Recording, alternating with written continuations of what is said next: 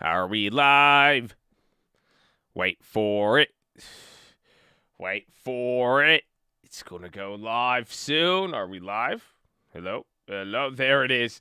Good morning, ladies and gentlemen. I hope you're having a wonderful day. If you're watching this, and it does not say live at the bottom of the screen, unfortunately, you're watching the recap. The good news is we are live Monday through Friday, 30 minutes before open. Drop your thumbs up on the video. Make sure you subscribe. You're on mobile. Press high chat, X out the chat, hit the thumbs up button. Second link for the nightly Watchlist and main channel. If you ever miss anything, we have a lot to go over. There was a lot even here this morning. You're getting a lot of stuff even this week. You're going to get everything from the jobs report all the way down to OPEC and a 5G meeting. We got some updates from Boeing. So if you're watching the watch list, a lot of the updates from last night, you're seeing them come here this morning. You're seeing what people are focused on. There's a new update with CRISPR and gene editing therapeutics. So that was pretty cool to see. We talked about that a little bit, but that is going to be key. Get ready for that. Retail, all the futures, everything is up. So we have a lot to go over here. We're going to start with the random play. We're going to get to the watch list. I'm going to go over some of the top leading securities this morning and some of their news, and then all of the other global news and everything else we need to get ready for. So I hope you guys are ready. I hope you're feeling good. I hope you got refreshed from the weekend. And yeah, good morning. Hey, how are ya? Yeah, good morning. Good morning. It's Monday already. You know that? It's Monday. Oh, we love Mondays. You're going to have a good Monday here. Oh, how's it feel? How's it feel for a good Monday? Huh? It feel good? Oh, yeah, very good. Very, very good, Okay, this was going to be good. Random. Good morning. I saw UMAG getting hyped there in the morning, baby. I liked it. Ooh, who spaz it on him? Spaz it on him. Good morning. Good morning. I saw UMAG. Ooh, you said the name of Jesus. Hey, man, tell her. Tell her. So let's get it popping here, baby. Here's the nightly watch this main channel. Make sure you like the video. I forgot to like the video myself. So let's get here. We're going to do the random comment picker. We have the random account generator. So we ask on this watch list that you guys contribute, and we take a random play, and we just see what happens next, okay? So let's see what we got here. 100 comments, 121. Are you ready? Bless it, baby. Chad, it's random account, Chad. Let's go, baby. Gary, thanks for the awesome day of the life. Oh, we love you, Gary. God bless you, baby. Good to see you. Good to see a familiar name there. Give me another play. Carlos, SOS, SNDL. No random play. No random. Okay, let's get the third. Cantology, Baba calls, and put credit spreads. SDC leaps. Is this? Oh, we don't. No random play. No random play. We'll take it. What are we going to get? Shift. The internet is nuts. He's trying to get free. We going through all the watch list comments right now. This is good. Let's go. Give me a play. Justin, love the watch list. Keep up the go work. Damn, we're at number 4 or 5. Nod you off. Loving the upgrade to the watch list and timestamps. We love you too, baby. Come on. Give me a play. Muhammad Ali. Oh, there you go. CMLF. Is that even a real play? If that's a real play, I'm going to take it. CMLF. Do we got something with that one? I don't think that's even a real play. There's no such thing as CMLF. Or maybe he's saying C, and then I don't know what MLF means. Damn it. It's a biotech? I just typed it in. CMLF. Does it show up? Oh, wait, yeah, it's a real play. All right, we got Muhammad Ali, baby. This is going to probably be a really good play. I don't know if I'm just basing it off of the standards. He's named after the greatest. That's it. That's my only thing there. So probably got a lot of other plays here in the comments. Maybe we'll scan through these here in a little bit, but we'll go over some of the news here. 4-man suffers only because of what he takes. Shout out to everybody in the comments, baby. I like Airbnb, random play, PHILO, PRPL, and the mindset from the lower, baby. God bless you. SNL, TLT. All right. Let's see what we got. We'll see if we can finish through some of the news here. Let me pull up the other thing. Again, here are some of your top movers. It looks like Sophie is the number one. You got Space coming in at number 3, where they had the news earlier, but a lot of retail stocks this morning, like a lot of retail stocks, retail stocks, and you got what's it called? TD Ameritrade asking me child support questions. Got to get those NTLA. Oh, look at some of y'all see your names on there. BNGO, Airbus, the deal again with Boeing and everything going on in Europe. That is going to be key as well. Let's see what we got. Again, this week is really going to be focused on the jobs report. So that's going to be coming in Friday. Again, even all of your futures are up a ton this morning. What do we got here? People are talking about short squeeze or short sellers inbound. So here's one graphic here that we're getting from the news that you can see from here. Pretty much now the cost of hedging as well as the amount of people starting to short is increasing. So at the same time you're getting all of these short squeezes and everything else, we have all of this other stuff going. So let's see what we got here. But again, nothing really happened there in Asia. Hong Kong closed their markets because it was like some record storm or something like that.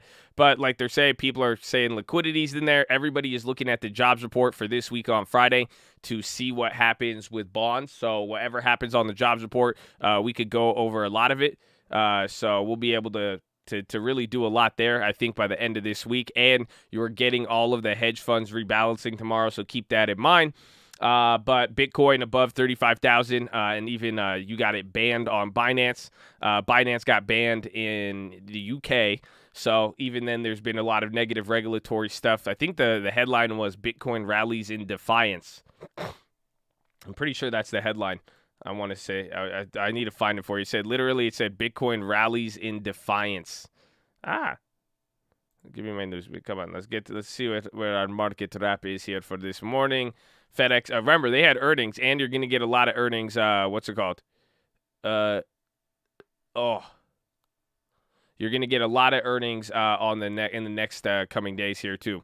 So that'll be key. OECD meets in Paris to finalize the global minimum tax. Xi Jinping is going to be talking. The OPEC meeting, we're probably going to talk about this a lot with oil. That is going to be key. The ECB, you guys are probably hearing a lot about the European Union. I don't know if it says it here with the yen. The yen is at like a 3-year level, and that's pretty much it for the first part. Again, you're going to be getting a lot of Biden stuff as well. Biden is going to be talking here this morning you're going to probably hear it throughout to hear about the budget and the infrastructure. If you guys didn't get those budget infrastructure plays from the watch list, you'll be able to see it there. Let's see. Featured stories, no such thing as tax. Bitcoin leads higher in defiance of there's the headline. See, in defiance of regulatory crackdown. So that was here this morning. People are talking about it. Again, there was I think, what did you have so far? Binance got clapped in the United Kingdom. And then I think there was a financial watchdog. Huobi, the most popular crypto in China, said Monday that users in the country are prohibited from trading derivatives. Yeah, the gene editing too. That was very, very huge. Editas, CRISPR, all of that. So Bitcoin's nice. You even had, I think Jim Cramer said he got into Ethereum this morning. So that is going to be key. Let's see. Biden honeymoon are downplayed. NBA star raises billions. Let's see. Usually you get a lot of the key ones from here. Indian shifts 50,000 troop. Watch the banks. Debt ceiling rules mean glut of dollars will keep on growing. Get ready for the debt ceiling. That's going to be in a couple weeks. Yellen talked about it not too long ago.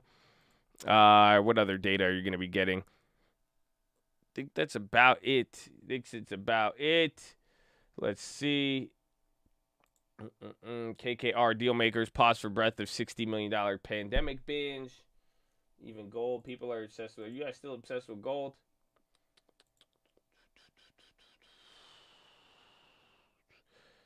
I was at 325. UPS will allow 2/3 of employees to come back.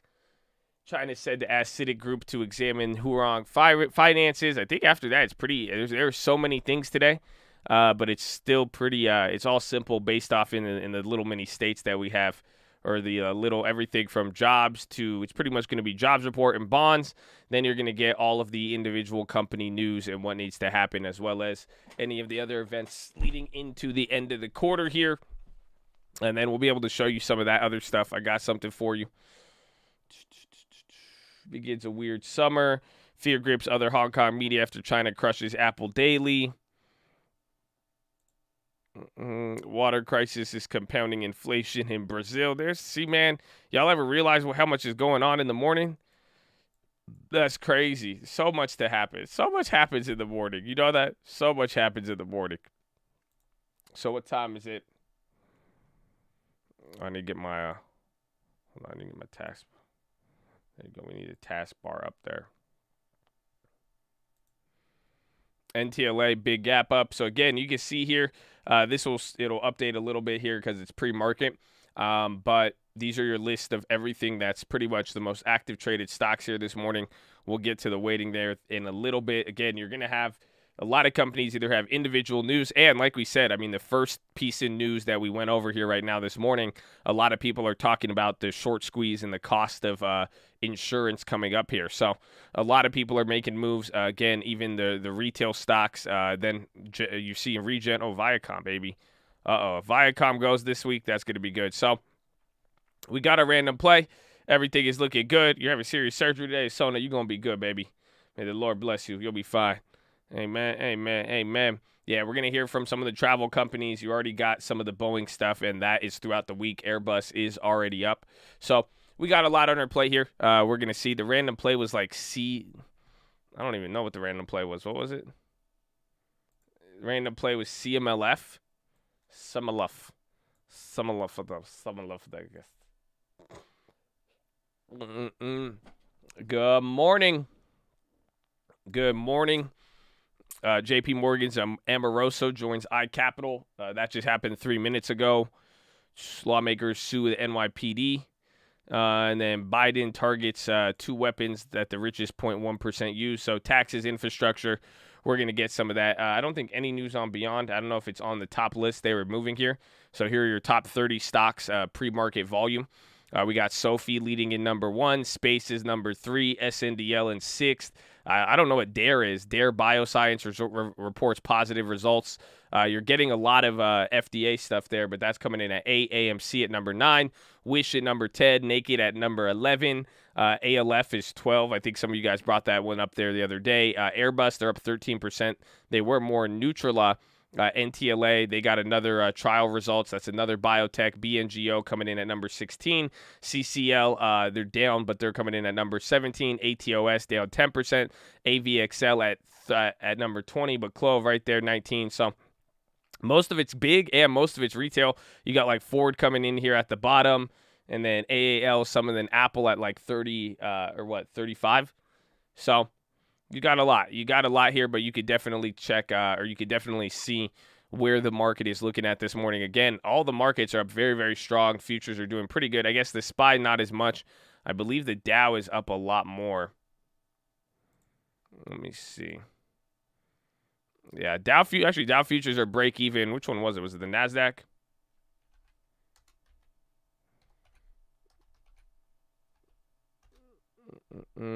Yeah, NASDAQ is up. NASDAQ's up the most. You got 54 points on the NASDAQ. So that'll be your leader. You got a lot of the volume, retail volume. We're going to watch that. We'll watch even any of the short pressure and then go from there, baby. So we still got like 20 minutes. If any other news comes out, we'll be able to get through that. We've been able to get through that pretty quickly, right? We're making some moves. So it'll be excited. Now let's get to the watch list, baby. Let's see what the Colt has in store. Shout out to everybody who posted on here. We already got through some of these. Man suffers only because what he takes seriously with the God's made for fun. Alan Watts, baby. Wake up and drive. Oh, are you ready to? Whew, hey, man. Get some coffee to that one. The internet's actually nuts. Imagine trying to explain to your great-grandparents there's this thing you could use to learn skills, make money, and build a network, all without leaving your house, and it's 100% free, baby. Say a prayer because we blessed. Allow yourself to be proud of yourself and all the progress you made, especially the progress that no one else can see. It's Monday. Love Mondays. Run it up. Watchlist, Riot, Tesla, Honeywell, JP Morgan, and Clove and Snap. Really like Airbnb considering how close they are to IPO price. I think somebody brought up Airbnb this morning. How are we looking? We're down on it. I went over their earnings estimates, so that'll be fun. And that's something we could start doing here.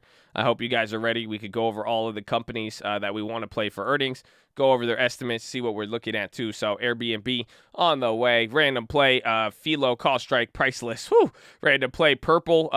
They were a big mover last week, so keep your eye on them. Let's go, baby. Looking forward to this week. Let's see what's about to happen next, okay? Like the Bible said, from the Lord, man, defining by his wars. Progress ain't the final score. If you hate this, bless you more. Amen, baby. Uncle answer. Random play, Oracle, September 20th, 87.5. I thank God for your existence. I thank God for you too, baby. Thank you for blessing us. God bless you, your family, and the team behind you. Random play? No random play. Oh, that's it. Random play. Maybe it's have faith. That is have faith. The play will come. That's how I interpret that one. It's Monday. It's a good morning, Chad. Yes, good morning. Embrace it. It's Monday. Oh, yeah, and the end of the month. Oh, and the start of a new quarter after this month ends. You feel it? Breathe it in. Feels great. You can smell it. Tesla, Neo, ICLN, long-term, NVIDIA, baby, I want a pony. Been in the hospital since Monday. You in there now? Obstruction or lower tested because of Crohn's disease today. We're going to operate at 2, meaning I get to trade all day up till close. Chad, please pray for me. I'm pretty stressed. We got you, baby. Amen, man. All things work together. All things work together. Amen, amen. We got you, baby. We're praying for you, buddy. Glad to see I bought my first house this year with the investment I made on a trade. 2021 will be a really great year. I always belief is usually the foundation of success, my friend. It's going to be a great week. God bless. Bless y'all. Let's have a great week. Justin, love the watch list. Keep the good work. God bless you, beautiful Chads. Watching Baba, Airbnb, Caterpillar, Spotify, Netflix, DraftKings, and Uber. I want to keep an eye on DraftKings, Caterpillar, and infrastructure plays. That's what we got last week. That'll be key. And then Baba and the Asian stocks, if they continue to be bouncing, that one will be key. So even Viacom, that's probably going to be my favorite play today. We're already in there, so let's see what happens. Like to do Turbo. Lots of news covered at the beginning. Thank you. Can you share your risk reward on a debit spread? And do you have any tricks on how to limit order a debit spread? I have tried a lot of times. It won't get filled. The risk to reward with the debit spread all depends on how close you are to the money. So once you start using some of these defined risk strategies, it becomes very problematic or probability-ness, I guess. I don't know the word. But what you got to do is you got to look at in general, just the probability when you're using fixed income. So how a debit spread is going to work is how close you are to the money and the amount of time. But keyword is close to the amount of money or close to the money. Probable, is that the word? Thank you. Or based on probability more so than not. Statistical. Look at Monday. Look at Monday in the chat. Y'all came to play.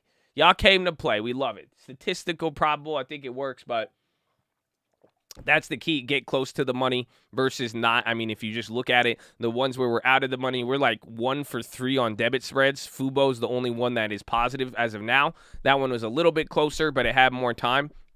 But then you see the credit spreads.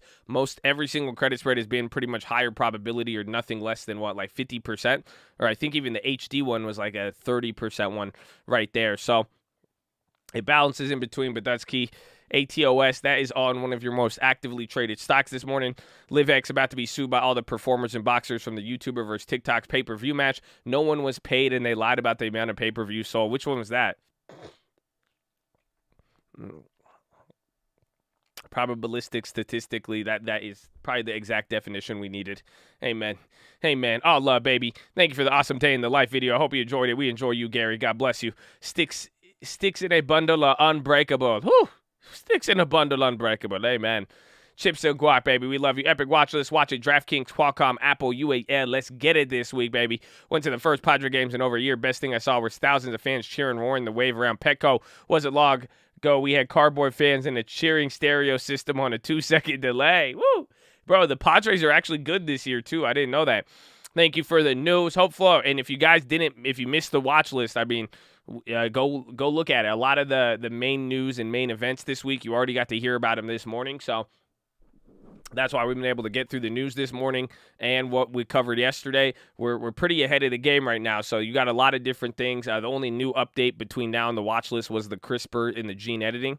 So get ready for that. But we're going to see Tudor initiates Atlantica sustainable rating with 42. Oh, I need to get the upgrade thing. I need to get I have to set up the upgrade alerts real quick. I forgot about that.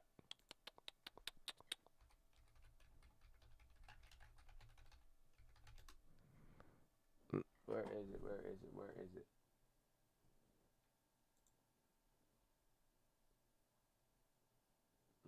No. It gave me the wrong one.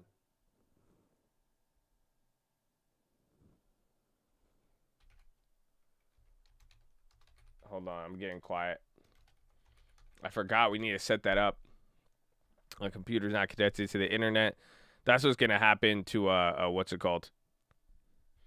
To E-Trade Pro in the morning.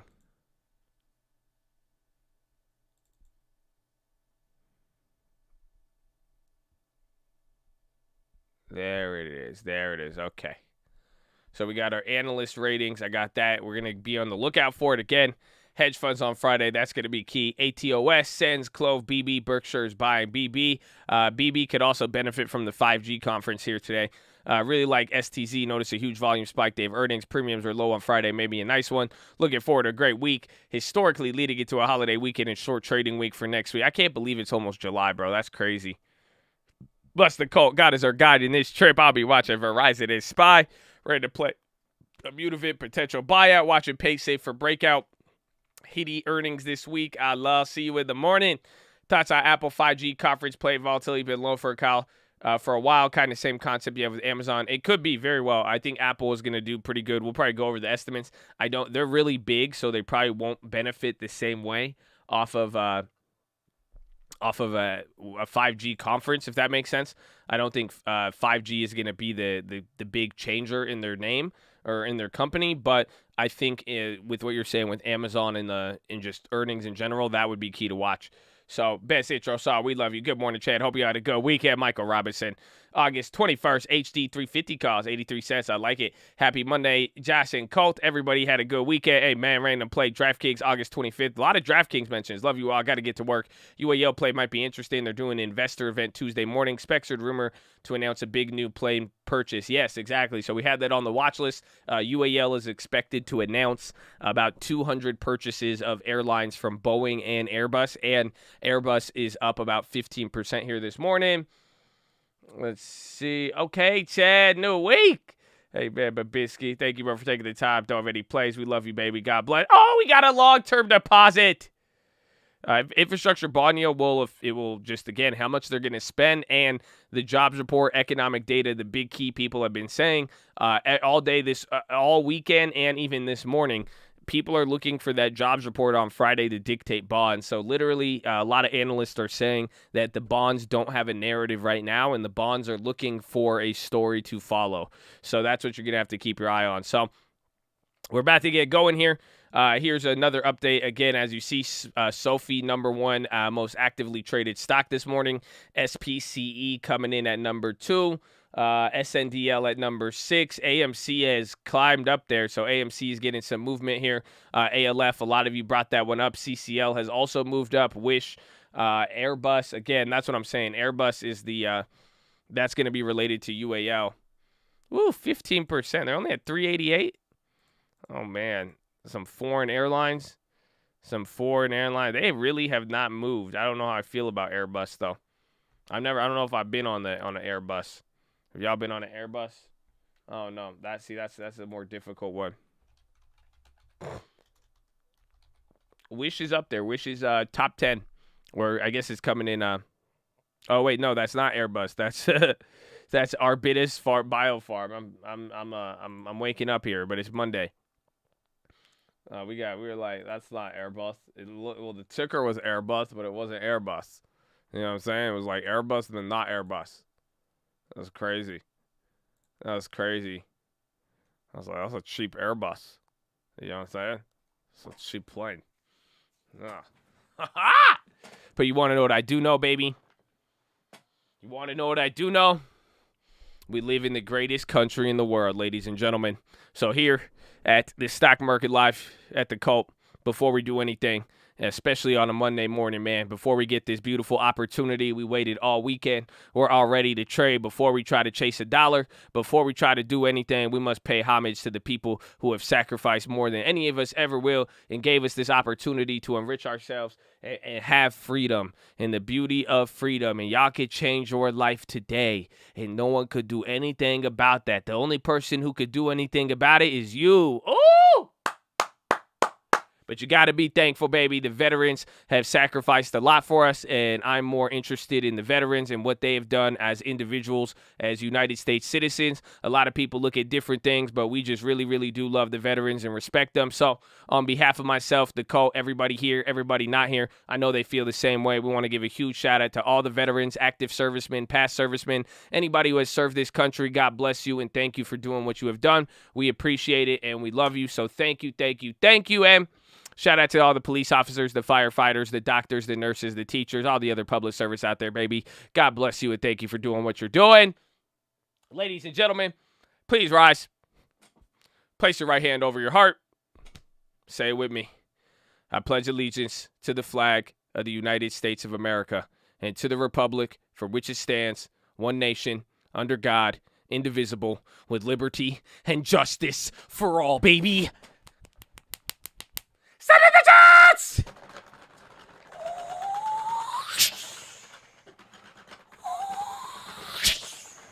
Oh, it's game time, baby. Hard.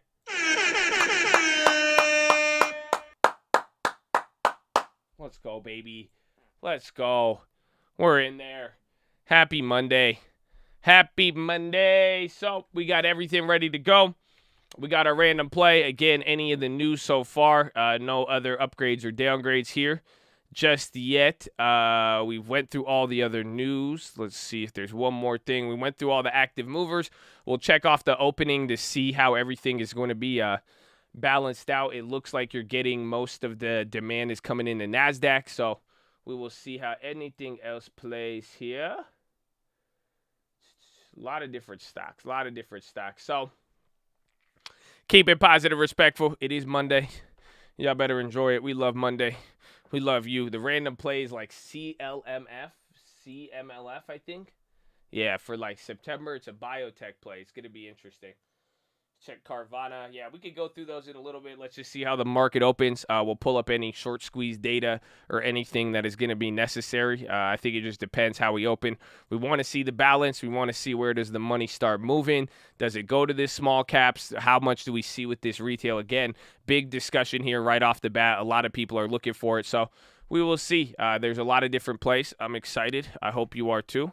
We have our work cut out for us. So as far as the plays that I'm going to be looking at this morning, I'm going to be watching Qualcomm, CINE, the plays we made, Viacom. I really like UWMC. Let's see the Russell 3000 inclusion, Overstock, JD, CRISPR, Editas, and AVXL. So a lot of biotechs is what we're going to have to be watching here. We will see. Again, you also got the travel reopening, but this is also an exciting week. So there's going to be a lot of different stuff. I hope you're locked in. 3 seconds. Round 1. Fight.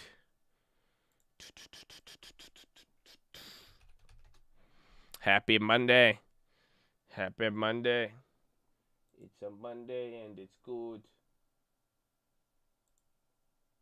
Let's see, September.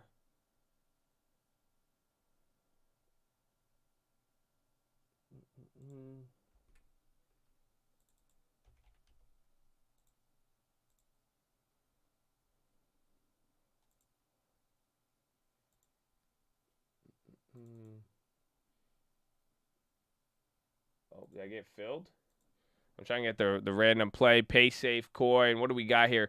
You got 0.5% on the NASDAQ and Dow Jones is up. That's the key. That is the key.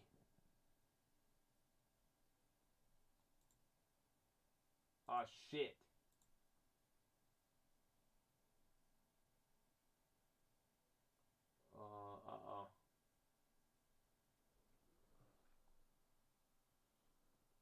How do I go to my orders?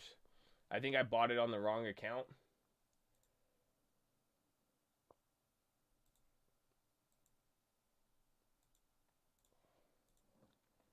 Beyond up 4, Baidu. I think I went to the wrong account.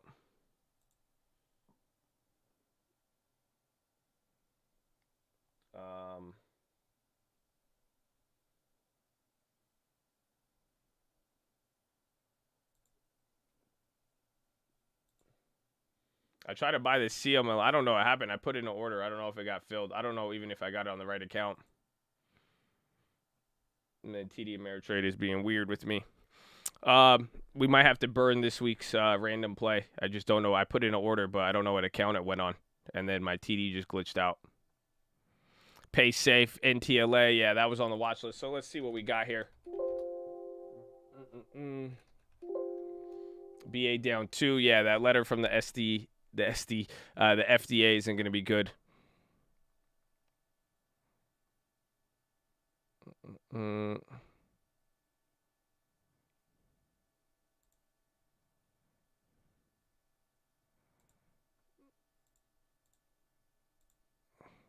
UWMC ripping. Viacom's up 2%. That's what you want to watch. Bonds are going to get affected by a lot. UWMC up almost 1%. About to get back there at 10.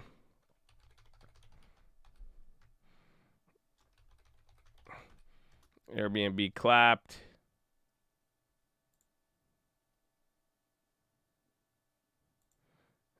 Damn, I accidentally, so I got that CMLF was purchased on the long-term account on accident. Damn it, TD Ameritrade. So we got it, but we got on the wrong one. So let's see how that one plays out. UWMC pump fake, just watch. Oh, that's the oldest trick in the book. Oldest trick in the book. JD is up. A-Bus, again. You can see it with tech. Where's like Amazon and Apple? They're actually doing good here.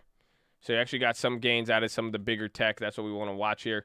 SPY not moving too much, but Dow is the lagger here today.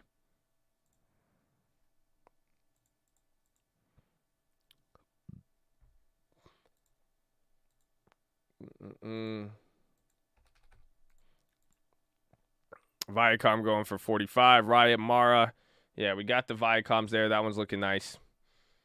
I approve of that. I think Roblox is heading up here too. Overstock.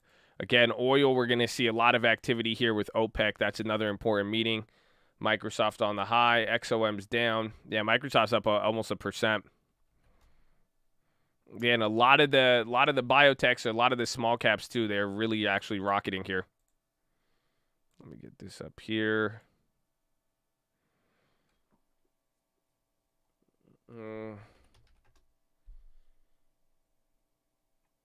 So right now, S&P leaders, even off the open, so you can get an idea of the breadth and what's happening. Amazon is the leader on the S&P. NVIDIA, Regen is part of the CRISPR genetics. What just happened there? Chipotle, your laggers are booking and travel is just bringing down the SPY the most. And then here for the Dow Jones, your leader is CRM on the high and Microsoft, and then Amgen and Apple. So a lot of the tech names and chips are leading it. Boeing is really pulling down the Dow, CVX, Health, and the banks. So we will see. That's weird that the banks are coming down there. Playing Micron or BBBY earnings. Roblox, big green. Yeah, NVIDIA is leading. NVIDIA is an S&P leader right now. It's coming in right after Amazon. So AMD's up 2%. NVIDIA's up 3% right now. That's leading. Workhorse. I haven't seen any of the other beam stocks here yet today, but yeah, those are up 5%. Where's Clove? Clove's up. SPY's coming down now, but NASDAQ still holding. Small caps also in the middle. JD Green. Yeah, Roblox is approaching 90 again. Roblox straight up here with 1.2. Baba Pop. Tau new high.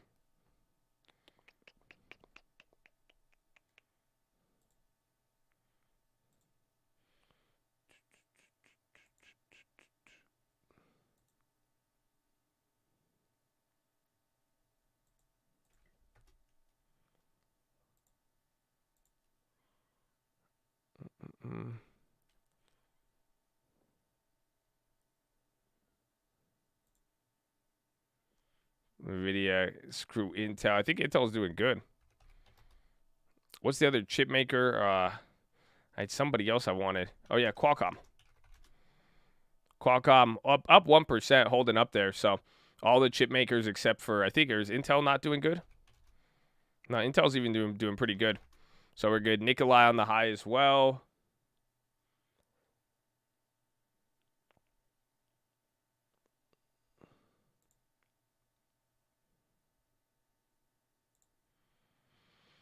Micron ripping.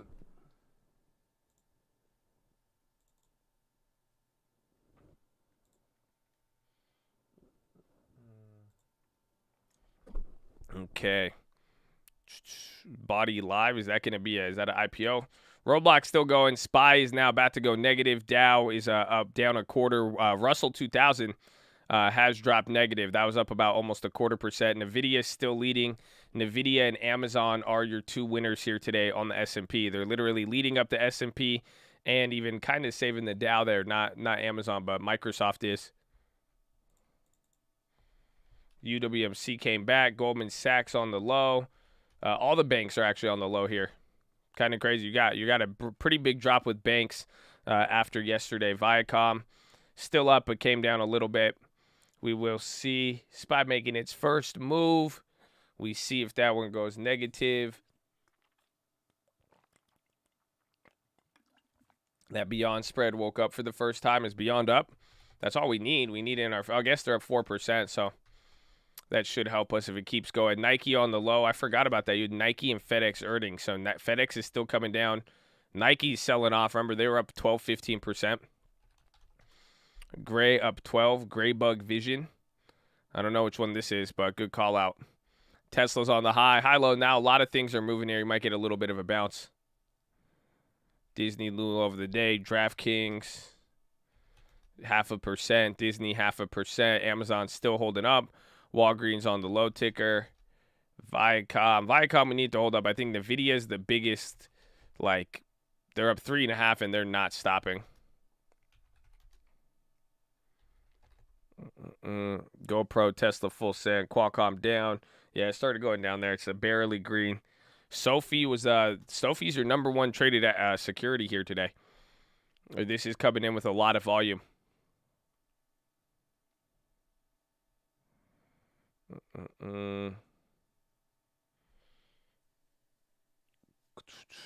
IWM down 0.4. Oh, yeah, where's Palantir? And I want to see CRISPR. CRISPR's dropping off there. Editas, Regen, these are all related to it. They're coming down. High-low ticker moving equally, though. Roblox looking like Amazon and NVIDIA. Got Roblox 2%. Watch if that goes up there to, what's it called? TLT's moving a lot. See if Roblox gets to 90. JD's barely up. There's Qualcomm still positive but selling off a little bit. SPY coming down. Worky horse. AMD's doing good. I mean, yeah, AMD started to really pick up. They're up 2.7. It's starting to look like NVIDIA.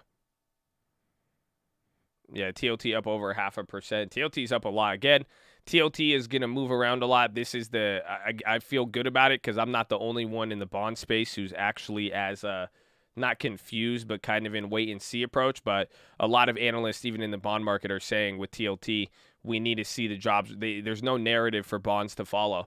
So when you're looking at this next 3 months after watching this breakdown in 3-month periods, a lot of people are kind of just saying, you know, at any moment the bonds could pick whatever narrative they want. They have not digested the Fed just yet. So because the bonds have pretty much not moved at all, and it's staying in that range. So keep on that. Apple, Amazon leading. Apple, Amazon, and Microsoft. And then I believe CRM too. Again, those are some of the sleeper Dow plays. So remember, just think about what is active, some of the crowding and all of that. But like Boeing, Goldman Sachs, American Express, Nike, and gasoline, XOM are taking it down. But CRM is actually the Dow leader today. And then Microsoft, S&P is a little bit different. S&P, it's Amazon, NVIDIA, Tesla, and then Booking, Biogen, and TDG are bringing us down. But the Dow, SPY's not 2 weeks. It just literally looks like Booking. So you have it's not really a rotation as much as you have a weird flip-flop because you can see the company's doing good. They're just going straight up.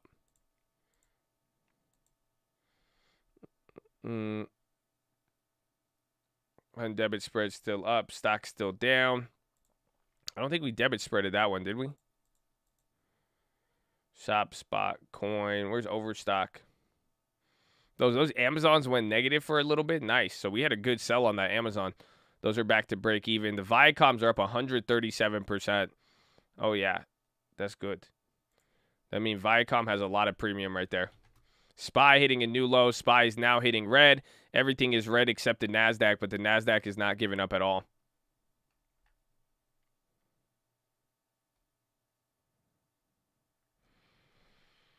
Roblox inversing, Dow selling off. Solo started up too.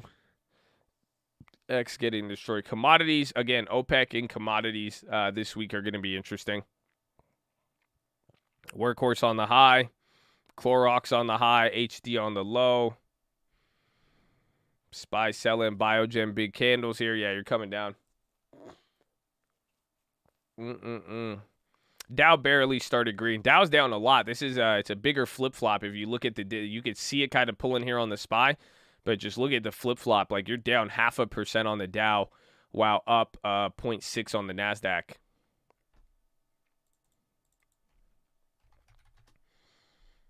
UWMC, they came back to break even. Now they're down. AMC on the high. SPY went straight through Friday's close. I didn't even look at that. I guess that was Friday's close. We had a little bit of a tighter range, or was it on Thursday? So we'll see. There's a lot of good feedback this morning though. Gray's still going. Workhorse $7 pop. What do you mean $7 pop? 7%. Oh, it's up 7. I said $7 pop. Crazy, man. Dropbox drop it. Lumber futures still down. We could go over a lot of that again. I even have other reports that I didn't really put it in the watch list, but there's other stuff we could go over. I got like shipping container rates and all of that. People are talking about Q3 and getting ready for earnings, so they're already looking at shipping prices and setting things up, inventory to price sales, all that. What do you think of Delta variant of COVID? I was talking about it this weekend, and someone told me that there's like 40 cases of it. Like, how many? Like, if you look at the percentages, it's high. So I'm not too familiar with it. I was just surprised that Jerome Powell brought it up. But some people said that there's only literally 40 cases in the whole United States. So if that's the case, for me, the number I don't see it as a worry for the market just yet. It's interesting. Again, Jerome Powell brought it up, but other than that, I don't think it's I don't think it's going to be as, nerve-wracking, but we'll see. I mean, we'll have to figure out how that works.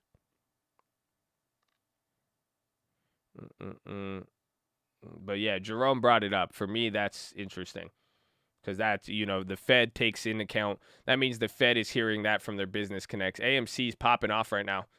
$57. Make sure you guys vote, baby. Make sure you vote.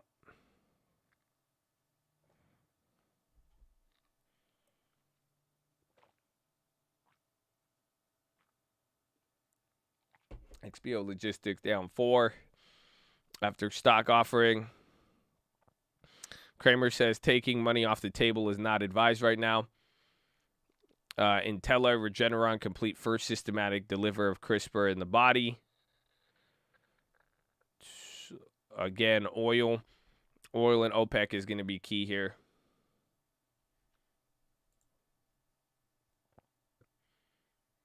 GameStop, Baird suspended ratings for GameStop. That just came in 2 minutes ago. So they're going up, but that some analyst, or at least Baird, is not going to be rating GameStop anymore. But those are all killing it right now. Roblox, get ready. Roblox 90 could be fire. Viacom is still holding up. Let's see NVIDIA and Amazon, the chip makers. They're about to start over again. Amazon not as much up as much. Apple's leading. Microsoft as well. So we're coming down here on the SPY still. Everything is red except NASDAQ up 0.6. Roblox option alert Friday, $91 cost sweeps. Good call out.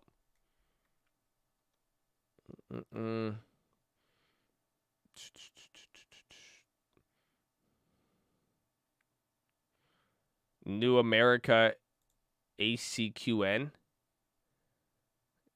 $14 price target. I don't know what the hell that is.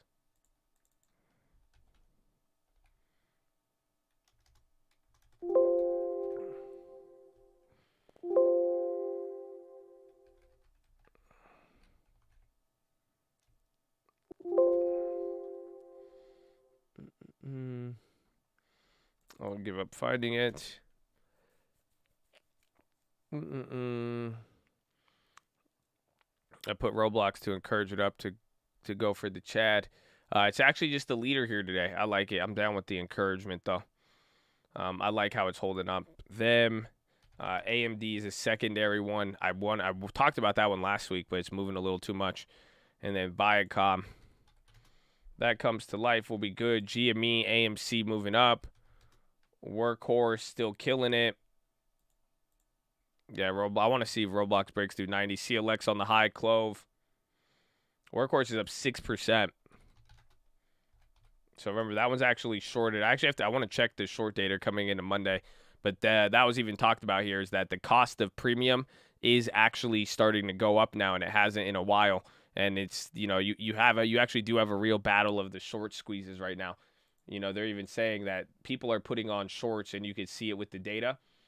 But it just really depends on, people are putting on the shorts, but you're getting a lot of retail activity. So let's see what happens next. Oil extend futures, or oil losses extend. Yeah. Again, OPEC on Thursday is going to be key. Pretty much OPEC hasn't raised prices in like 6 months or 3 months, and the price of oil has just substantially shot up. So this is actually going to be a pivotal meeting for him. Torch is now MMAT. Meta Materials. Etsy running. Yeah, Etsy's up 3%. I like it. Fubo's down. AVXL, that sold off from the highs. A-Bus sold off from the highs. Let's see, Boeing just totally bringing down the Dow here. So that's why you're seeing the NASDAQ up, but you could also see it in, what's really just holding things up and not. So Booking, again, this is the S&P, NVIDIA, Tesla, Amazon, all leading. Regen, Etsy's number 13 on the S&P. So you're getting a lot of weight from there. Most of the companies that are up just straight 3-4%, you can see it on here. And then Dow, though, is just getting clobbered by Booking, I think, or Boeing and UNH. And the banks. The banks are down a lot, surprisingly. That infrastructure trade kind of lost some steam here. So watch as the spies towards the low, see if anything else turns around. Apple is ripping. Wish on the high. Made Viacom free. Asana start. Asana is just crazy. You know what I'm saying? Asana is just crazy.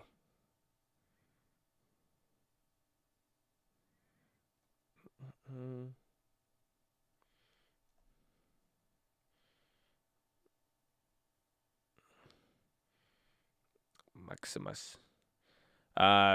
Virgin Galactic downgraded to neutral from overweight at Alembic Global. I think answer is subjective, but how do you manage losing long call, put down 26, rollover, close to minimize loss or make it? I'm losing you. Manage losing a long call, put down 20. So you're saying on any call or put, average down. I usually lose it right off the bat. So I'm not. If it's not a credit spread, I don't like to roll over, because essentially if you roll over, you are still going to be spending money to make another play. So it's kind of more along the lines of control it from the get-go. That's how I like to do it. Why are you laughing?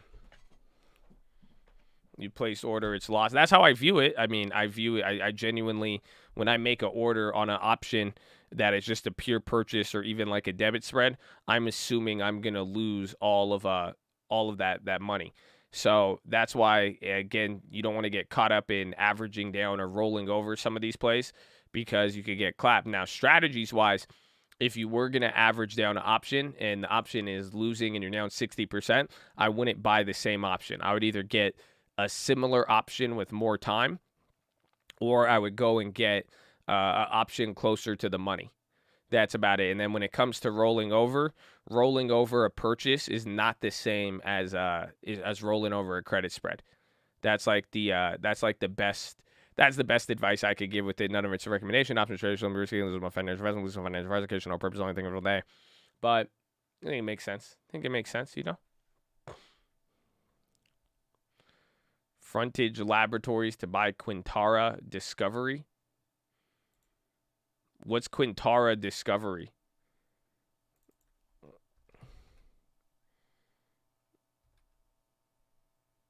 I don't know. See, I'm getting news, but I don't know if they're all domestic or not.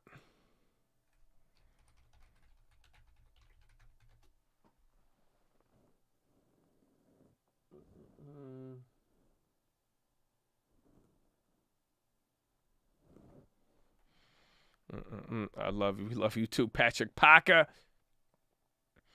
Yeah, just try to drop the loss at the beginning. It will help you 100%. And that's just the nature of options. It will help a long way. Intel coming up again. All the chip makers. Viacom starting to wake up there. NVIDIA just already leading the pack. NVIDIA leading the field. Amazon coming down. Apple did come down a little bit. Let's see, Microsoft. These are a lot of the big leaders here today. And then Boeing on the downside. See whenever that bounces.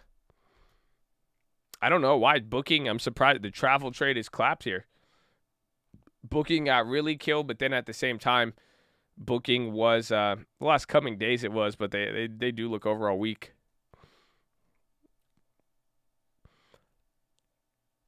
Yeah,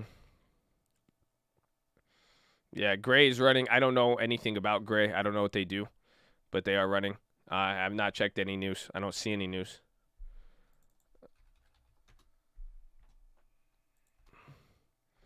It's still up the same, like 11 to 13% when you called it out. Graybug Vision.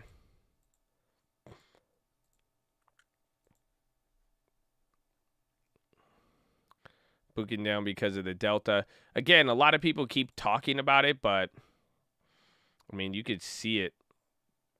D-Local initiated at neutral by Citigroup. Price target at $50 per share.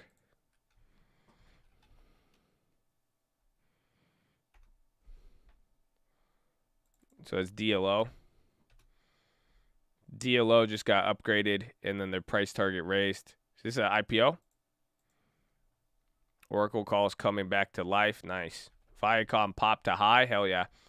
So Viacom starts to wake up 3%. Like I'm saying, if once we break out of here, it's already making a move. But if Viacom wakes up from here, it's going to be golden. And you already see it. The premiums are up 145%. So that's a big move right there. What was the other one? We had the Honeywells. And then Roblox is doing Roblox things. Shopify's still going up too. Roblox above 90 now. So you're back in the game. And again, I haven't looked at any short squeeze data yet so far. But remember, at this point, this is it's like a 50-50. You have the same amount of people shorting as when they did at this moment. So we'll see how this one plays out. Apple holding up. So SPY wants to come back. SPY's positive now. NASDAQ pretty much unchanged. SPY's bouncing between red right now. Dow and Russell are the only things battling here in the red. Let's see, Ford. Oh, Ford is down. AMD. Clove only up 1%. Wish is up 3%. I think Workhorse is a big leader there. Nikolai up 3 as well, too. Airbnb pop.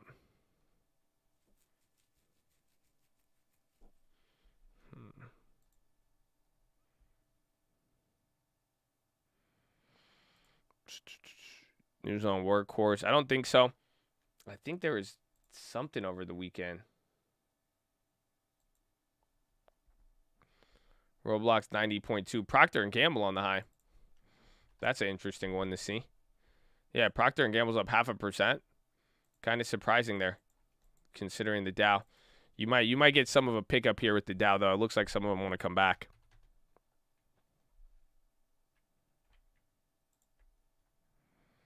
If oil increases, will it clap EEM? It'll do something. I don't know. It could cause some shorter term volatility, but I don't think it'll like clap it. It is very, very, again, the OPEC meeting is going to be very important here. So it's going to raise the prices, but I think it'll cause some effect, but I don't know if it'll actually like stay like that, if that makes sense. SCR up 2.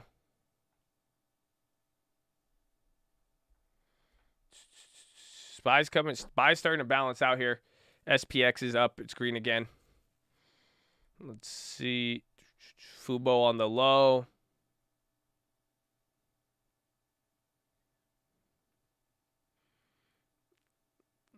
Some news in India. President Modi steps to stimulate India economy, boost outports and exports. Jamia down up 6 or down 6? Up 6. There you go. Jamia. How's Palantir?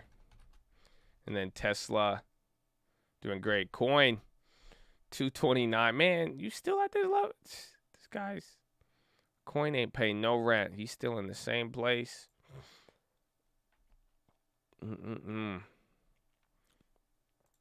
Wish up 3.5.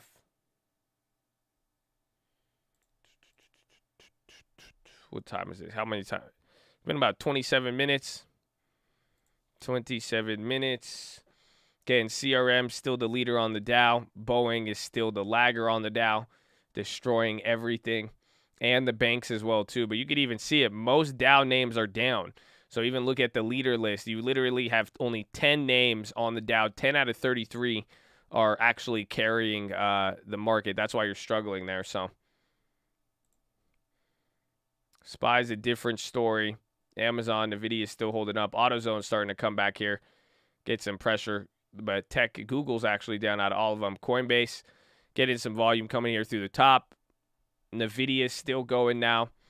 We're waiting for Viacom. If that one goes through, we're going to keep riding that one out. Remember, if you have the Viacom play, you can make them free. I know some people in the chat already decided to.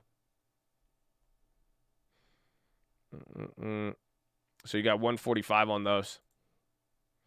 Yeah, Etsy is like the 5th or 10th biggest S&P mover right now.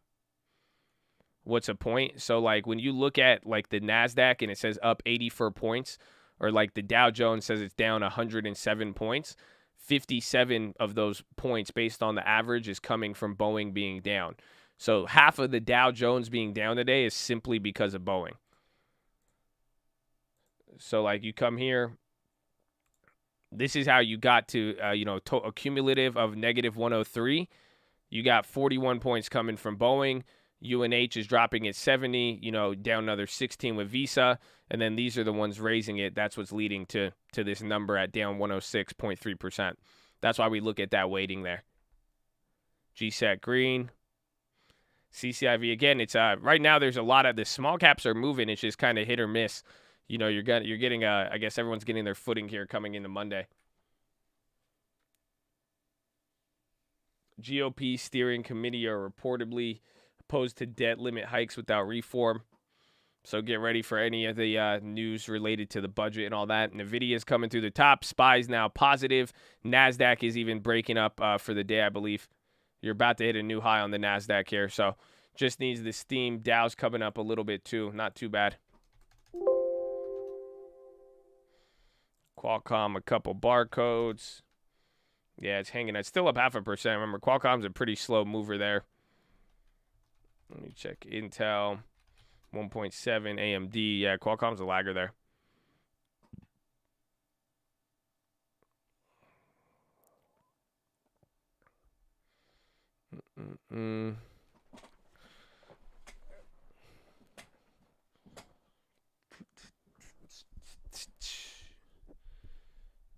Senior notes. Autodesk options volume rises 3 signals since June 17th. Autodesk. I think somebody else in here called Autodesk out not too long ago. Coinbase still moving towards the high. Yeah, Roblo above 90. Strongly above 90. It's about to go. I mean, you got 4% move on them. It's very, very good right now. Very, very good. We need the Viacom to come, to wake up. Oracle's up. CRM, another leader. Friday. I put you in timeout when I called it out. I wonder why. That's crazy. Cap might bounce. A lot of the Dow names are down again. That's what we're waiting for. We're waiting for the second update on the infrastructure bill. That's going to have a lot of keys with that one.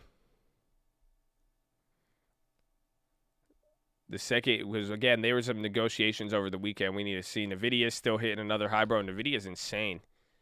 Bro, this thing's about to hit 800. Bro, that's the split, the earnings, everything. Nvidia is killing it. They're a very, very, very big leader right now. Yeah, bro, Nvidia is a beast. How's Roblo? So, again, remember we did the cover call on Roblo. So, even though Roblox is coming back up, remember, these are August, but we shorted those 120s. I actually still have a gain on those, so not too bad. And Shopify's coming up. I didn't really notice that. Spotify's slowly been giving back some of the gains there. Just got a lot of green. You got a lot of green on the board unless it's a couple of Dow names. SPY's just hanging on green here, though, but NASDAQ is edging up again, like we said, towards that high. General Mills on the high, NEO on the high. Workhorse breaking out. A couple you co-post in that one. Nikolai 4.2. Shopping Nvidia overvalued. It depends how you look at them. I mean, because some of them haven't really moved too much. If you think, like, take a look at Nvidia up until here, it didn't move all year. So for 1 year, it had its run up, and it did, granted, almost double. So it's at least been another hour or another year in between. Got some cold merch, baby. Rock it with a smile on your face. Positive. We love it. Overstock's up 4%. Shit. That's coming out of nowhere. Damn, it hit 101 last time. I don't remember that. But that's good there. Roblox 91. Again, I thought it was going to hit 90 and have some trouble, but if it's breaking through 91, last time it broke through 91, it went to 97. UAVs, we grabbed 100 shares just in case. Teladoc reader interest increases 4 signals since July 3rd. Teladoc is getting a lot of activity. Interesting.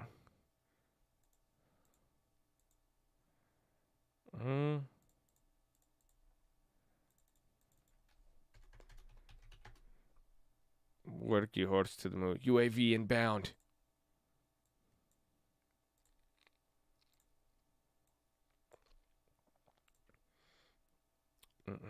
When's Teladoc's earnings? The 5G event should be middle of the day. I'm not too sure on that. We'll have to double check.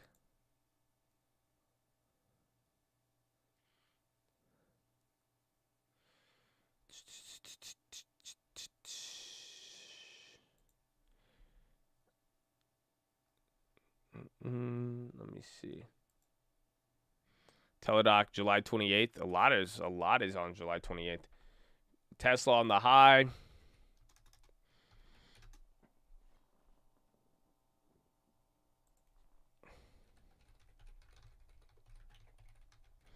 Good morning, Chad. Amen.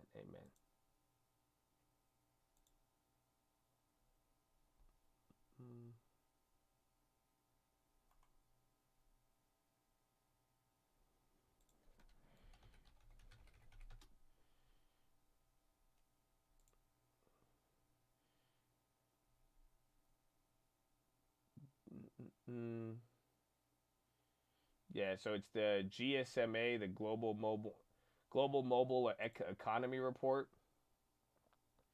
I don't have a time on it. The annual Global Mobile Economy Report reveals continuing momentum surrounding 5G rollout. I don't know when it's going to start, though, but they have 400 companies attending, and we are going to see. So some point today. If you're typing, stop. Hit the like button, indeed. Beyond on the high. Viacom went down a little bit. Beyond starting to wake up. Beyond's already up 5%. Did you guys say that debit spread started? Yeah, the debit spread still they down only 27%, but that one was only like an $80 play. ASON still inching higher. Roblox is 2. AMC holding up. Workhorse on the high again. Yeah, there's Beyond. Beyond getting a lot of volume here. SPY's coming down now again, but NASDAQ still holding up. That has been the story for the day here. Tesla up another 2. The Beyond spread's down 28%, so we spent $80. It's worth like $50 now. SCR Score Gaming up 5%. So you see it today. So there's like it seems like not a lot is happening, or it looks like you're doing this, but you're watch. It's kind of like a lot of the days we saw last week. You're getting you're watching bigger movements happen on some of these companies. Everything's still moving 5%, 3%, even like Nvidia and Amazon. Netflix went green. Netflix was killing it last week.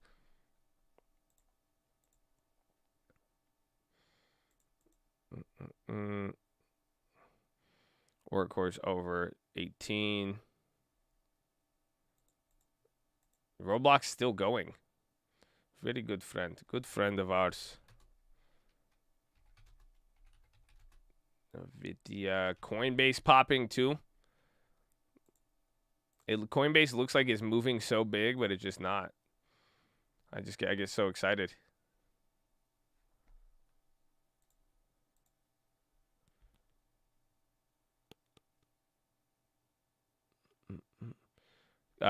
Carnival set to sell 500 million shares. I think that's old. Yeah, they're down 5.5, but then a lot of the other travel names are. Booking still down. CRM chilled out a little bit, but that was a leader.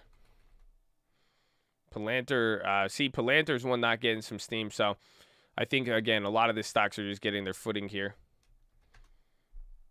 General Mills, doesn't Kellogg's have earnings this week? I think Kellogg's is on Wednesday.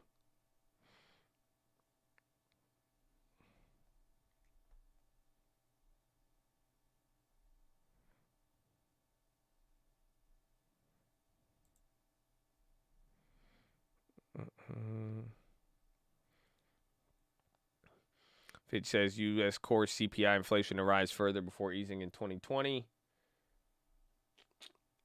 Fitch.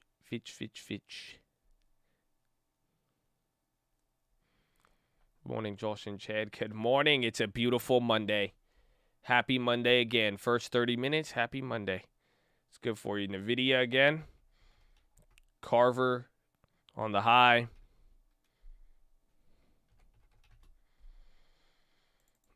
Neo on the high. Tesla. Disney's down 1.8.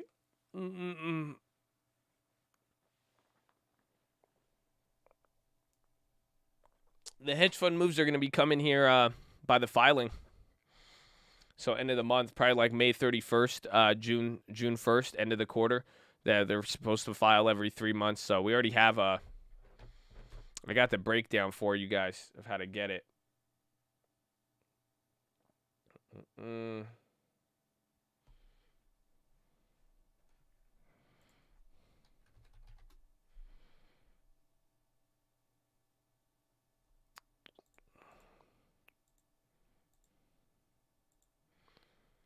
Workhorse look is scary. I know a lot of them. It's hit or miss on some of them.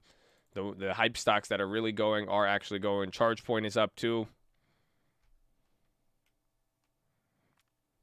EV stocks could be moving because of the infrastructure bill as well too, if you think about it. So you're going to be getting the infrastructure data.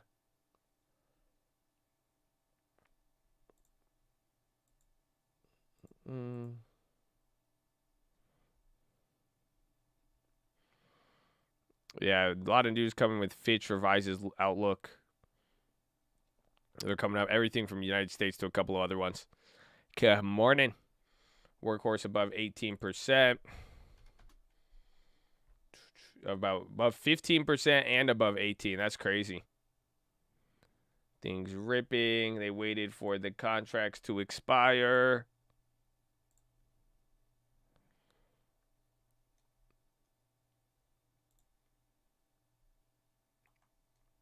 Let's see.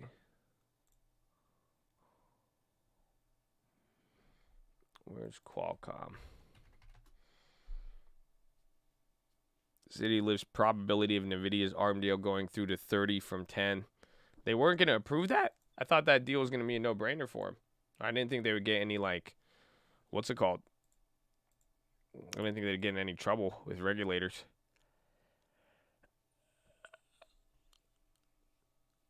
Boeing, UNH, CVX, Disney, Goldman. So now a lot of the Dow names are just adding the pressure here. Your only leaders are CRM, Microsoft, Amgen, Apple.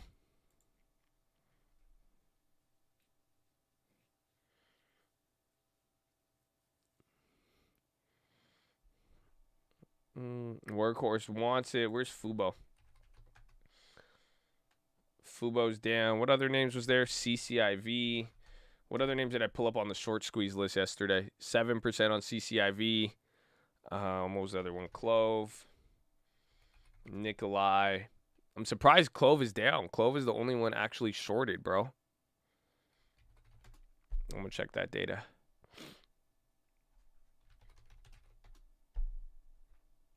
Oh, Wish, too. Wish was the one that wasn't actually shorted, but that's still up 6% there.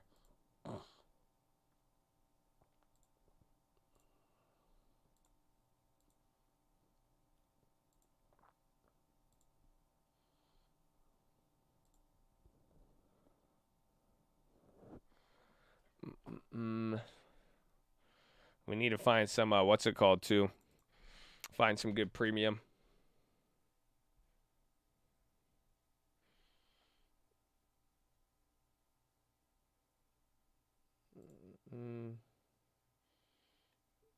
No, Clove is still high, but they've been covering. So day-to-day change. You actually saw a decent amount of short covering. Like UWMC shorts dropped 10%. So they covered 100,000 shares. UWMC isn't getting as shorted anymore. But Clove is, they covered a little bit on Clove. Wish is still the same. Nikolai, they covered 0.5%. Let's see, Workhorse.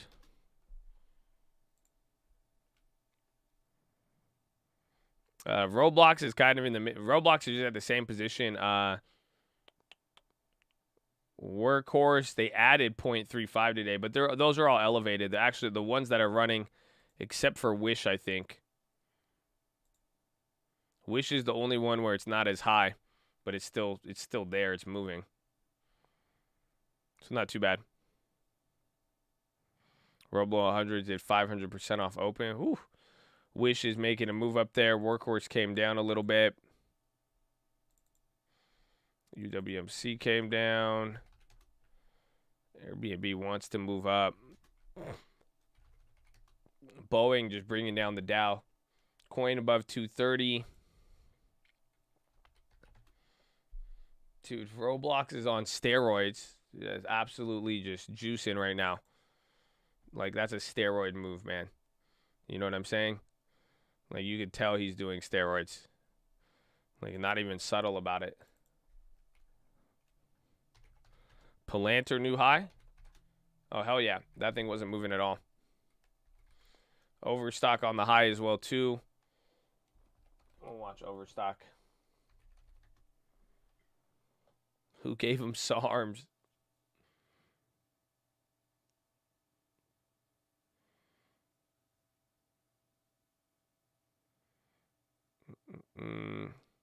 Yeah, BA77. That's why Boeing's down. Boeing's getting clapped right now. Boeing is bringing down. Boeing is weighing a lot here on the market. Is CPE on the low? What the hell is that?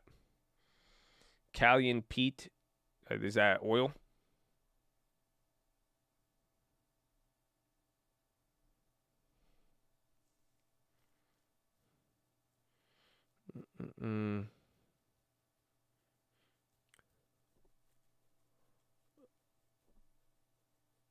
Roblox basketball game mode. Still someone said make a stock game mode. Transport's under pressure. That's a good question. It's probably because of oil. A lot of people are expecting oil to have volatility. I think there's uncertainty with that. Coinbase gets German approval for crypto custody business. That's good. It's very good.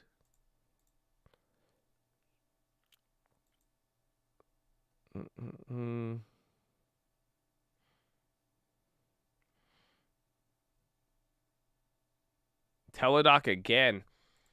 So there's like an AI on this, but Teladoc, their reader interest on the terminal is increasing 5 times.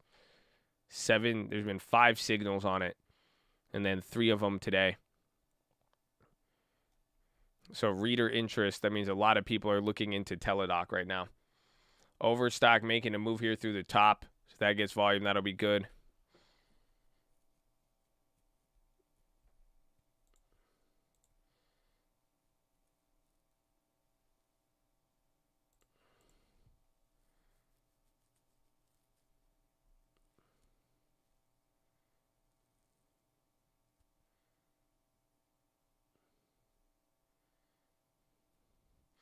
Microsoft option alert, October 15th, 270 call sweep. Coin moving off the news. I mean, it's another demographic they're going to get into. That could be good. Again, I've been saying Coinbase, it looks like it's moving big, but it's not. I mean, 4% is always nice. So we have to see it kind of, if it could kind of wake up a little bit. I mean, another business model or another segment could be very, very good.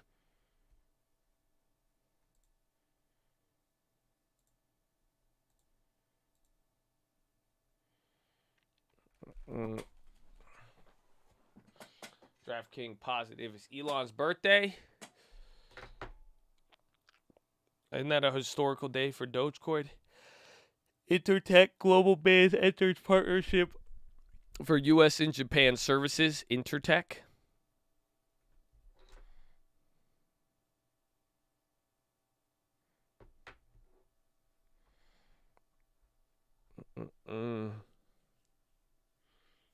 These crazy volume stocks like OCGN. If it's medical, it's probably related to all of the drug approvals. There's been a ton of drug approvals lately.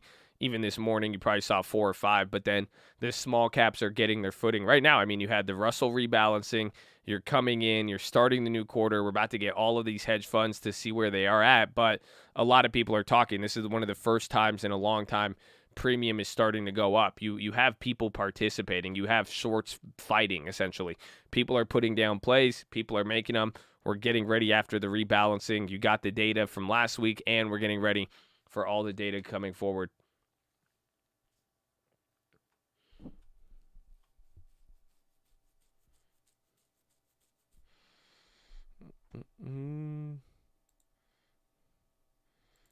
There's the video.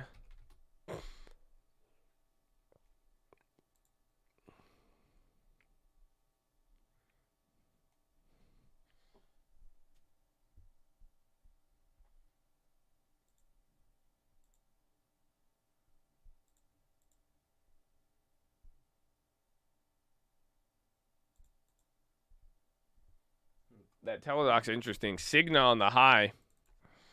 That's interesting, too, because all the other healthcares are down. Coin is going up on that German news a lot.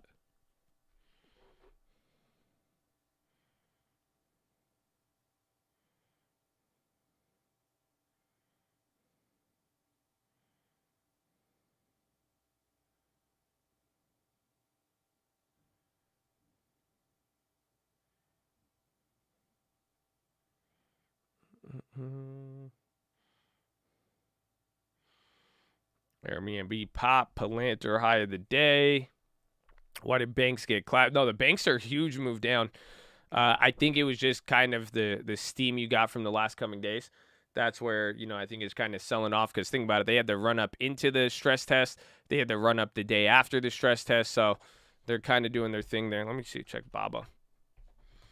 But if they keep going down, that'll be something. But it'll probably move until we get what's it called?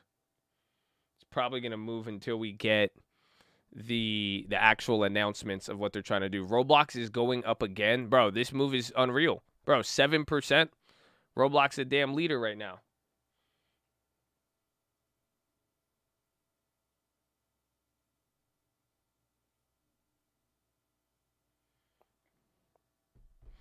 Eddie Taz 11.5. Roblox on SARMs confirmed.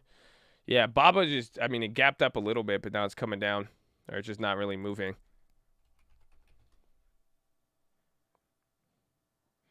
Viacom moving. There you go. Viacom starts to wake up. Palantir up 1.7. Workhorse, the good old AMC. Let's see if Coinbase breaks out above the 5%. It might look a little bit like Roblox. We'll see. I don't have really too high expectations for it though. Qualcomm hanging out at the bottom, but still up 0.5%. Intel, Adobe's up, CRM, Microsoft's the leader. Bad boy Boeing killing everything. FSR, yeah, a lot of the EV stocks. FSR up 5, NIO's up 6, Tesla up 2.1, even Nikolai's up 4.5. So they're all moving there. Reporting owner channel, Netflix about to break out. That's good that they're actually up there. So you still do have Amazon and the other ones leading, but that's key. Bingo added to Russell 2000. Jumia, another high. That one's a big one too. That's 9%. Viacom, new high, but I'm surprised Fubo isn't actually moving on that one. And remember, you got earnings. You're going to get companies like GM and all that. I Googled how to get free money, and all the results are for Robux. That's because Roblox is free money. I mean, ask Nancy. She knows. She knows. It's sad, though. I'm pretty sure half of Roblox stock is owned by China after doing my data assessment. That's the only thing I don't like about the company. But then again, I mean, from a business perspective, it might be good. Roblox option alerts, July 110 call sweeps. Woo! I'm going to wait until the premiums get up. I want to see, because remember, we have that. Oh, wow. No. See, I'm still up on those August, so we'll see how this one plays out here. So now we're coming back to that normal price, but do you guys see I'm able to now make the money on the equity? But then also I got another 30% just from shorting that option from the last run up. We'll see. The key, if it keeps going from here, the key is just to watch 97 level on Roblox. Wish is coming up here too.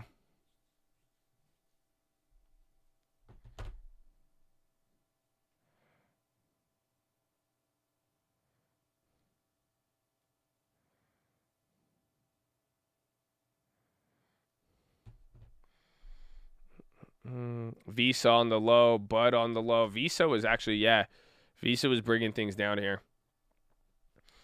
Viacom, watch the premium. So you see how the stock, it's like moving, but it's moving slow. Visa hitting a low, win on the low ticker. But watch the Viacom premium. You see it's staying, it's holding that 147. It's up a lot. So that's what you want to watch with the options there. Because once the premium is already holding up a ton, you have to realize that for Viacom. What play was that? We're in August.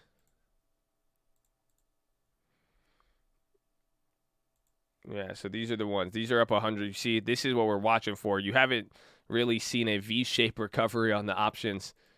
So as long as these premiums, you see how they're starting to break out from these older highs. Once we start, I think it's every $2 or so, or every dollar on the stock, you should see a run up there on the option. But that's what I'm waiting for here. I think every dollar the stock moves, you'll get 100% on the option at the price we're at. Airbnb short percentage. I haven't looked into that. Let's see. Airbnb on the upside. Visa's on the low. Again, Dow is still holding that 0.34. SPY hanging on at 0.03 gain. And then NASDAQ is trying to creep towards a new high. It's just hanging out there. So everybody in the Airbnb, put your mother hands up and follow me. Airbnb one. At least Airbnb is positive, wasn't it right here? The short interest on Airbnb is not too high. It's higher. I did find something on Airbnb. Let me pull it up to show you. It's kind of funny. I don't know. How did I get to there yesterday?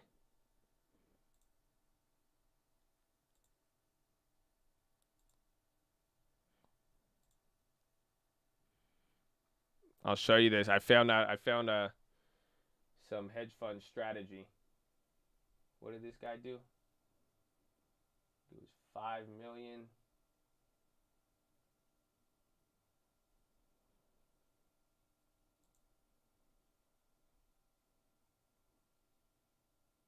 Yeah, it was T. Rowe Price. Take a look at this. This is what T. Rowe Price did with Airbnb. Institutional owner here. They got their latest change was 5 million shares. But like, here's the graph. Look at what they did. I don't know. Do you guys see it? Oh, you could. I need to move this up. But this is the ownership chart. So essentially, they got in on IPO, and then they sold out around here. They had 5 million shares, sold out 5 million shares, dropped it to 300,000 shares. And then recently, I think this was May 31st, was it? Yeah. Filing date May 31st. So this was last month. End of last month, they added 5.5 million shares again. They're flipping it. They bought it IPO. They flipped it at the high, and then they just bought back in 5 million shares at the bottom. So, fun fact with Airbnb. That's the only activity I've seen that was kind of interesting there.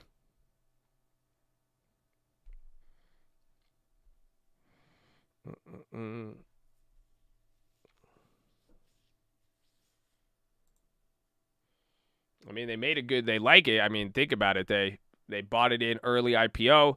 They got the run up. They sold 5 million shares. It drops back down to 150. And then they bought back the 5 million shares.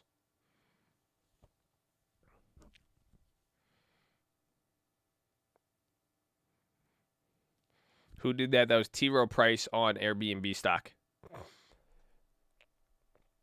Viacom running, Fubo coming back. That's what I want to see. That's 750 million ish. Yeah, I didn't even do the math, huh? But think about it, they made a profit on it too, though. They made a couple $100 million on the way up, sold it, and then they're buying back. That's a position I want to monitor. And that was only a month ago. That was filed May 31st. Viacom 4%. It's funny because 4% doesn't feel too big, but here's the key. You got one more level, man. You're already at this final like set of breakdown level. Like what? That's like 43. Let's get a little closer. See, it's killing it on there. If you look at the 90-day chart or even the 60-day chart, it's up there. So you just got to get right above. This is still the coma zone is what I call it. So as long as it's still in a coma, it's not going to be good, but we'll see. Roblox is still hitting. Riot and Mara on the high ticker now. Neutrala, NTLA, they were one of the leaders this morning. They're still up 42%, but they're selling off. Like the video. That is great. Indeed, like the video. Press high chat. X out the chat. Don't be shy, baby. We love ya. Shout out to Roblox and Viacom. And then Coinbase. If Coinbase could break above, I think 8% day is when I get excited on Coinbase. HD came back. What about the banks? That's been another big leader here. They kind of look like they're turning. Some are just hanging out. Wells Fargo down too. Banks are really, really bad today. So, and I don't think it's bad for any news. I think it's just bad because of the hype they had coming into here. Baba on the low. JD on the low. So China stocks going red now. That's a little surprising there. Watch that affect the Dow.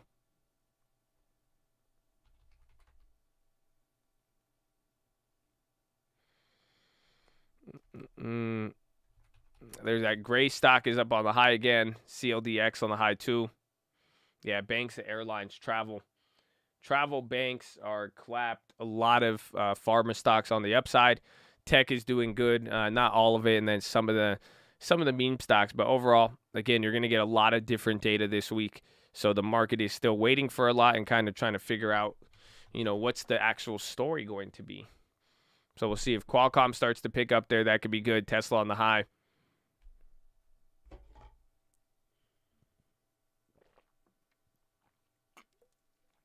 Yeah, Baba's crazy again. Like I said before, the value that they have is unreal when you think about it. Their value, it's like EPS-wise, you're paying $1. For $1 of earnings, you're paying about $23, whereas the S&P is about $40 for $1 of earnings. So you're paying a really low premium to get, considering how big that company is and how much they make. Yeah, Viacom's doing it now. So is it 46? Right? Think about like 46 to like 47, 48. 48 just to be safe, but it's decent. The premium went up another 30%. That's what I really want to watch there. They They all announced. They didn't announce any increases in dividends. No. That's why I think we're waiting.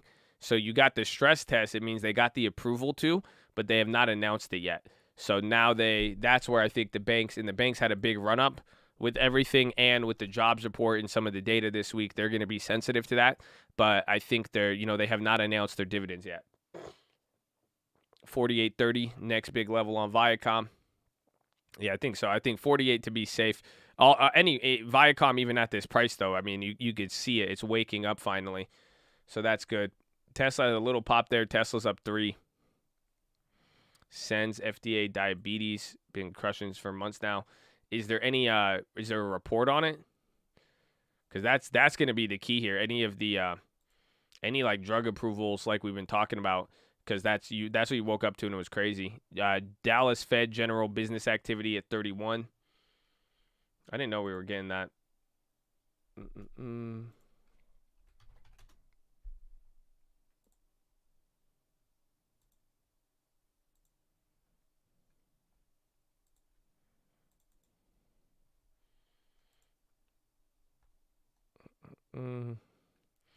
Yeah, oh yeah, Dallas Fed manufacturing came in at 31. Estimate was 32.5. That is the only other data. Qualcomm sweep 110 call at 7.2. Just get ready for Qualcomm. I like that play. Qualcomm I like because it's earnings. We get the 5G conference today. Even if the 5G conference doesn't push it, I'm still down with the earnings move on it. And you can see it now with everything else picking up steam.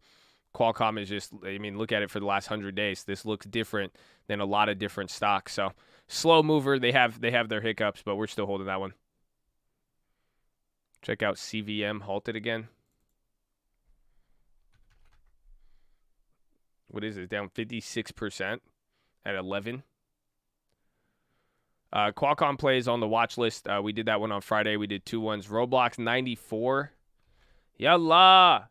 That sucks. We didn't get a triple dip option on there. No, it would have been nice. But we'll take it. We got the shares rocking. I'm going to see if I go negative on those covered calls. That means the premiums are still cheaper on August. Think about it. From the first run up, the premiums are still down. So we'll see. Overstock, they've been moving. Watch Tesla there. Beyond is starting to move as well, too. Beyond's already up 6%. Viacom again. Overstock wants 100. Dude, these are 5% moves all across the board.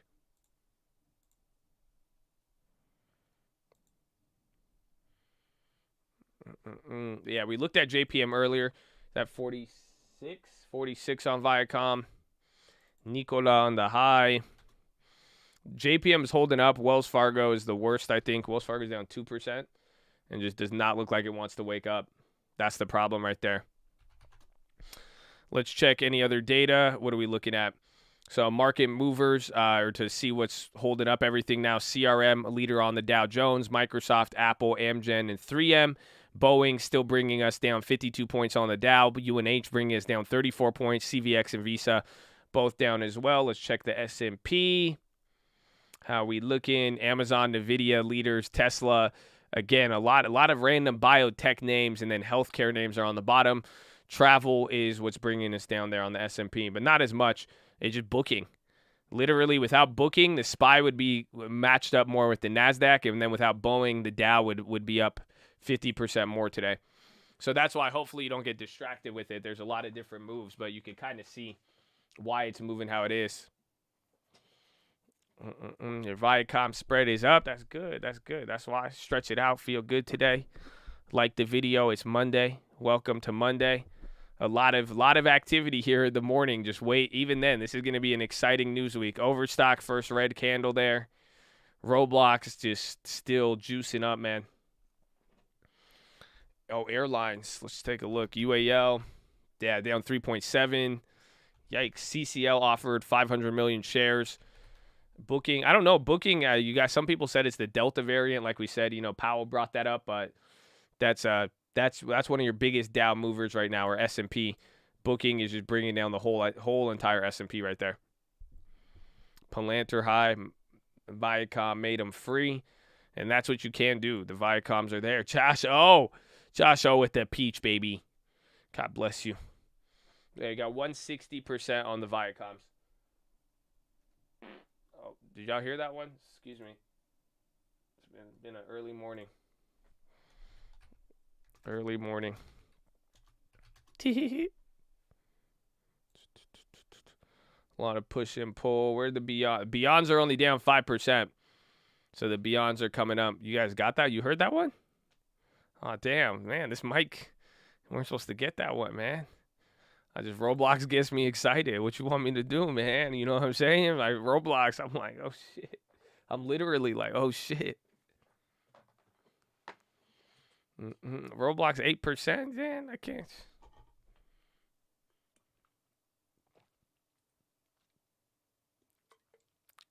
Yeah, I can't believe y'all heard that. That one, you shouldn't have heard that one. You said, tee.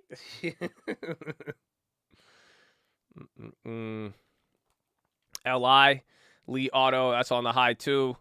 Visa is still bringing us down. That's a big, that's going against the SPY right now.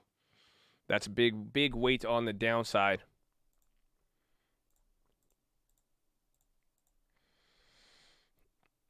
No, Visa's Dow Jones. Jewel in North Carolina announced settlement of marketing case.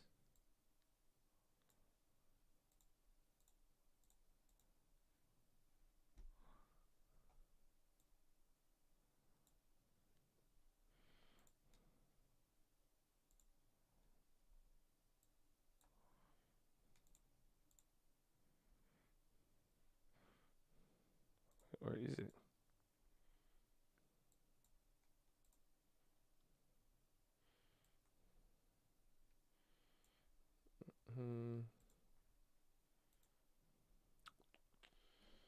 No other.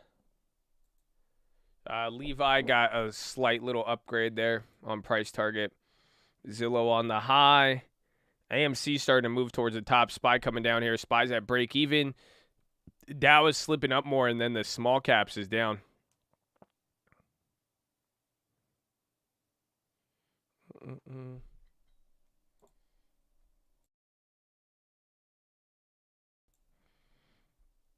Yeah, Kanye lawsuit was last week over the knockoff Yeezys they were selling. Beyond Meat again. So now our debit spread is came back to life. So you guys will get to see here. Now you're down 6%, but pretty much the next move from here, we're going to have exposure till when? July. So decent amount of time. We'll see, but I'm sure those came up a lot. Those Walmart shoes, yeah, they were selling the knockoff. They were selling knockoff Yeezys. He said they lost hundreds of millions. They said they were virtually indistinguishable. Yes, Yeezy suit them. Jim Cramer bought back into Ethereum as opposed to Bitcoin. Little Kim wants a versus with Nicki Minaj. That's a CNN news headline. I don't know. That's, again, a lot of things.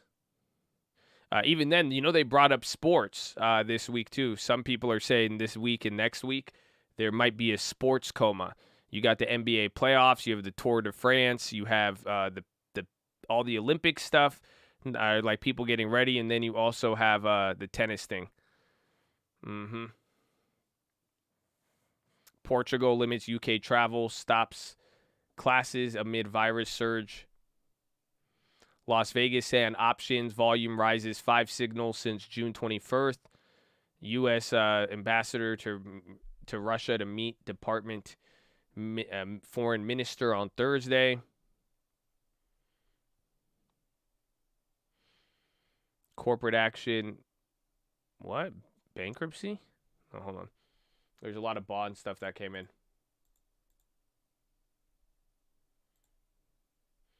Let's see where the corn's at. Ethereum's up. Ethereum's up 10%. Above 2,000. Wow. So Ethereum above 2,000 starts to change things a little bit. Let's see.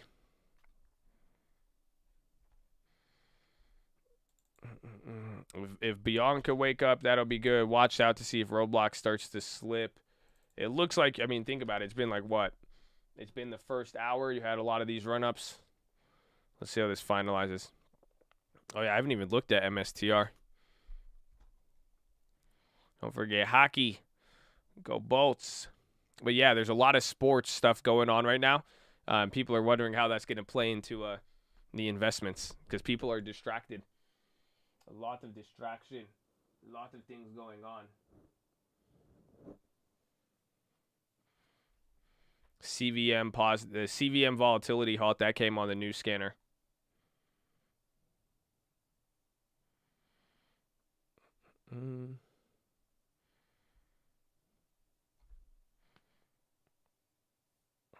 I've been heavy on NBA. There's a lot, but you have tennis, Tour de France. You got Olympic qualifications. You got a lot of different things. You got YouTubers, boxing, so many things. Low-key, stop paying attention. Well, as long as you got the long term, baby. Shout out the long term, huh? Huh? Shout out the long term, right? It's time we log in. Bring us the long term. You got long-term deposit in a couple days.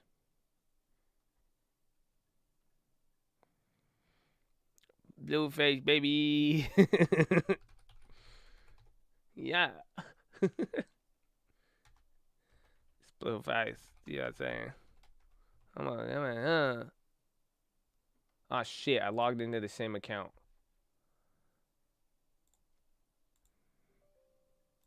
Y'all distracted me with the blue face, baby. What's that? MSTR up 6%. Yeah, the long-term did very, very good last week, so that's why we want to see. You got a long-term deposit coming in here tomorrow, right? Or soon. Oh, shit, I keep doing it. Oh, no, oh, my gosh. What's wrong with me? Viacom going again. Watching the video and all the other chip makers, if those keep going. Yeah, Viacom making some big moves. Qualcomm got that qual sweep and started to move a little bit.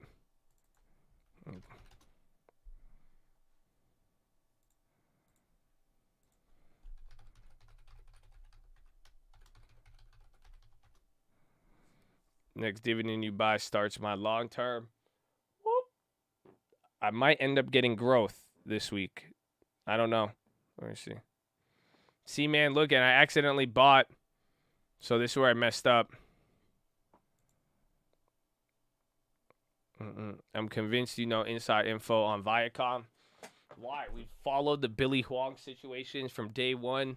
The options were dirt cheap. I threw in my first, what's it called? We threw in our first scaler on September, remember? That was about a month ago.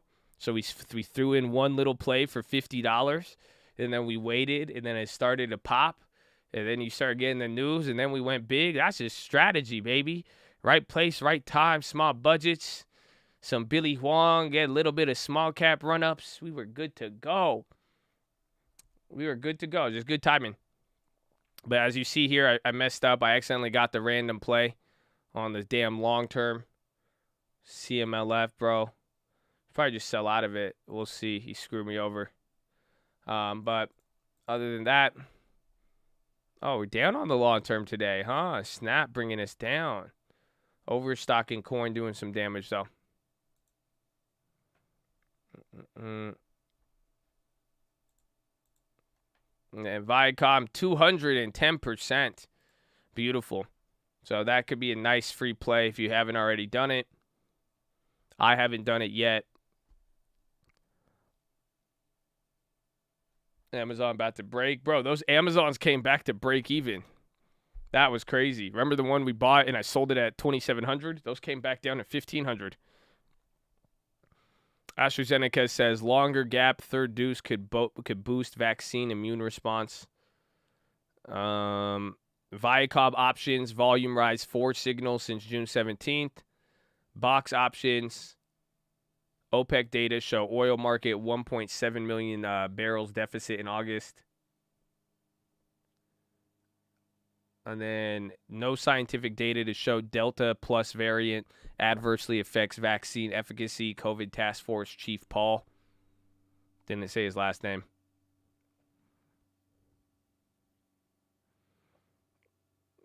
I'm holding these Viacom. I like the Viacom. If it wakes up, it's gonna wake up. Especially in this hype. Again, Viacom just has both sides. It has hype and it has value. You have to realize it's an actual value play. It pays a damn dividend. They just got Billy Huang. That's it. It got Billy Huang. Then it had to get rid of all those shares, the block trades, all of that. So now that it's able to wake back up again, that's where it starts to get good. Mm-hmm.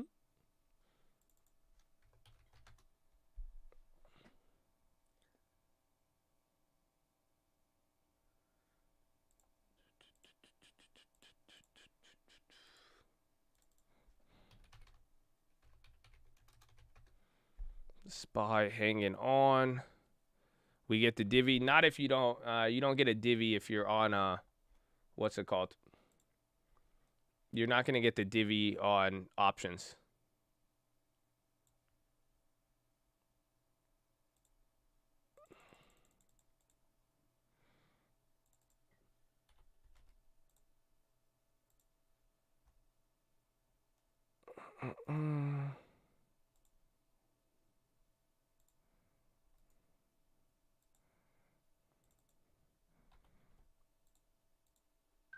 Oh, hell yeah.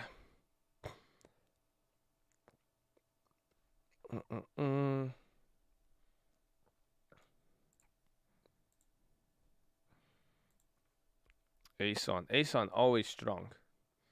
You know? ASON always strong.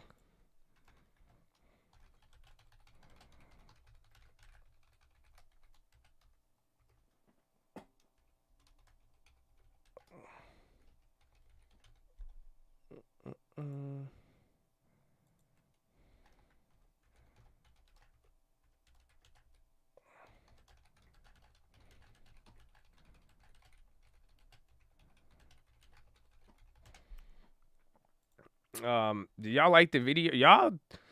The video likes. You know what I'm saying? I don't want to be that guy. Y'all know how Josh gets sometimes. You know what I'm saying? I'm just letting y'all know. Because I made a play. But, like, you know what I'm saying? Like, it's mad sus. It's just hella sus. That's all. You know, it's very sus. Y'all getting some good news. Y'all getting some very fast news, too. It's crazy. It's crazy. I know it's Monday. We like Mondays, though. You know what I'm saying? We like Mondays. Y'all run up the likes there. It's good for your soul. OPEC shows barrel markets. We're deficit. Nah, this one you gotta be careful for. Okay, gotta be careful for. Yes, you're a liker. That's good. We like the likers. We like y'all. So I made a play. Do not trade this. You will lose money. This is not a recommendation. Educational purposes only. McConnell wants infrastructure cut from Biden's fast track bill. You might get some budget back and forth. But I grabbed the Teledoc. So I grabbed Teledoc October calls. I spent about $160. But I bought more than one option. So I was able to get more than one option for $160. October calls, covers earnings. Teledoc, the reason why, it's just been getting a lot of activity in the last week or so. There's been a lot of mentions and exposure towards it. So I'm looking at the premiums, seeing its value relative to stuff, and it's kind of been at the bottom. So I figured I'd take a little bit of it. I've never really played Teledoc, so I like it at this level. We get to play it at the bottom, so keeping it small. And then I could probably make one for free. That's why I grabbed two of them. Shout out the likes, baby.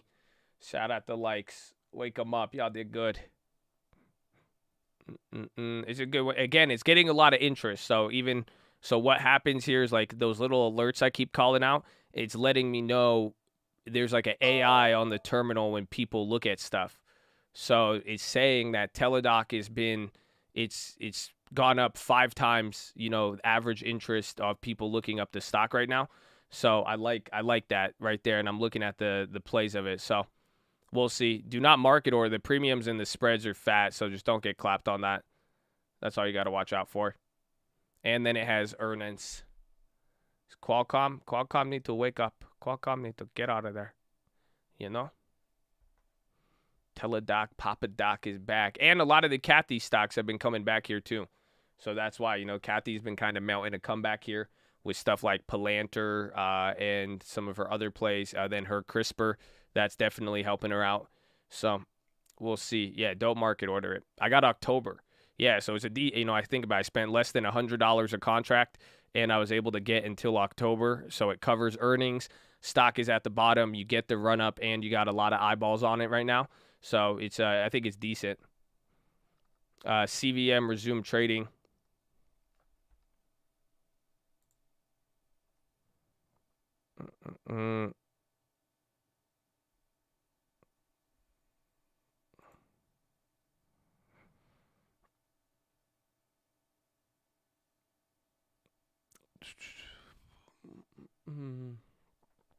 But I do feel the gap.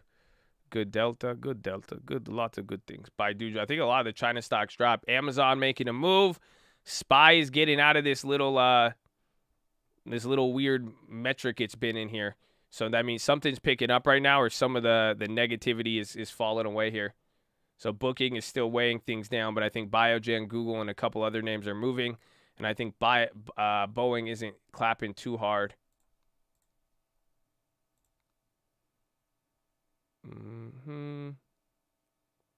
Yeah, CRM is still the leader. Microsoft. Boeing's still clapping. Netflix is up to 1%. Marin unhalted. It's running. Marin software up 67%. Good call out. I don't know much about it there. Again, you just got negative McConnell news about the infrastructure bill.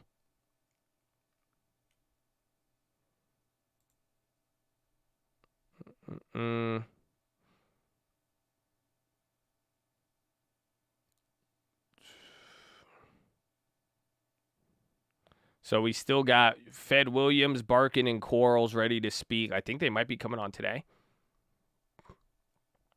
You're getting an update from the thing, and this is what we showed this morning here. This is it. This is the skew between hedges and sorry. I gotta bring all of this back up now. Everything just shut down on me. Okay, we don't need that one. We need that one. We need that one. We need that one. That one you don't need. We keep this one here.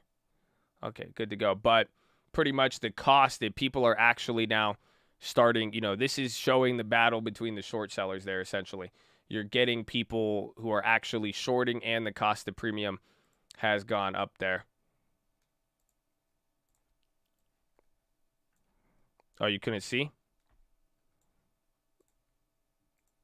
This was the chart in the morning, so there's just updates. People are talking about this again. Doubters ahead. Short sellers of U.S. stocks are back, and the cost of hedging stays elevated.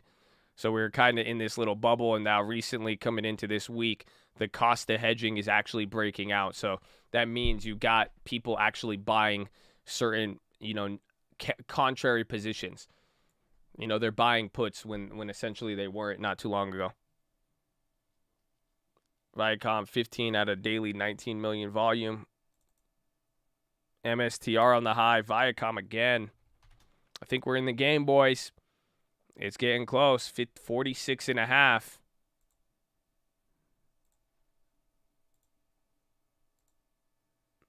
Viacom 240. 240, nice. Roblox chilled out a little bit. We just need that Qualcomm to pick up.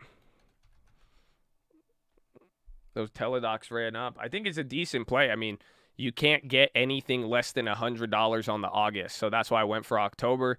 It's still it's far out. It's damn far out the money, but I think it's an appropriate price. And Teladoc, you're going to get the run up. I mean, we'll see. Just again, we're right around the corner with earnings. So, and Teladoc was already up. I don't think I paid too much of a premium on there. I think I paid a decent premium actually. 20 cents lower. I paid about like 80%. Those same contracts are going for 50 cents on Friday.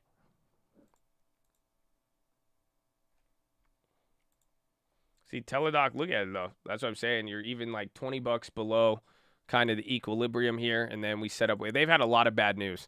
They've had a lot of bad news. So it's kind of like a value play. We'll see. Just be careful on that. Yeah, Viacom's still going. Qualcomm, or excuse me, SPY coming down here. MSTR on the high. Kellogg's on the high. Yeah, so a lot of things are going down, but there you go. Viacom, baby. Should have held those Viacom instead of selling half. Did I sell half of them? I think I'm still holding them. I don't know if I made these free initially, but some people have. I don't think making it free is a bad move. I mean, you could have. No, I don't think I sold. I don't think I owned 20 of these. I think I only bought 10 in the beginning. No, yeah. But if you sell, I mean, I wouldn't. I don't think there's any shame in taking it went up 270% in the last, 2 days? 2-3 days of owning it. And then now you can make it free and write out the rest. So that or the ghetto spread too. Ghetto spread is good. But we have August. So you have August. If that goes up to 50, now you're within 10, 20% of the money. And this stock is moving, but it's breaking out of that range. That's all we need. Yeah, Intel straight up today. NVIDIA, AMD, they all did good. And then the only other play today was Teladoc.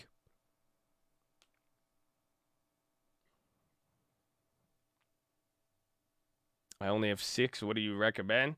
6 is a lot. I mean, it's total. That's why I'm saying either way, it's up to you. That's going to be dependent on your account and cash balance.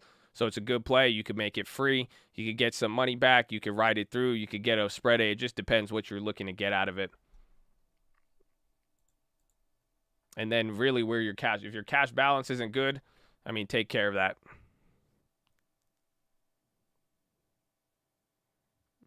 We love you too, Jason. God bless you. Yeah, no recommendations, but your balance will tell you a lot. I mean, look at your cash balance. It will tell you a lot.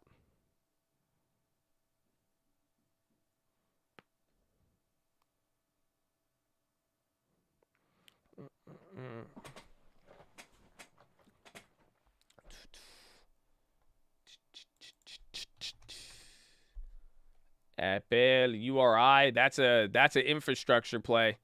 Remember, he gave a couple there. There was like 5 different stocks that were mentioned on the watch list if you didn't get them.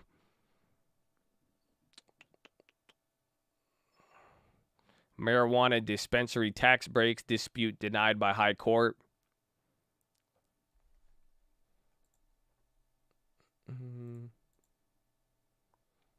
P&G launches nerve relief in the U.S. What the hell is that?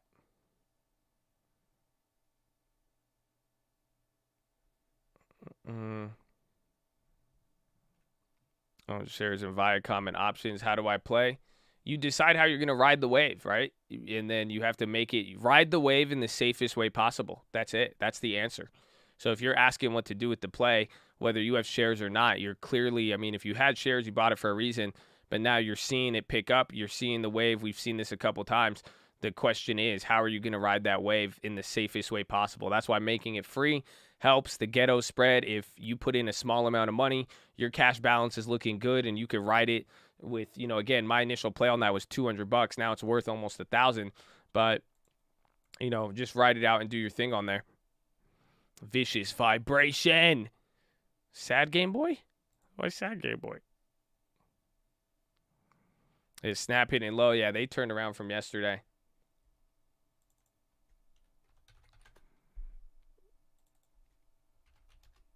Vulcan Metals. Study on AstraZeneca, followed by Pfizer, generating the best immune response of the vaccines.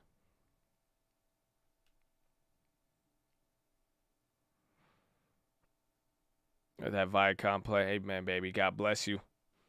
And hopefully y'all get the long term.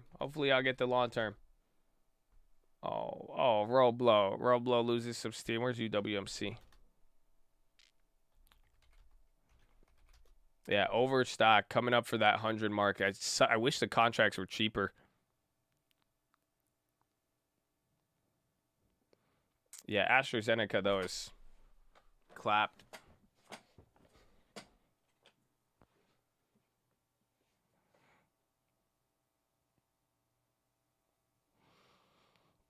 August Debit spread, UWMC. That could be decent.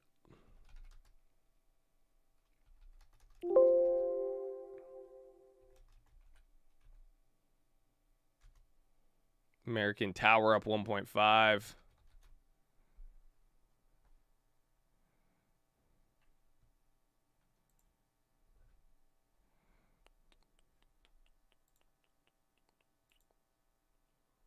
We out here. AstraZeneca got clapped again with a lot of the negative stuff a couple weeks ago.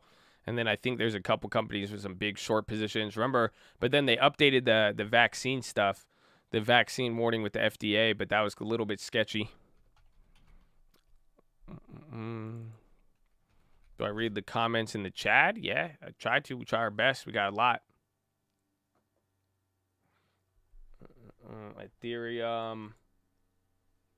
Ethereum's just leading. Ethereum's up 11%. Yeah, Ethereum's getting some couple candles right now.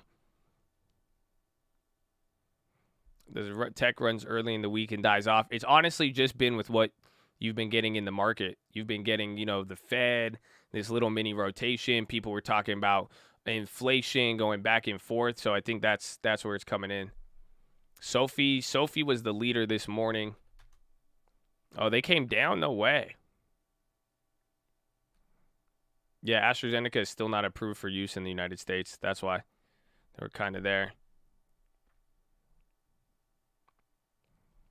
But that's why, too, again, you still got a key jobs report. You still got a lot of economic data the market wants. So we'll find out how it plays, and then we'll see how it does with tech and all that. Today would have been, if Boeing didn't get that bad news, S&P would have been up and the Dow. Or it would have been a close one. And Ethereum just popped another 2% right there. Disney's coming up. Disney was in the gutter. If they wake up, that'll be great.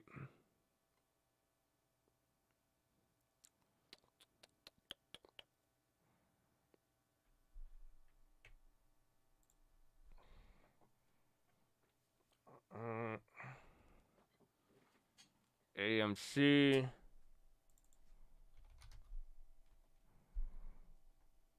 Doge trending on Twitter. Oh, AMC. Big candles right there, actually. You got big volume coming in. SoFi lockup period ended. Took profits on Viacom. Is the video still going?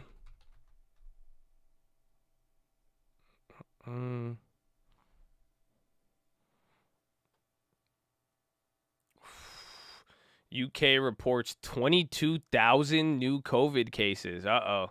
Most since the end of January. Yikes. That's actually weird data.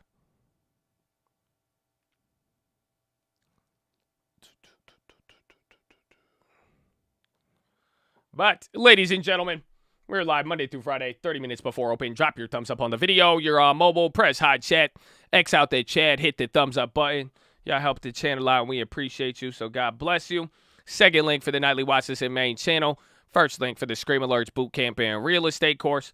Follow me on Instagram at The Trading Fraternity. Keep it positive and respectful. New guys, don't be too shy to say hi or too high to say shy, but tell me. Oh, y'all need to say hello to somebody, but tell me, what's your favorite stock this week? Post your favorite stock in the chat. I'm going to be going to the bathroom here. You will be able to hear me. I will still be connected to you. And then we'll go from there, baby. Let's go. Happy Monday. It's a good Monday. I'm feeling like Monday. Ooh. Feeling like Monday is feeling real good. Ooh, ooh, ooh. Y'all feel it?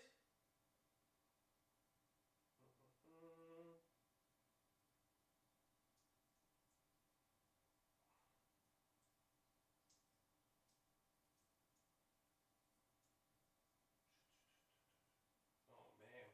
If I fart, you guys will hear me, huh? Oh, sorry.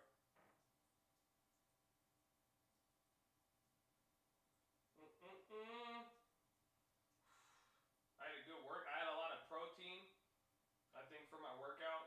And that's why I'm feeling really good.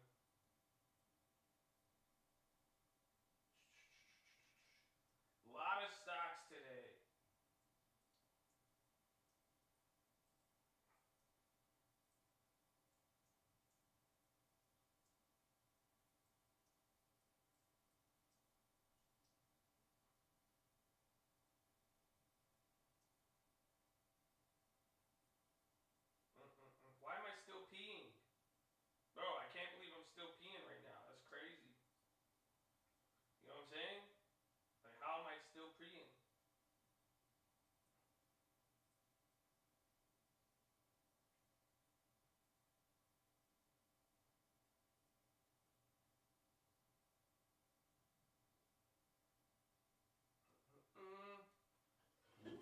coming back. We're in a coat. We're coming back. We're in a coat.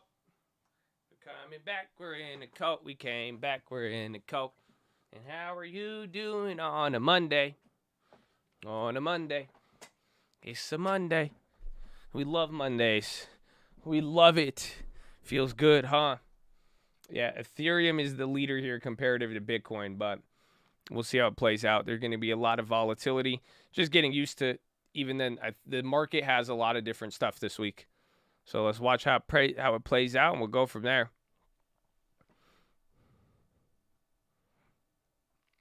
Appraisal on the house I'm buying just came in $40K under. I love the property. How much of that premium should I pay? Sellers and motivated. Hit up Lending Tips. Send an email. I have some ideas with it. I would try to get another appraisal. See if you can.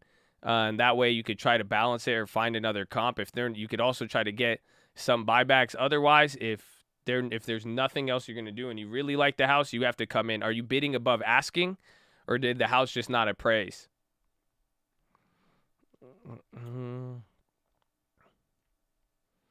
You think 5G conference will be good for Viacom? I didn't even think about Viacom in there. They weren't really mentioned on the list. NVIDIA is breaking out another high. SPY barely hanging on. Dow is down. You bid 50 above. So, yeah, that's just the premium. That one's tough. Try to get another appraisal. See if there's anything that could comp it out.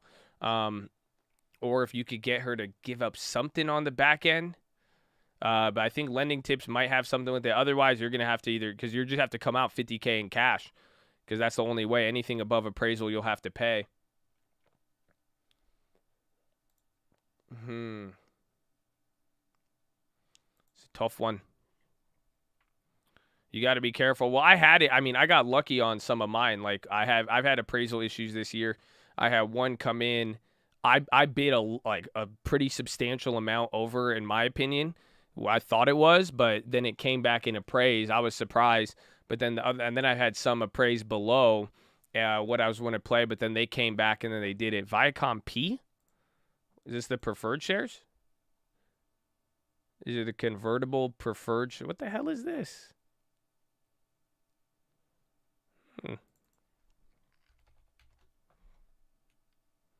Damn, you're at 47.38. So again, if you get above 48, Viacom's the new meme play in town.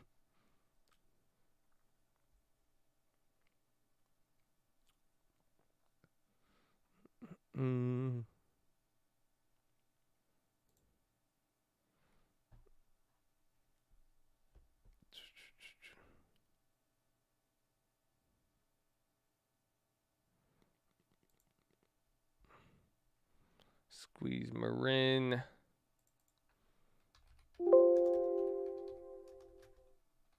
Roblox lost the steam. Roblox is it needs protein. It needs protein after all those steroids.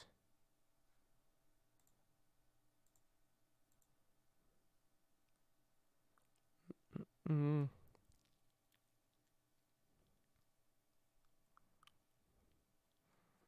you like Comcast? Yeah, but it's different than Viacom. You know, Viacom, again, has the hype. It has everything with the flow, and it has the value, and it is a good company to begin with. But I'm not here playing the actual business model as much as the business model just helps supports the hype and everything else. And then Teladoc is running now 3.6. If that one starts to break out, they're already up a lot, so very, very surprising. But I like this one. That's our earnings play we got for today, but the premiums are jumping. Again, a lot of interest on that one. That's how I picked that one up. That one was through the interest algorithm. It's pretty phenomenal.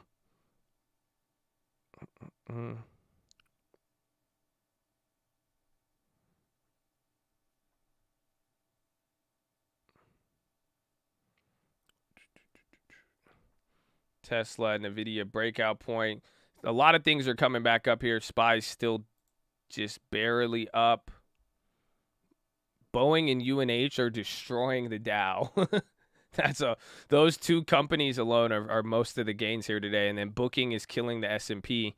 So you got to think about it. Look at Booking's down 94 points on the S&P is because of Booking. That's literally all of these companies, like right here, pretty much. Your first like 7 or 8 companies on the S&P are all getting made up through booking. So that's what's keeping us. That's why you're able to see so many moves today, but you're not watching the SPY move. Hopefully you guys are aware of that. Yeah, Kathy came back to life. Viacom up 312. I want to make it free. I'm just waiting. But I like the, I mean, it came so close to 48. I might let it run. Viacom will meme because it was a meme stock. I mean, or that's at least what Billy Huang thought. Remember, this was in the middle of GameStop. This literally overshadowed GameStop in a weird way if you thought about it. And this was because of fraud, though. This was because of Billy Huang and the shit that he was doing. So it dropped because of forced sales and blocks. It put it into this little coma here. So now if it wakes up again and you see how a lot of the meme stocks and retail is trading, that is key. But now you're getting that on a stock with real value. Like, you got people pumping everything. The thing is, Viacom is not a short squeeze, though. There's nobody in the world is shorting Viacom right now. It's like 0.15% or something. It's stupid. So nobody is shorting it. That's the key. But if you get a lot of retail coming in on it, given the value, the business model, everything else, it has a lot of good things going for it.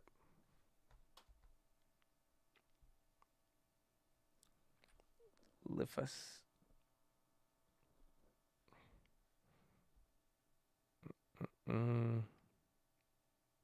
I think any of the Billy Huang stocks, for that matter, if you want to go for, I just like Viacom for those reasons. But if any of those Billy Huang stocks that got killed, like I think Discovery was one of them, VIP Shop, and there's another one like GSAT or GTAT.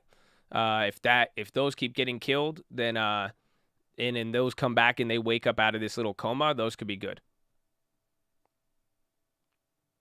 Yeah, was Baidu in there? Baidu might have been in there. GSAT, that was the GSAT, VIPs, Discovery, and Viacom were all of the stocks that he traded.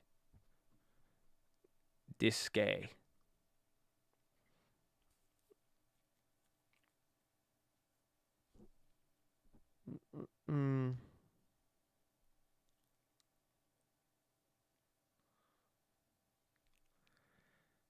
Viacom has 90 options for January. Ours are only till August. So we got a decent amount of time on them. And that's why any earnings plays, and that's the key. Make sure you guys get any any of these plays. You could cover them for earnings, like even that Teladoc that covers us for earnings. I know the Amazon, you could get anything with the earnings play right now. Just keep that in mind because earnings season is going to start kicking off right here. UWMC, low volume, but the shorts did cover today. They covered 10% of the shorts on UWMC today. So remember when I was telling you the shorts were increasing? They're leveling out. They hear us. Is Palantir heavily shorted? I do not believe so.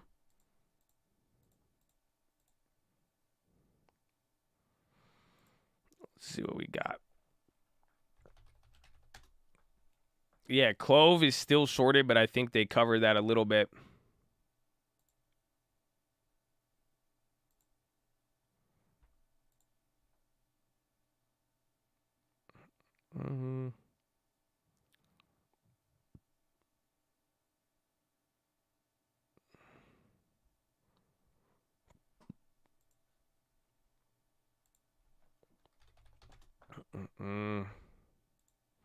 From Palantir to the prairies.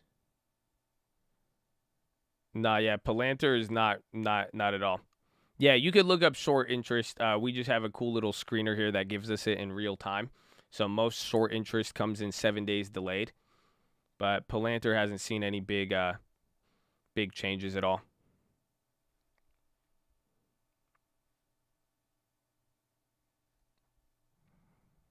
Teladoc is a Biden move. It could be related to infrastructure. Again, the algorithm a lot of the people on the terminal are looking at it. It's saying it was viewed 5 times more than normal. And then they had a couple of options alerts on it as well, too. So, and then I'm looking at it, covering earnings, smaller play.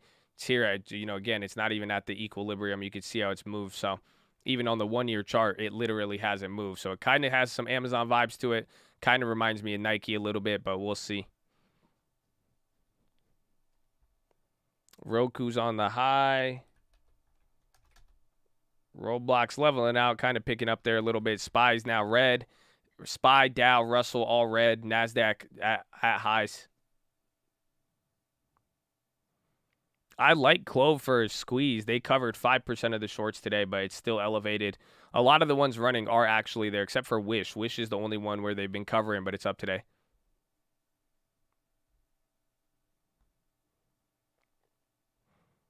Sophie, I don't have too many opinions on it. I've been kind of a little turned off by the SPACs lately, but it was a leader this morning and then came down.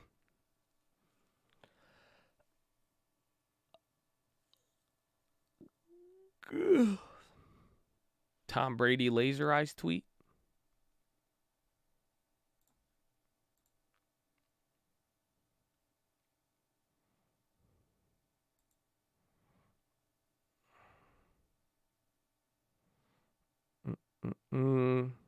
Yeah, Europe market slide as COVID cases battered travel stocks.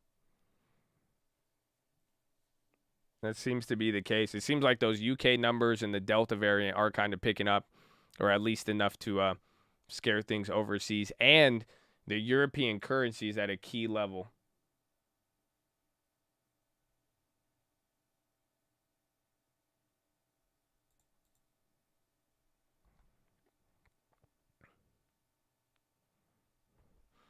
Tom going back to the Super Bowl again?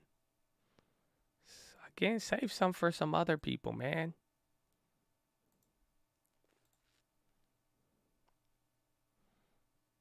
Where's Overstock? Overstock's holding up nice. Just kicking it. If we get a break on Qualcomm, that'll be good. It's still early, right? What time is it? 8:18. Oh, man.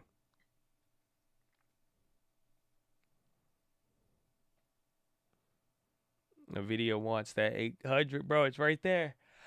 That's crazy. I thought that 820 one that we had was crazy. I thought that 820, but it got there. McConnell says need to see CBO score on infrastructure bill. Bro, McConnell's doing it again. McConnell might get in the way here. So that could be part of it. Again, travel stocks clap with the UK COVID developments, or at least they're just panicking over there.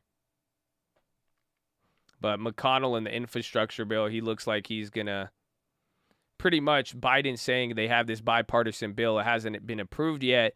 And then over the weekend, they were trying to mix it in with like another bill, and then it got misinterpreted. And then Biden, walked back the comments. But now, from the beginning, we never got real approval from McConnell, the leader there, or I'm pretty sure he's the whip. He would be the he could have some impact into, I don't know how they're, honestly, with how they've been doing a lot of this in the budget reconciliation. I'm not too, I feel like they could do anything. I don't know, but McConnell could step in the way, at least slow down the process. McConnell's still alive? That's crazy.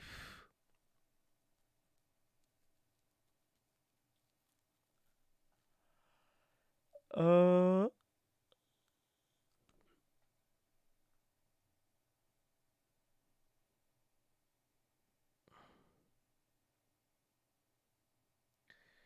chance that we have another shutdown. But could the Delta variant cause another shutdown? I think it just depends on how people react. But, I don't think the numbers are too large. Let me see if I can find it.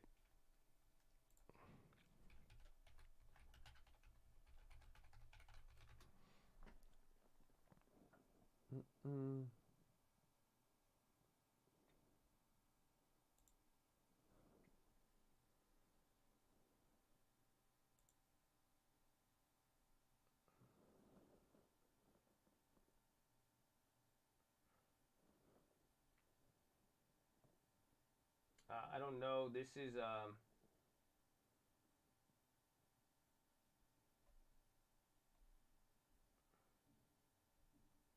I guess it's 4,000. So this is what I got just searching from Statista, get some numbers here, but it looks like UK has 60,000 cases of it, and then India at 7,000 and the US at 4,000. But then the rest of the world, it doesn't really seem to be spreading as much. But I don't know if that number is big enough to call. I feel like it's smaller, honestly.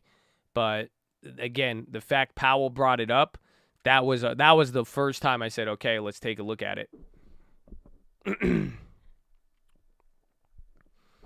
How did Delta? That's what I was. I even had that discussion with my mom. Like my mom is still kind of freaking out. I got to see my mom, but I told her, I was like, she said you can't ignore what's going on in the other side of the world. I said that's true, but I said they can't even come here right now.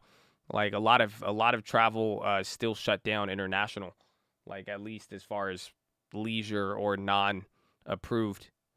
Yeah, we made a teledoc play today. That's the only one we played, and then riding out a lot of the other plays from last week.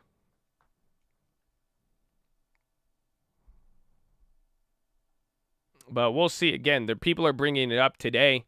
UK had 20,000 cases, the most since January. So that's at least, people are going to react, and you see what it's doing to travel stocks. It's just you're entering an interesting season here. Summer, people want to go out. We've already saw a little bit of a recovery, so we got to see.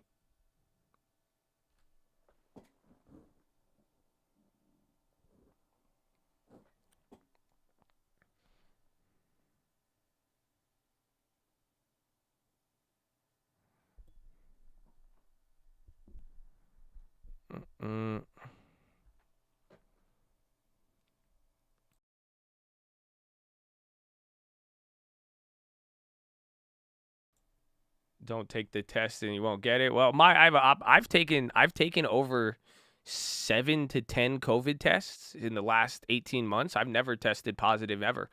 And I did it because all the real estate meetings, I traveled, I went to Miami, I went to Mexico, I was in Los Angeles in the middle of June through August of 2020. So I think it's all, there's still stuff we know and don't know about most of it, but now most people got over the initial one. Now the main focus, even in the market today, you're just seeing it overseas, is the Delta variant. So it was brought up last week. Everybody has their opinion on it, but at the end of the day, I mean, you're watching the UK market, and this was just what happened the first time. Anytime, we could go back and forth of what we think it is, but that's why I just I would let the data show it. Essentially, once the numbers get to a point you can't ignore, then we can't ignore it. I think people are reacting right now overseas where they are getting numbers, but until that actually gets exponential, we'll see. And NVIDIA 800.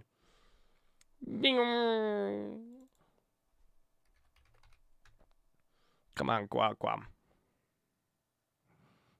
NVIDIA is crazy. That's a nice move. Steel and commodities will probably go up. They're probably going to trade a little bit weird until Thursday. After OPEC, you'll get some moves there. BlackRock raises HelloFresh voting rights to 9%. Stifle Bannister, CNBC, S&P could correct 11% or lower.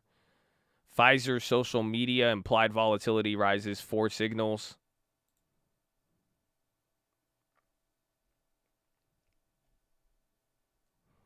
So this is how it looks on some of these when I'm saying some of these, again, this is by the AI. It'll come in here. It'll say how the implied volatility in the last 2 days, how it's looking. You got social charts. So literally you could even check. Come on. I want to pull it up. There it is. So this is Twitter positive sentiment, and then the negative sentiment too on the bottom. And then this is the volume of the stock. So these are the alerts. They're tying all of it into the stock, how it's moving, anybody saying stuff, and then any of the recent tweets and how they're related there. So you're getting it little by little. But Pfizer just came up on there.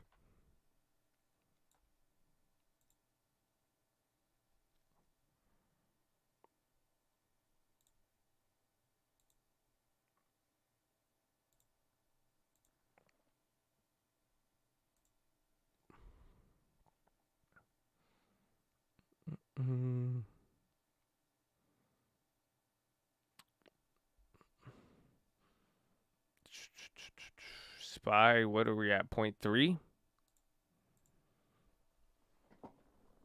Yeah, booking again, and this is your Delta variant effect here on the market. You know, booking is bringing the S&P down more than Amazon, Nvidia, Tesla combined. So you take all three of the performance out of those three companies, take that Nvidia of just killer, and it's still the drop on booking is negatively weighing on the market more.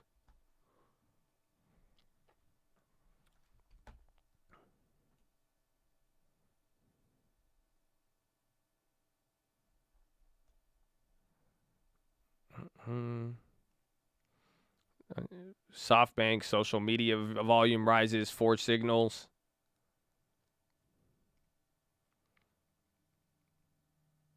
No volume on Qual. Yeah, volume it's up 1% though. I mean, that's the key. AMC on the high right now. Again, Teladoc was the only other play that we got. We're still sitting on the Viacoms. It's kind of coming down here a little bit. Roblox slipped up a little too, but came back. AMC killing it, dude. That's 10%. AMC has just been, bro. Do you guys not read? It hasn't moved since the. Oh, y'all better vote no on dilution. That's it. I'm telling you, the real squeeze will happen if they can't dilute 25 million shares. I'm fully convinced on that line of logic every day. Every day I see it, I get more and more convinced by it that it's just the stock is just waiting to see what's going to happen there. Yeah, not financial advice, not a recommendation. Options trading, show me risk, listen to financial advice, no financial advice, occasional purpose, only think of one day. If you're on Robinhood, they should have got you an email. If you're on TD Ameritrade and you own the shares, you go to your shareholder library. Otherwise, you could always just contact your broker to vote. If you own the shares and you have voting rights, if you've been holding AMC, the best thing should be to not vote. Again, at least what I'm doing.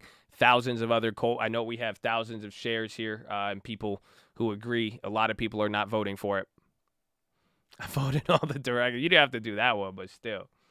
We're going to find out July 25th. So in about 3 weeks, we're going to get the results. And then that's when AMC can really start to squeeze, I think.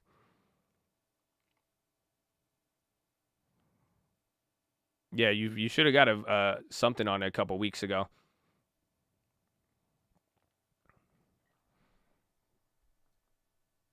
So updates here throughout the market.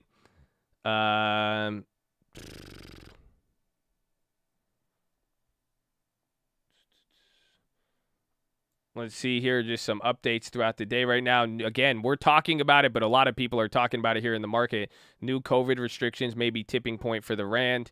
That's, again, different sort of currency. This is more global, but right now that's South Africa. But a lot of people are talking about this. Risk-off tone across assets. I think this has to do with oil. They were discussing that. How useful are moving averages?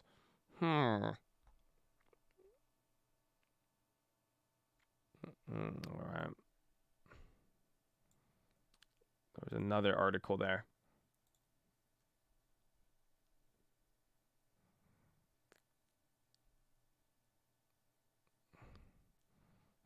The U.S. rose to the top of Bloomberg's COVID resilience ranking for the first time. So now U.S. is the safest place for COVID, apparently. That's good. It's very, very good.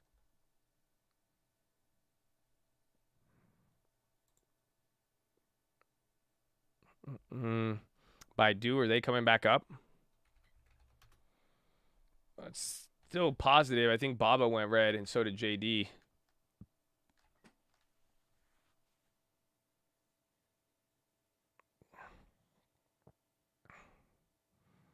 McConnell says he opposes free community college tuition.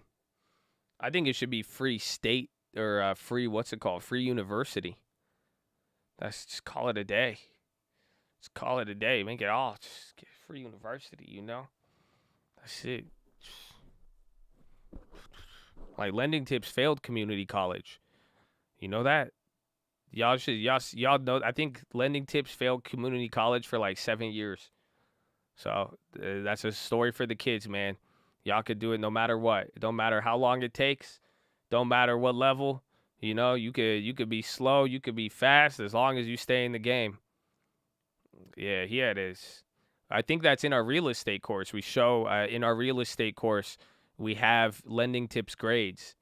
we have his actual transcript in the course, and we show it because you get to see him as a youngin going through real estate, taking the classes, learning. You know, his crazy. It's crazy. It's good. It's motivation. I remember when I saw it, I was like, damn, that's hype, actually.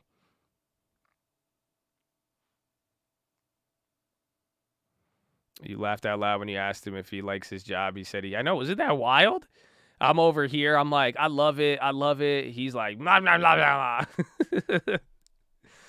It's like, no, man. It's blah.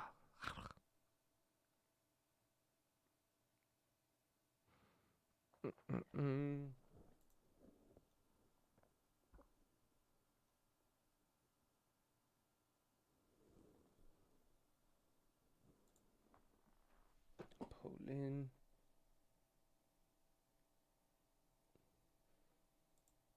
His perspective. That's how he's like that. LT's about the work, and it is different. I mean, again, like understanding investing versus like working in the actual, like, you know, as a service provider in the industry.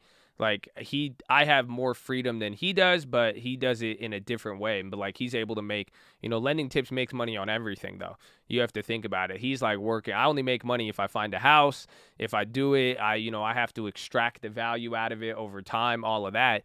Lending Tips, I buy a house, he's making money. He funds a loan, he's making money. He has 10, 15 other clients, he's getting paid off of every single one of them. And yeah, LT is pretty old school. He's old school with it, but it was cool. I liked it. That was a fun video. That was last weekend, so we didn't go see any houses this weekend. I was chilling. I did put in a couple offers, but I didn't have to see them. But I just lowballed.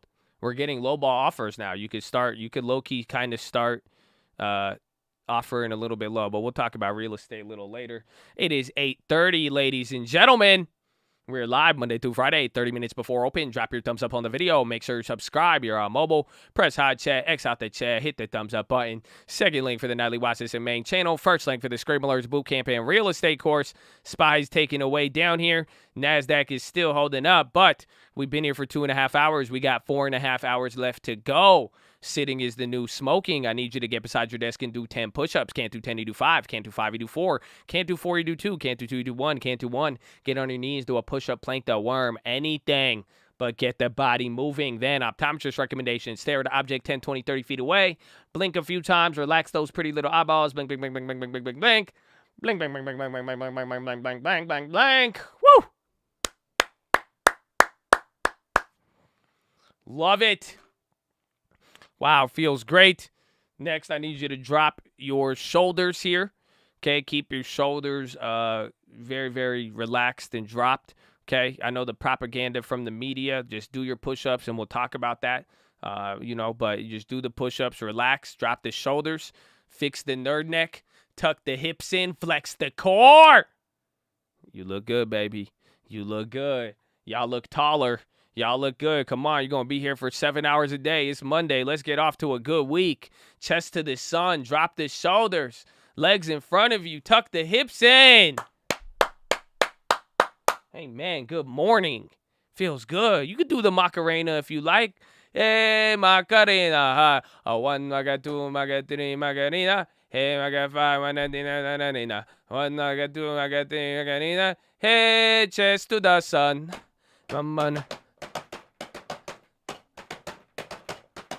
Come on, man. It's like the Padre games. Let's go. Chest to the sun. Make sure your legs are in front of you, please, okay? Legs in front of you, flat in front of the chair. You should not be kicking yourself in the balls with your left leg as you're leaning one direction. So it's good. Fix that posture. Then finally, relax the jaw. Breathe in really deep. Breathe out with your tongue out through the dragon breath. Go. Come on, you got Roblox hitting. You got Viacom hitting. We got play. You good today. You got your meme stocks coming up. You got the long term doing good. You got to protect the posture now. Amen. Hey, Macarena. There you go. Let me go. I need to get some. I'm going to do my little stretch right here. SPY's coming down, though. Again, we know where most of it is. The biggest downside here in the market is coming from UK travel and how it's affecting some of our stocks here. But other than that, NASDAQ and tech holding up very, very strong. So please make sure you get your stretches in. Let's go. It's game time. Woo! Oof. I had a good workout yesterday, man. Y'all working out? Did y'all go to the gym? Y'all didn't go to the gym. Y'all playing me. Y'all ain't get this. Sending the Jets. Oof. This feels good. I'm gonna have to put on the mask to show you guys this stretch. You guys are gonna have to see this. It's good. It's a good one. Neo's killing it. A lot of the EV stocks doing good. Some stuff is starting to slip here. Again, it's pretty early. Only been 2 hours, so you got a lot of things that could still move here. Look at you. I just voted no on AMC. Let's go, baby. Happy Monday. What I do with Viacom deep in the money, you could make it free. If you only have one, you could ghetto spread it. Or you could even sell out and go buy a cheaper one. That's something you could always do. Don't forget, that's a rollover, but you could always do it just like making it free. Like right here, think about it. I got $700, right? $550 profit. What I could end up doing is I could just sell out of it, take the whole entire amount, and then I could come up here to the Viacom, and then I could go get more time, a different one out of the money, and just put down $100 more bucks. So you could take $700, take your profit, and then put less in there. Is that Schumer? Schumer billions for Gateway Tunnel and Build Back Better bills.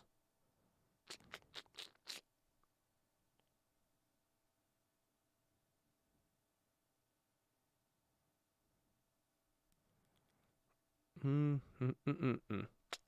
Maca, two Maca, three Maca. Is that ours right there? No, we had the 60. See, but now it's due. Remember when I showed you this morning, it was only up here. So we literally just hit that shit at the bottom.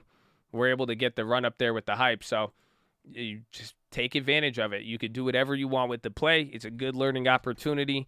You're in there like swimwear. Just do what you need to do. Jay causes stretching. It's yoga. Yoga is the solution to everything. It is kind of like yoga. It's just like upper back stretches. It's for like specific to like people with rounded shoulders like myself or people who sit at the computer screen a lot. It is pretty much like yoga. Some nice stretching and lifting. Just a little bit of everything. Just body movement. It sounds like after blowing up account, we're going to build back better. Yeah, as long as you get the long term. Amen. Amen.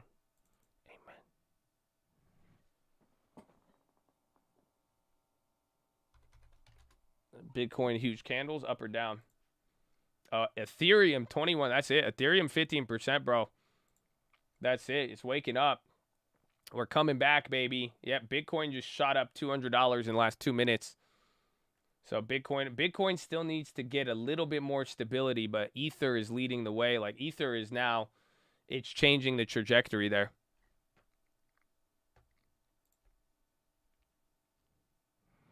Oh, yeah. So I had to ban you for your political comments there. I just timed you out. But you were saying that the media is brainwashing us. But thankfully, we have global news. So that's the best point. So now we are not limited to only 2 news sources. We have over like 700 globally. So that's why it's our job to take all the data. And our job is to interpret it and find out what is going to mean the most to us for our investments. So we're in there, baby. So don't worry, regardless of what you feel with it, but we are analyzing, hundreds of different sources here. So it's not as if we're just taking one. That's why we got a lot, not to mention the hive mind, baby. He banned me too, bro. That's what they do. They work for them. Okay, you're banned again now. I don't work for anybody, man. Amen. I only work for the Chaz, baby. All independent. Hard. So shout out to Chad, baby. Shout out to Chad. Thank you all for supporting. We wouldn't be here without the love, the positivity, the beautiful members, the people on the stream alerts, the people who made a long term, became successful. They're gonna get me some houses too. Yes, woo! It's beautiful. It's beautiful. All independent. All independent. We love it. We love it. Peace, love, positive. And we love Mondays. Welcome to Monday. Feels good. It feels good. But nothing else so far. We're waiting. We're waiting to see how this plays out. I think it's going to slow down a little bit. Dude, booking keeps weighing down more. Do you guys, booking keeps dropping. Holy, we should probably keep this up. Bro, them down 3% is huge. Like, huge. See that $90? You see they're down $90. That's that literal 90 points right here, that net change. Bro, that is clapping. Like, absolutely clapping. So the SPY would still, bro, the SPY would be up 100 points if travel was decent here. Oh, man.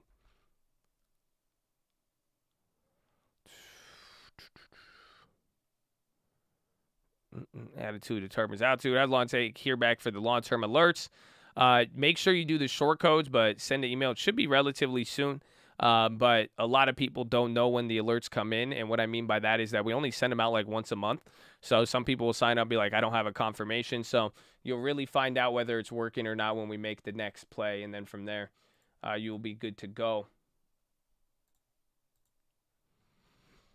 The 5G conference, it is today. I don't know the time, but it will be beginning.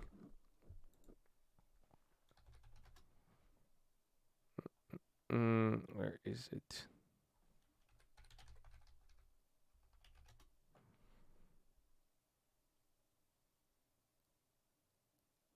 $5G shows off connected robots. So I think companies are already showing. We just haven't heard anything yet. I think it's already began. Verizon has already released stuff there, but I was hoping people would pick it up on the news. But we'll see.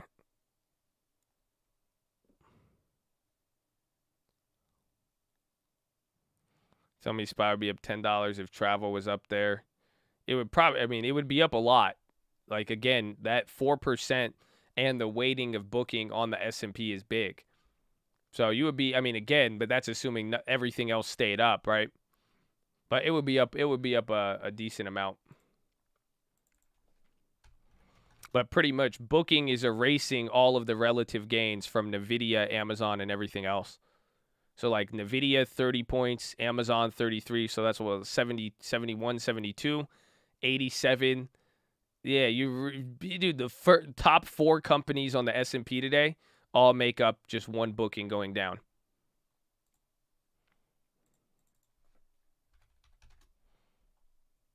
And then is NVR, I don't know if they're travel. They have not moved. This coin broken, kind of. Cigna on the high. And then banks are down too. Cigna, bro, shit. Oh, no, that was Wells Fargo? No, that was Coinbase. Oh, I was tripping. Now, Coinbase is decent. I mean, if it gets around 8%, I'll like it. Intel killing it. Roblox waking up again. HD on the high. Intel setting a new high now. That's actually really great there. Yeah, Qualcomm's moving with it too. That's good. That's what we need. Would you hypothetically recommend UWMC covered calls if you're up on it? If you're up a lot on it. So if you got it at like $6, $7, you could possibly justify it, I would say.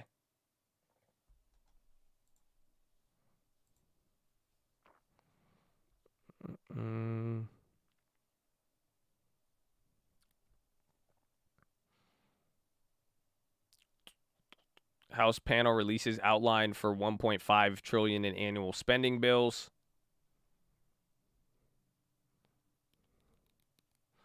Volatility is low. It's not high. I mean, we should watch the VIX there.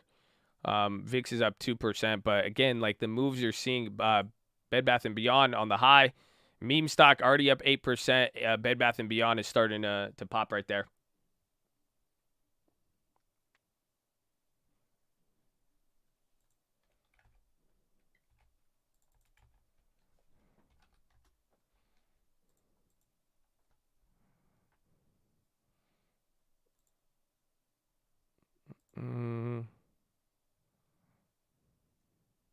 Can IV be considered the news? If the news has something to affect the stock, if that makes sense. So it's all about how people interpret it. Because news could come out, but people won't necessarily rush towards it.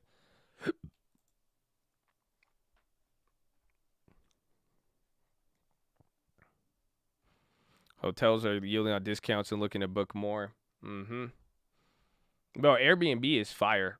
On that note, I was doing the analysis on it yesterday. What do we got?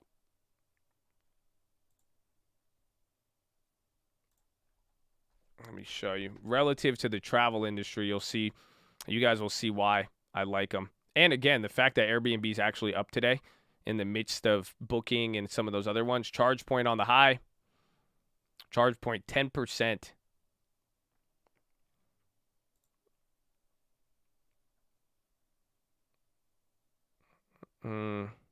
Marin going crazy again. Wasn't that earlier? Coinbase on the high. That thing's up 70. The Marin, MRIN. Coinbase is breaking out here.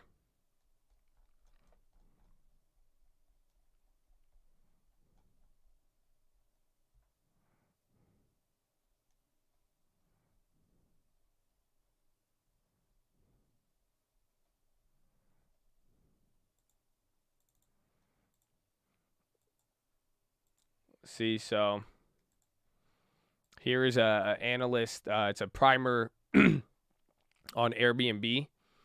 But one of the main things that I liked with it here was right, they're talking about direct traffic advantage and how they're able to make money. But right here, you could just see it, the multi-year growth.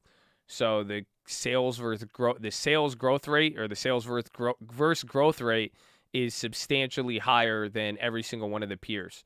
So you could see here that pretty much based on the sales and level of growth that you're getting out of travel stocks, Airbnb is literally just in a league of its own. So you're growing way faster than Trivago, Expedia, even Booking. Booking is one of those leaders, but Airbnb is just totally in their league of its own. They are. So again, people are talking about, a lot of people say the valuation. They even talk it. They say that their top line growth and margin expansion in large addressable market may continue to support its premium valuation relative to its peers. So even though Airbnb has a high value, a lot of people criticize Airbnb for the valuation. They say it's too high. Yeah, there's definitely flaws with it, 100%. And the valuation is high. You're paying a high valuation given the IPO and all that, but their growth rate is up there. They're doing a lot better than their peers in that sense, and it's going to be what's it called? There's one more factor. Oh, they're expected to do what evaluation is this, 2017? But they do already 57 billion, I think, in yearly revenue, or that's what they're looking to hit. Let me see, when do they expect it?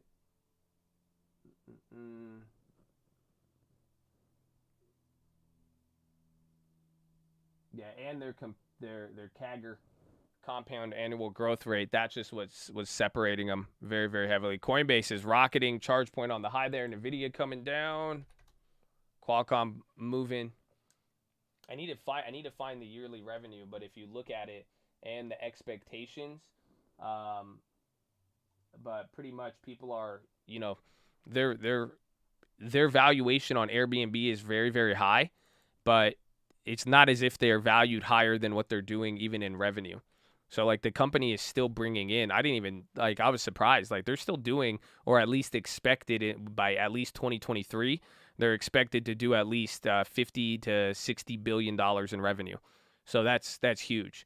You have to put those numbers into context. But again, the valuation is high. But when you look at its growth rate relative to peers, it's kind of justified, or at least that's why I like it. So we'll see how it holds up with all this travel stuff going on.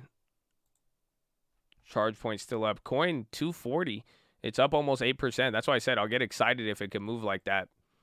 This might be all the cryptos waking up. 90% new there. That was mentioned in the analyst report, that one thing that Airbnb has is organic traffic.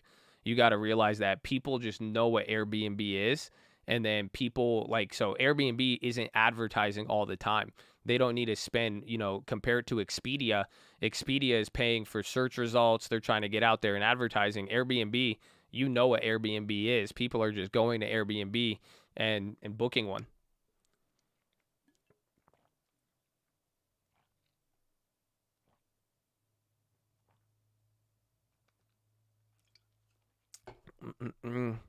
They have highlights for earnings.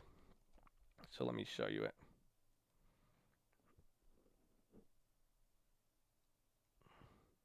So here are the, this is what they're saying, even coming into the second half of 2021. Upward revisions, we believe these catalysts could act as important triggers for this idea in the coming months. First half 2021, longer duration stays over 28 days, becoming a bigger portion of total room nights. Second half 2021, exceed 29 room nights among strong summer travel trends. 2022, international recovery, vaccinations to drive contribution outside the U.S. 2022, substantial EBITDA leverage from lower performance ad spending on its platform.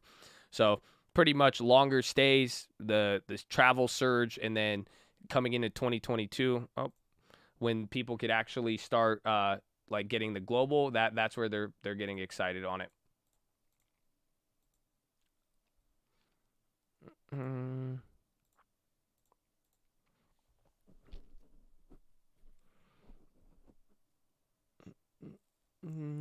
Booking is still dropping.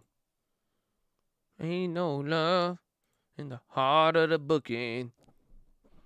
Ain't no love in the hard town.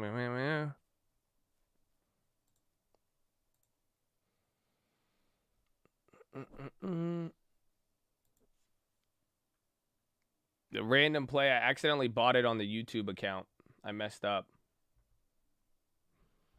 RIP oil. Up until OPEC, we'll see.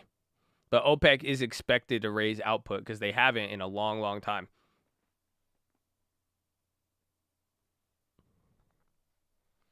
Thoughts on NLY?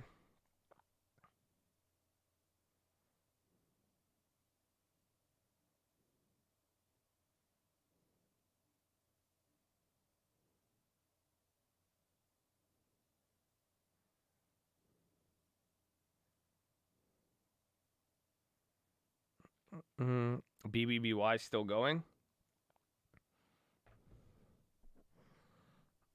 You found this Elmo toy. I found cleaning ground. You found a Tickle Me Elmo, the OG? We love it. We love to see it. Yeah, Qualcomms are nice. I think the Qualcomms are up from Friday, which is, again, it's a small move, but if those went up, I'll take it.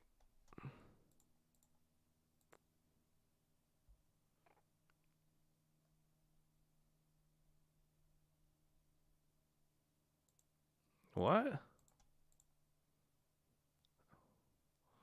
Which one am I down? Oh, I'm down on these. I was like, wait a minute. Yeah, so you got 11% on the 180s. Oh, I remember I got 2 sets of them.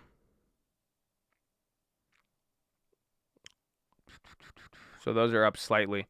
It's moving a little bit. I really like those Viacoms. A lot of people like the Viacom. That one's going to be good. Again, just decide what you want to do. Again, you really got to make the decision. Are you going to take the profits? Are you going to make it free? You know, what's the best way you're going to be able to ride the wave out?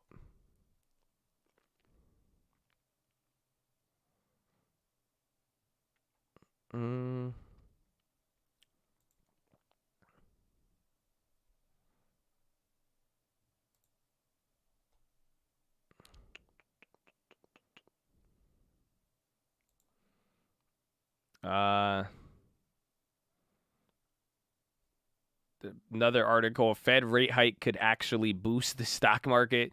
If the U.S. economy can power through the full reopening into a full-fledged upcycle, it's no secret the Fed will withdraw stimulus, but don't expect the moves to have an immediate contractionary impact. In fact, the Fed rates could add stimulus rather than withdraw it thanks to interest income, and that means the stock market could rise higher still.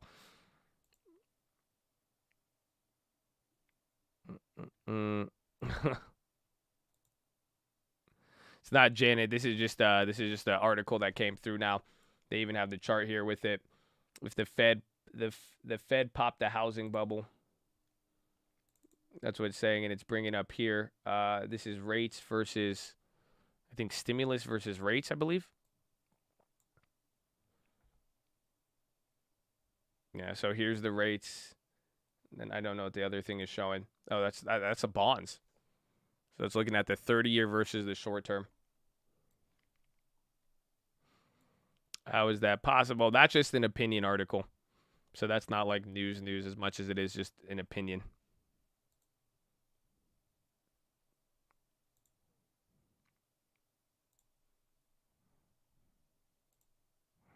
Wish pop. Watch booking. If booking could kind of come up here rest of the day, it'll be good. Wish 7%. Breaking through the high right there.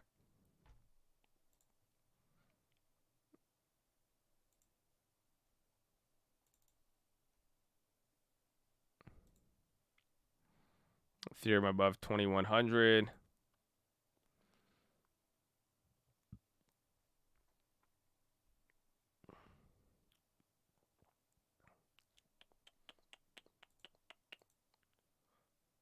What are we looking at? Jamia, YOLO, the Viacom. I wanted to see Ethereum. Yeah, Ethereum at 2100. It's up 15% now. This is good for the kids. You know what I'm saying?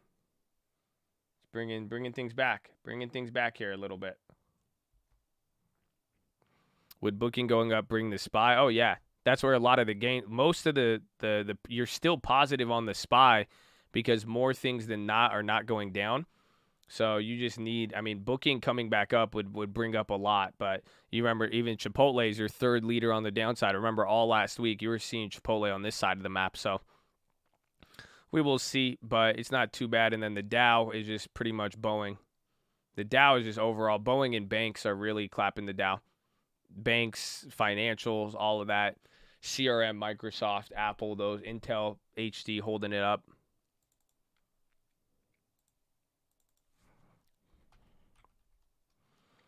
Pay me an Ether, you could keep the check. Intel's coming up here. Qualcomm new high. HD. When do we hear? It started. The conference started. I think Verizon already presented, but we haven't heard. We haven't got anything else that from there. So we'll see. But some of them are moving up already. Like Verizon's not moving, but Qualcomm, I don't think CIEN has. So we'll see. With the longer mortgage combat, if they hiked it, yeah, I would think so. And in general, it'll just ease it with demand. ASON on the low. That's weird. I don't think we could watch the conference. Otherwise, I would have it up. I think we're just going to get, I think it's a closed door conference and you're just going to get random updates. Let me see.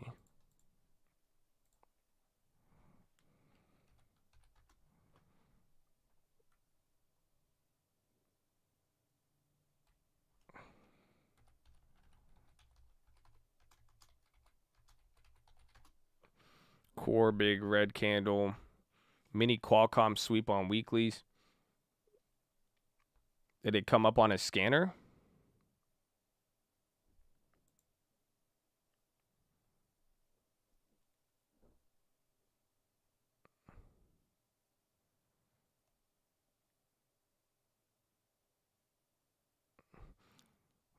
Highlights from the flow industry returns to live conferences. So it's happening. Like there's updates on it. Like you're getting, this is the world. It's like the GSMA. That's what it's called. The Mobile Congress, like Swisscom names Amazon a preferred partner. So they're just random little articles coming out here, but we haven't gotten anything else.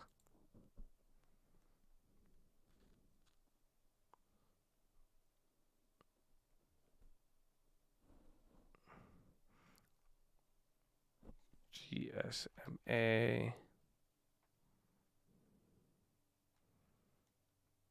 Yes, the GSMA industry organization that represents the interest of mobile network operators. Let's see.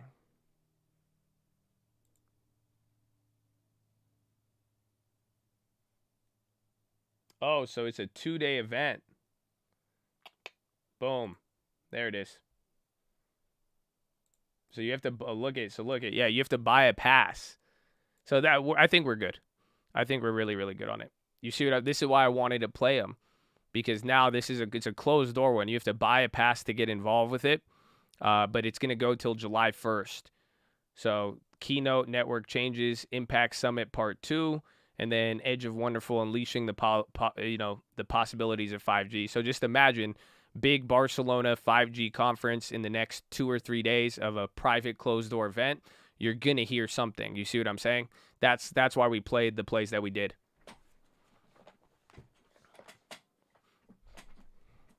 No, I made the random play, but I accidentally bought it on the long term. The Honeywell. I think they're probably down. Yep. Down today, but they're still up 44%.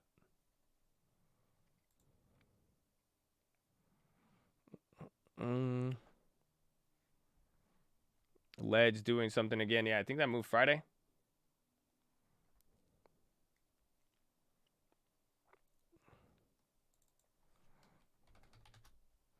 Yep, Led's is making a move. 3%. Spotify on the high. Spotify been a silent little mover there. It's coming back up. Spotify is kind of looking like Teledoc, where it's getting back up to that level. How is T-Doc? Premiums are still up on Teledoc, but it's kind of holding those levels. What am I buying with the long term? I don't know yet. I got a couple ideas. I'm kind of leaning towards some good growth because we've got we built out a lot of value, but last time we did do the Coinbase. So we did Coinbase and Altria, so we'll see. There is going to be a couple X dividends too that we could actually be able to finesse there, or it might give us an extra month. So we will see what happens.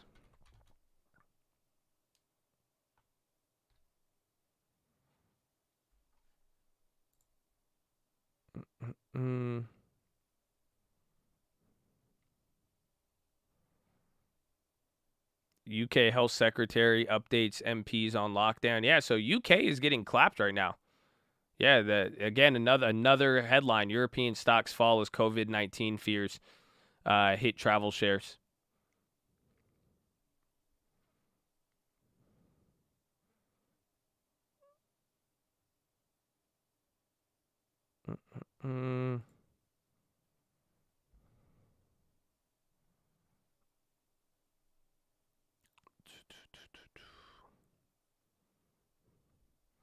Boo. Nokia had some news today. I read it earlier. I forgot what it was. They had some deal with somebody, I think. They came down. Otherwise, I'm not too big of a fan. They were one of the names brought up, though. Nokia and BlackBerry are part of the 5G conference. So we'll see.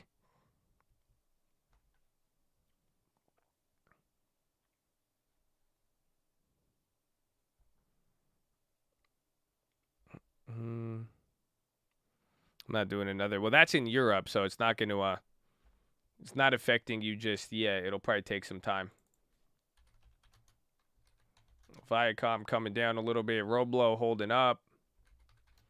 Nvidia, Micron, Soxel, a lot of the semiconductor stocks are moving.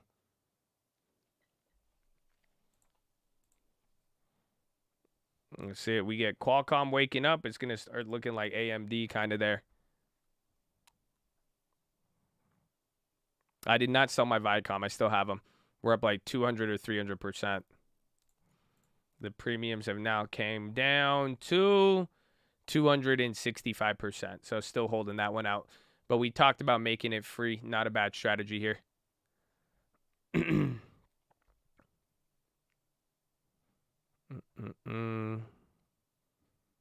JP Morgan takes 40% in Brazil C6 Bank.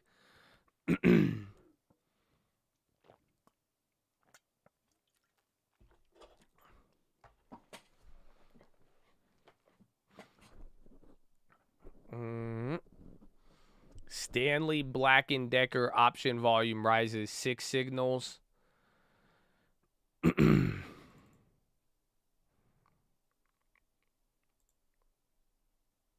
Interesting.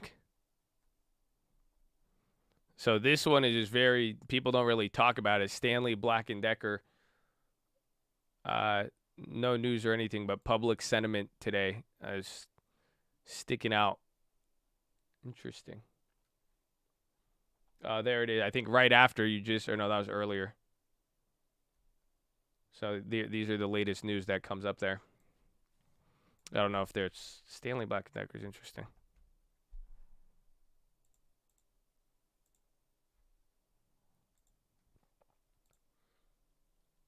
Stanley Cup.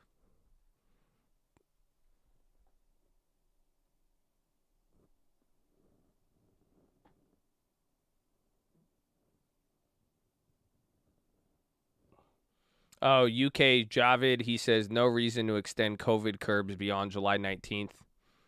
So he doesn't seem too bearish.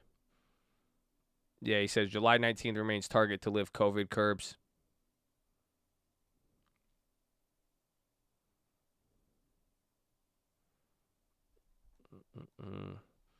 The strike, I think we got a $60 call for August on Viacom.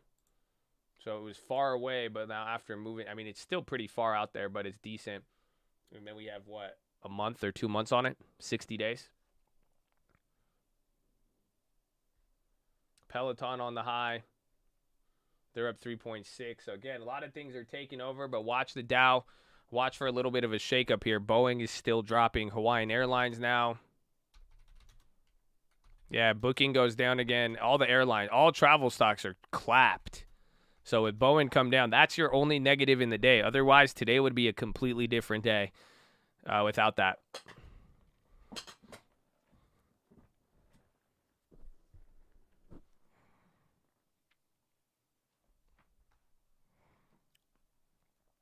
Viacom spread going up.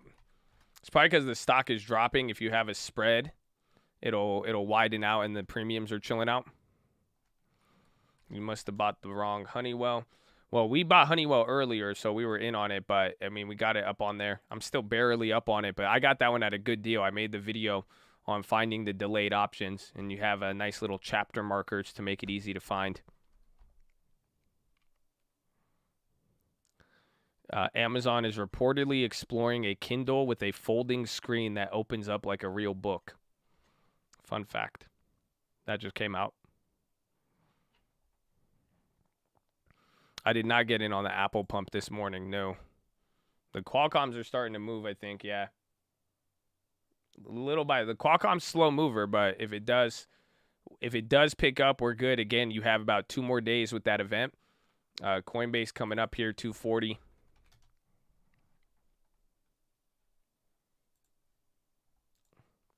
Bro, I'm so happy Ether's going up. That sucks. I have a job interview today, though. Should I cancel it or should I still? This changes a lot. I mean, it was crazy.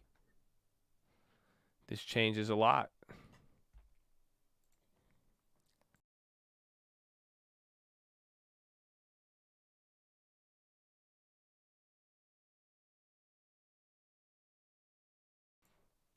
Well, yeah, because like a week ago, it started getting clapped.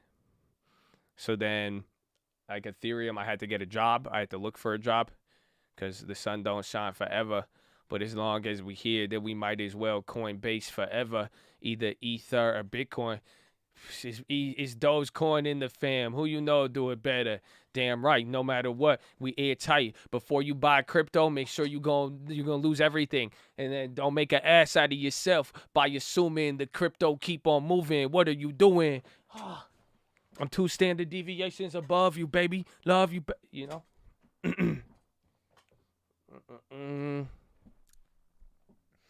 So it's good. It's good. It's good.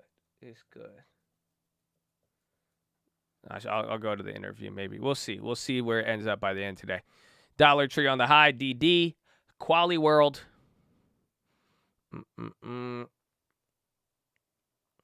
Hype in the chat, baby. We love it. It's Monday. Mondays are great. Overall, beautiful day, though, here in the market. You're getting a lot of activity, a lot of movement. The rest of the week, the news, everything, it is going to be excited. We're getting things picking up. So even though travel is the only thing weighing us down, if you ignore travel, today is very, very bullish. So don't get caught up with what you're seeing. I'm sure your portfolios are reflecting it depending on what you're holding.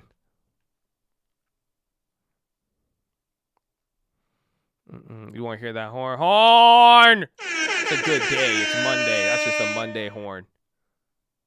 That's it, baby. 2 levels above you, baby. Hug me, baby. I'm going to get the long term, baby. Woo! Coinbase is crazy. So 8% hit my target. That's it. Now you can get excited about Coinbase.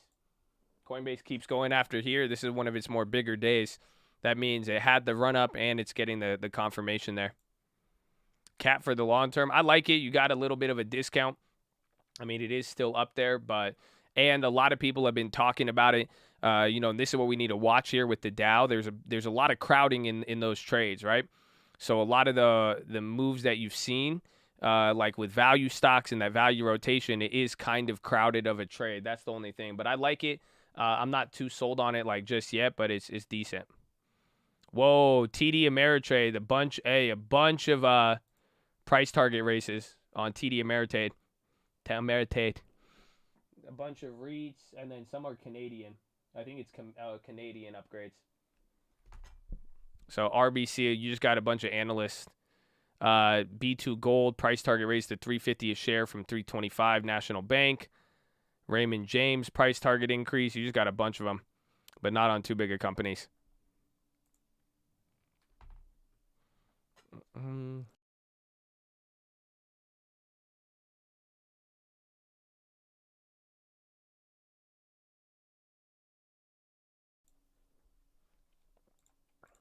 Are the Qualcomm options moving? I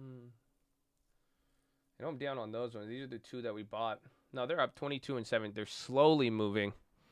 No news on Qualcomm yet, but again, it's going to be a 3-day event.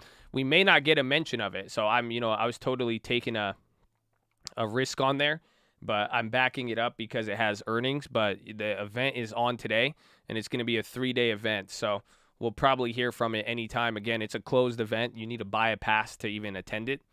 So we will see.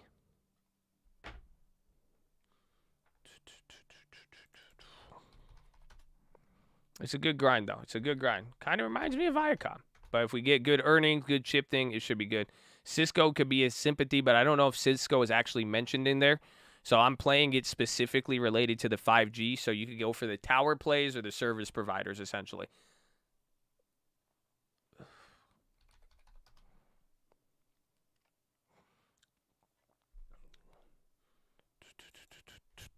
Micron, that's a semiconductor. So again, that's where it's like you have both chip makers, and then Quali World is a chip maker, but they're also part of the products for 5G. They work with a lot, even like with Apple and all that. And that's why they went down. You have to remember, Qualcomm was killing it up until the Apple case stuff.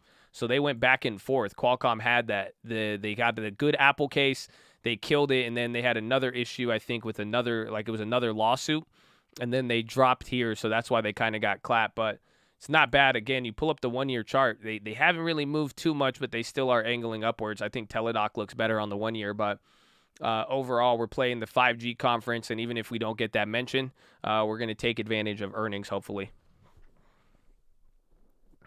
Goldman goes through second half scenarios that could lead to 17% drop or continued rally.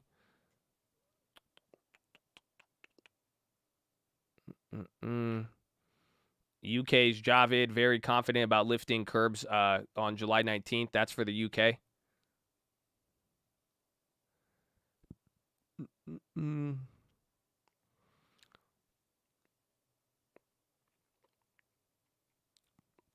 A lot of news coming in. I'll take continued rally. We take anything. We take anything we could have, It's very good. We take it little at a time, 1 day at a time, 1 week at a time. Very, very good. Very, very good. Uber down 1.5. Roblo holding up. Microsoft Dow leader. Qualcomm just jacked up there in premium now. The spreads are widening on the drop. I love it. That's one where the premiums are kind of running up into it. So even on a drop, I just noticed the premiums kind of move up there. Teladoc play was the only play I made today. I made that earlier, maybe an hour ago. It was just getting more above average mentions on the terminal. We went over the signals there, so a lot of positive sentiment. It was viewed 5 times more than normal, and then I think there was some option activity, but premiums already went up since we got it.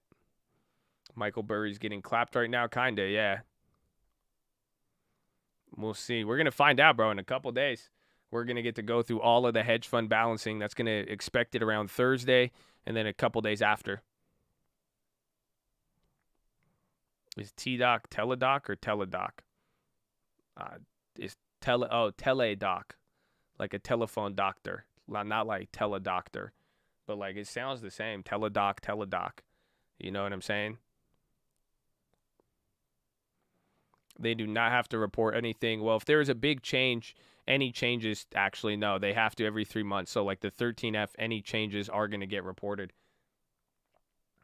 If they didn't make any changes, it won't get reported. Teledoc. I just like the Teledoc. It caught my attention. The fact other people were looking at it. I ran through the options. They were kind of cheap, and I like the value growth proposition. Take a look at the last year. You're down on 2021. Hasn't moved up in a year. This is a Kathy play. Some of Kathy's plays are falling back into favor again. So I'm just holding, riding it out here. Made a cheap play. Spent $100-something. Got more than one contract. Got time. Covers earnings. We're getting the anticipation and hype before a lot of people here, I'm assuming. So we'll see.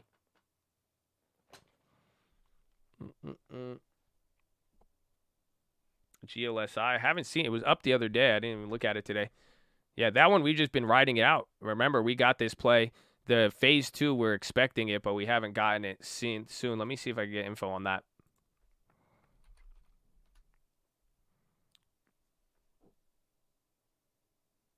Damn, there's no analyst following this?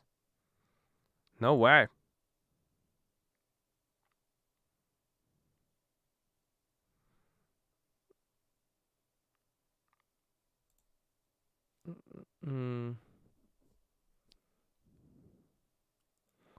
They got second quarter on August.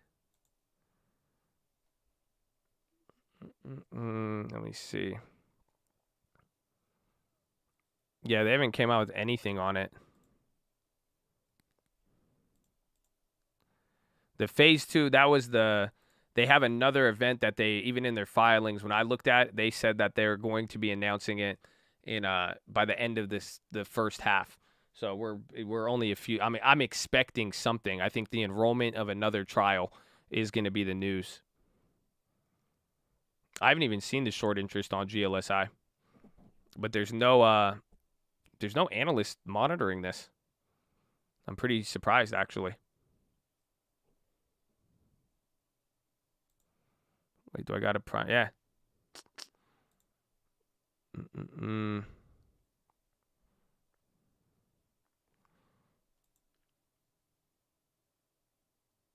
GLSI and Ocugen.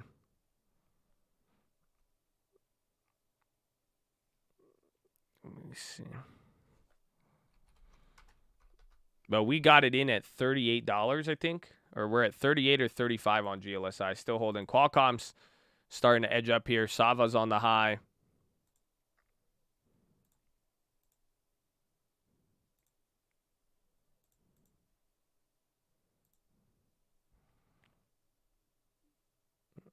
I'm checking short interest right now on GLSI.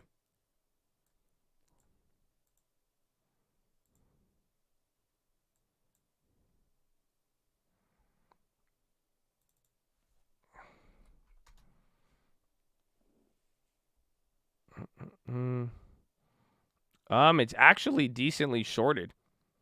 It's shorted even from, when did it have its first run up? April and March. Yeah, it was heavily shorted around there. And that's part of what caused it here. Then people covered, but now the shorts are actually increasing a little bit, but it's 6% of the flow. It's not a large amount.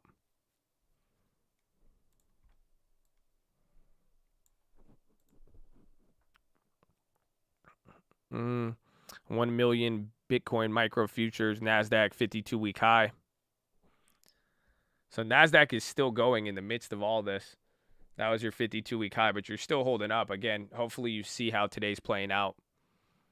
Blink 30% short of float, currently hard to borrow. Blink, blink, blink. And a lot of ChargePoint, a lot of the other EV stocks killed it today.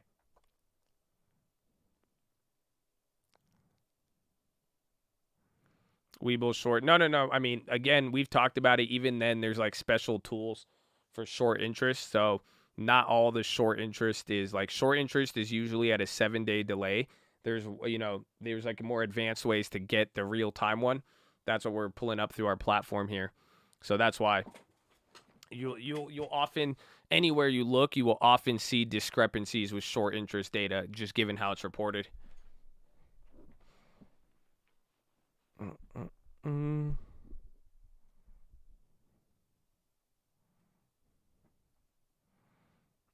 Archite is not shorted at all. Like UWMC is shorted way more. Zoom on the high, Nikolai on the high. Apple's still killing it. So today's overall very, very strong day. And then those Qualcomms inching up little by little.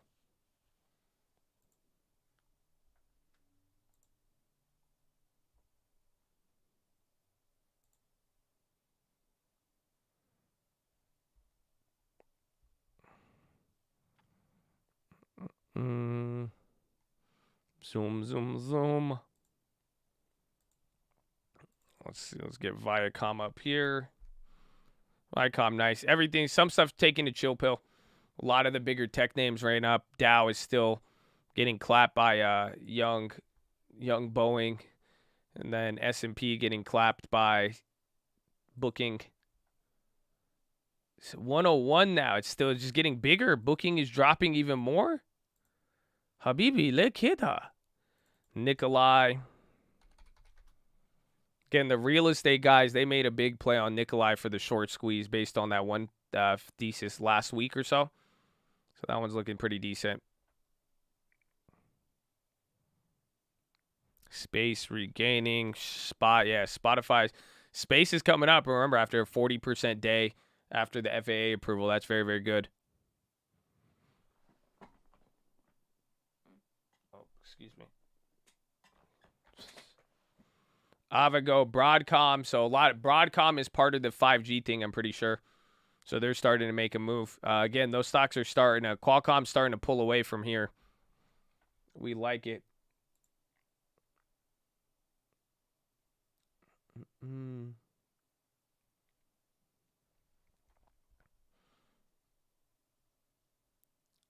Visa, Medtronic on the low. I'm just going to keep Booking up there if that's okay with you guys. Because I think Booking's just a good gauge of the market.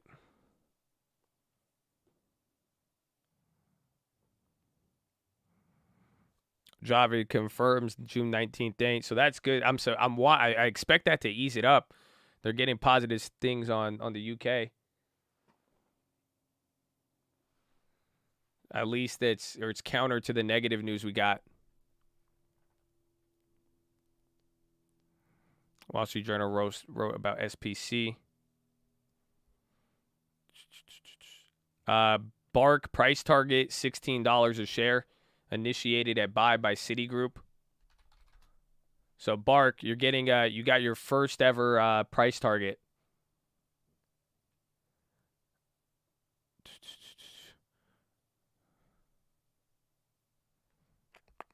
I want to see how that one plays out. Stanley Yelnats, holes. Qualcomm, I'm just going to be waiting for earnings. That's it. So, again, we're going to try to take advantage of this 5G. What is it? The GSMA? Is that what it's called again? Someone remember that for me. Is it GSMA? Yeah, GSMA. So we're playing that, and then we're also getting ready for the earnings. Zoom is on the high still. I keep seeing that one.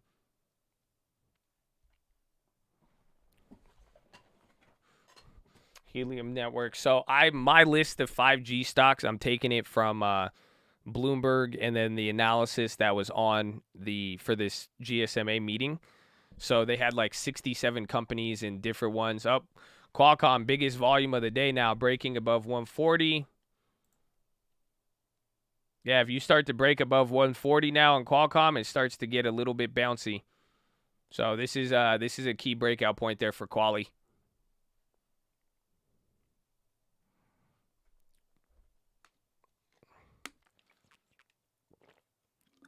Qualcomm call volume above normal and directionally bullish.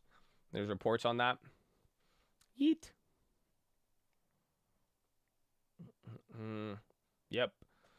Qualcomm call volume above normal. Here it is. I don't know if you can see it. This looks hella weird. This is from the Fly. Bullish option flow detected with 23,000 calls, 1.5 expected implied volatility, over 3 points to 28%, 7.2 weekly, 140 calls in August 20th, 160s are the most active positions. That's the cult, baby. That's the ones that we got. The one is that? Yeah, we got the 160s. I believe we got 160s and 180s. Put to call ratio is 0.29. That's crazy. So you don't really even have, you have more people are weighted on the call side. Earnings expected July 29th. Here's your updates from 6/8. These are all Qualcomm shares. Offered 30% upside. JP Morgan. Qualcomm price target raised to 173 at Morgan Stanley. That's from April, though. Latest update was JP Morgan on beginning of June. Well, Qualcomm above 140 is a key level.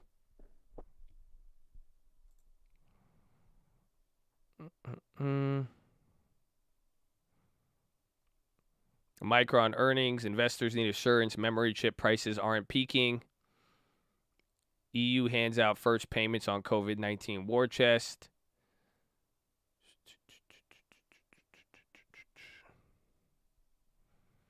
So we good. Colt volume. I mean, again, I think we just got in good timing. You know, think about it. We were talking about this on Friday.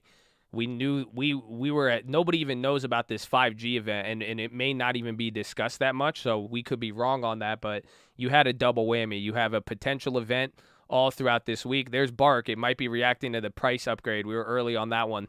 So watch out. There's Bark starting to move. That's why we have it up there. They got a price target or upgrade by Citigroup initiated at a buy at $16 a share.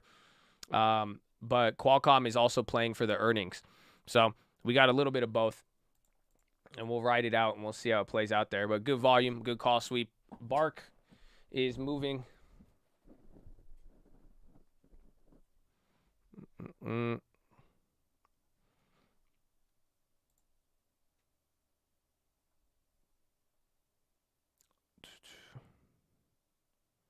So that's good. So then again, maybe our upgrade thing really is pretty fast there. I just wanted to see, because do you guys see the difference? We could get the news earlier, but you're not going to have the market. You're not going to have the market confirming your move. Does that make sense? So think about it. It just shot up another 20 cents since we called it out, or another 20 cents, right? So you're not going to get, if you're getting these upgrades earlier, bro, that was at least 3 to 5 minutes. So if you don't get that update, you're just not going to see the market move, though. So it's going to be on you to interpret what's good or bad. Double the time, half the confidence. Exactly. Exactly. That's exactly what it is. So it is good, though. I mean, think about it with some of these options. So I'll keep monitoring those now that I know that I found the right scanner for it. Yeet. There's still a lot, though. You're getting a lot. And then there, Ferragamo. See, Jeffries just cut the price target on Ferragamo to 18 euros. So it's bringing me foreign shit, too. That's why there's a lot to sift through. That was solid. Bro, look at that. So I didn't make the play on it, but you got the call out here if you've been listening. Pretty cool. Good Monday. We love Mondays.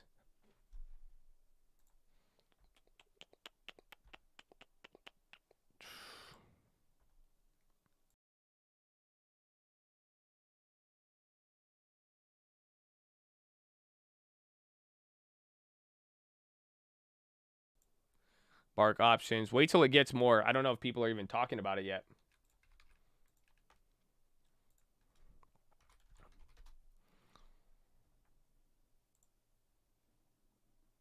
Yeah, so now people are putting it out.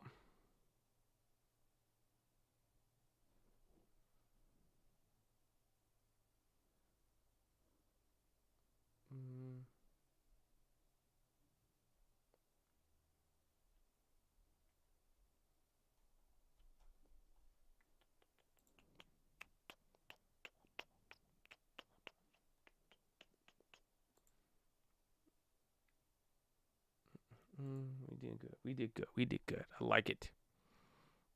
Cambium Networks. I think they might have got mentioned. I don't know too much about them, though. We'll have to see. NVIDIA 801. Bark above Ted. NVIDIA's lit. Valander did good. What was the other one? Viacom. And then Quali World stay up. Quali World good for us, you know. A very good Quali World. So AMC's moving. There's BarkBox again.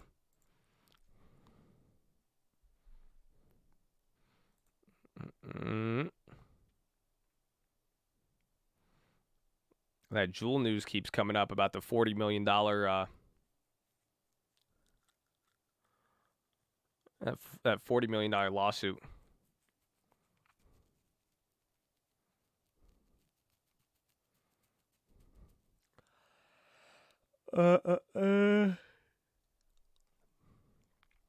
Nike, FedEx price target raised. I don't have confirmation on that. Yeah, Jewel, Altria, BarkBox is still going. That was just cool.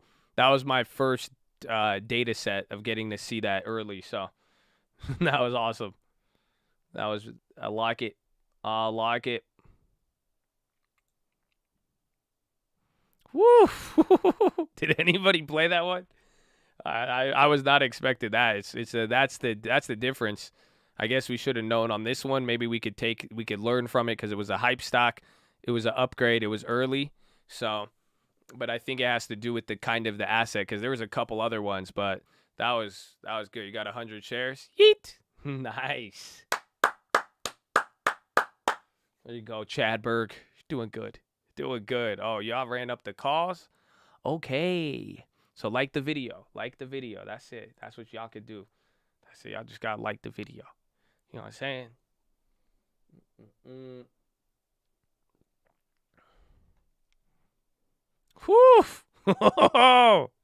That thing's still going. So there you go. Now, so that at least we know now where to be watching, though, with some of these upgrades.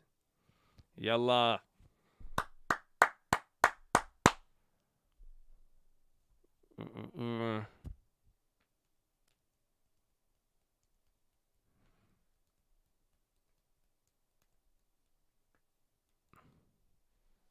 It's very good. It's very, very good.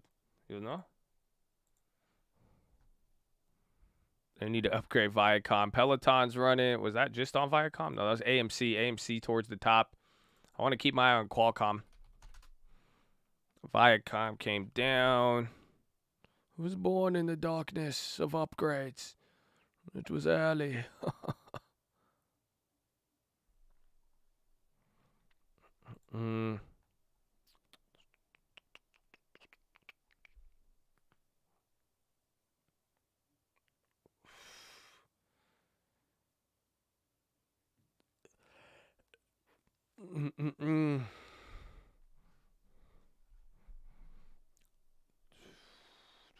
So it gets good, though. At least you guys see with even when we do get quiet here for a little bit. That's why I have to just scan a lot more news.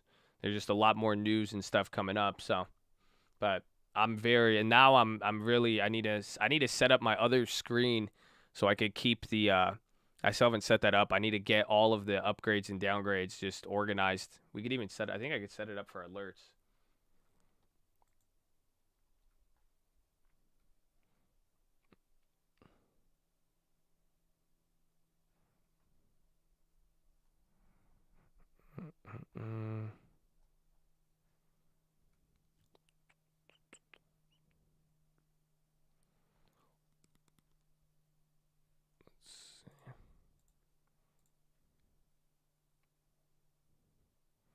No, we haven't got anything on the what's it called? Nothing from the again, we're gonna hear over the next few days with the 5G conference, but at least Qualcomm catching up with some of its peers there. But Intel and some of the other chip makers are really, really leading. Qualcomm's kind of moving like Micron. I still have those old berries. We made them free.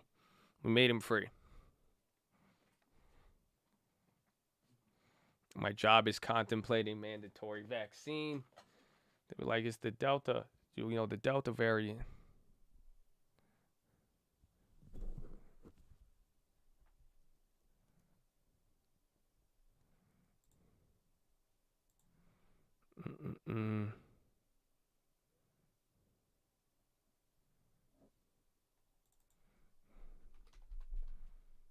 Spotify's going up. What was I going to look at? There's one more. Tom Barkin. Richmond Fed. Barkin is speaking. Shit. And then White House. Do you guys want to see it?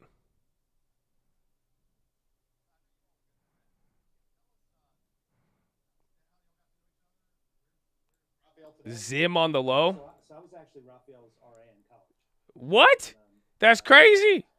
Yo. I think I did pretty well. But he was Raphael Bostic's resident advisor in college. And then it turns out when it turned from remote to... That's crazy. He's actually canoeing in the Okefenokee Swamp. So he had a vacation, and we just couldn't make the logistics work. So I thought I'd stand in. I do say before I say... So this is Fed Tom Barkin. I say is inflation. He's at the Rotary Club of Atlanta. I don't know if you guys want to listen to it or no. But Raphael has given me latitude to say anything I say today is actually his thought. So, well, our thoughts are with Raphael. Yeah, Zim dropped 10%. I don't know. Yes, no? Need him. Now, he did say that you are a real road warrior, that you have really raised the bar on what the Federal Reserve governors and presidents do. Okay, we'll listen for a little bit.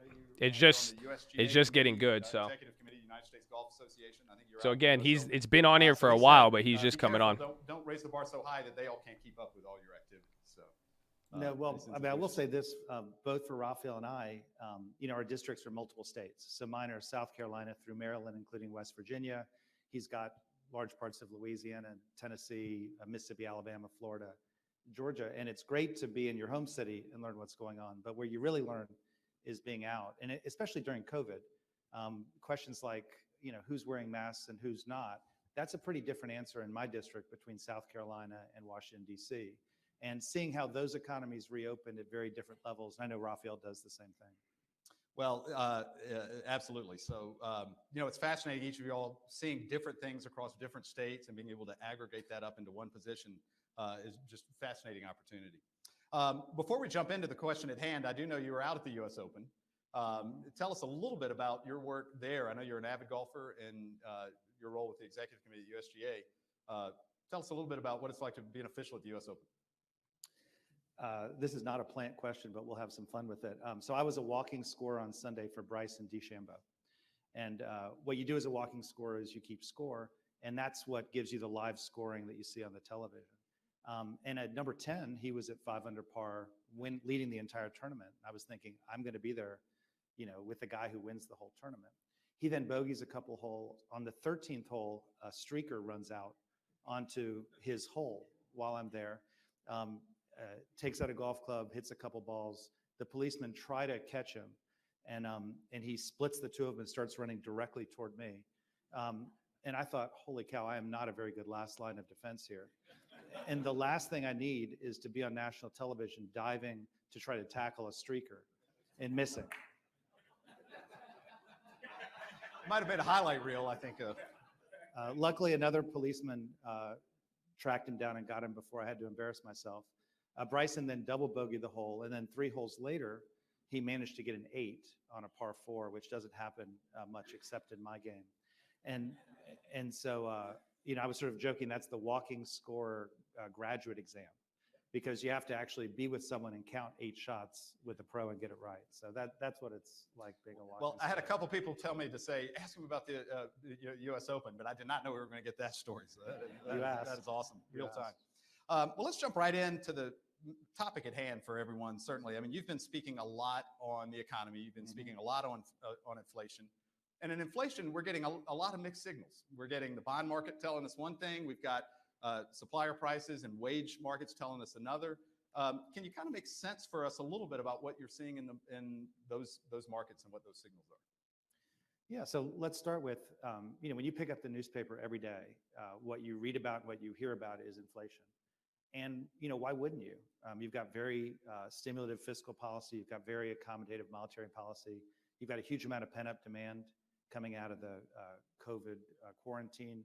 You've got real supply chain issues in almost every industry, not just materials, things coming from overseas, but also labor, and you can't get people back to work. Commodity prices are up, and so that feels like the essence of inflation. Of course, if you look at the last 12 months this is the PCE price index, which we watch, you'll see headline was about 3.9%, core was about 3.4%.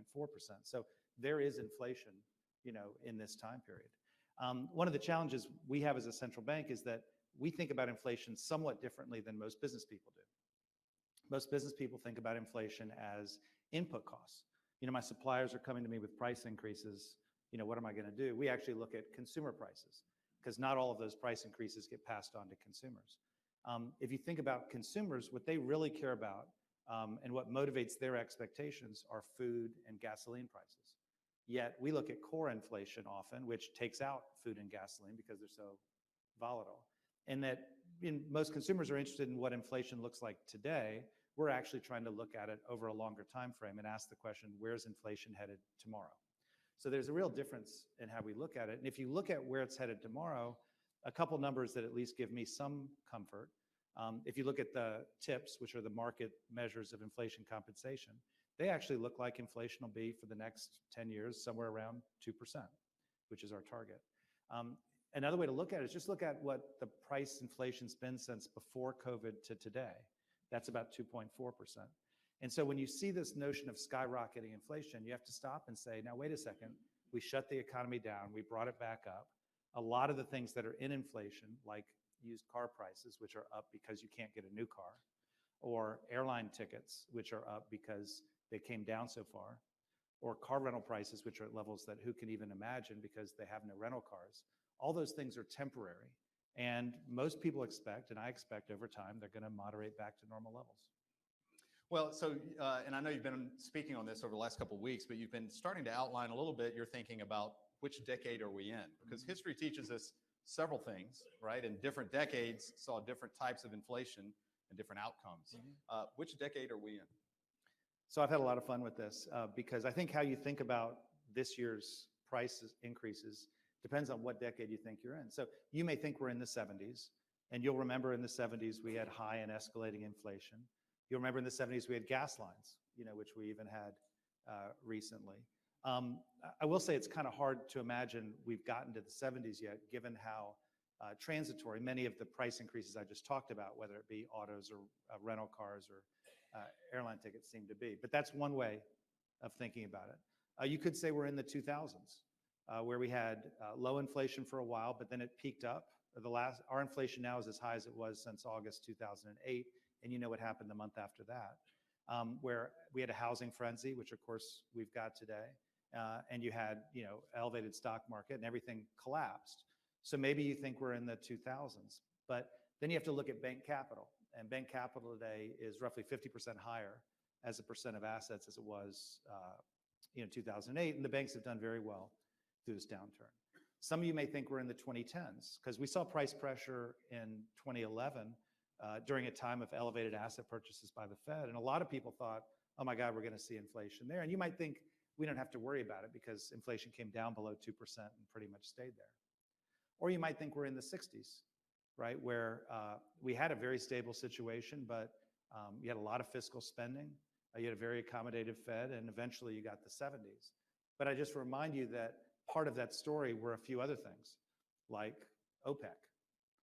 There were a few other things like wage and price controls. We actually stopped pegging the dollar to gold during that period. You had a pattern bargaining arrangement or situation where you had very high percentage coverage of unions, and their wages were indexed to inflation.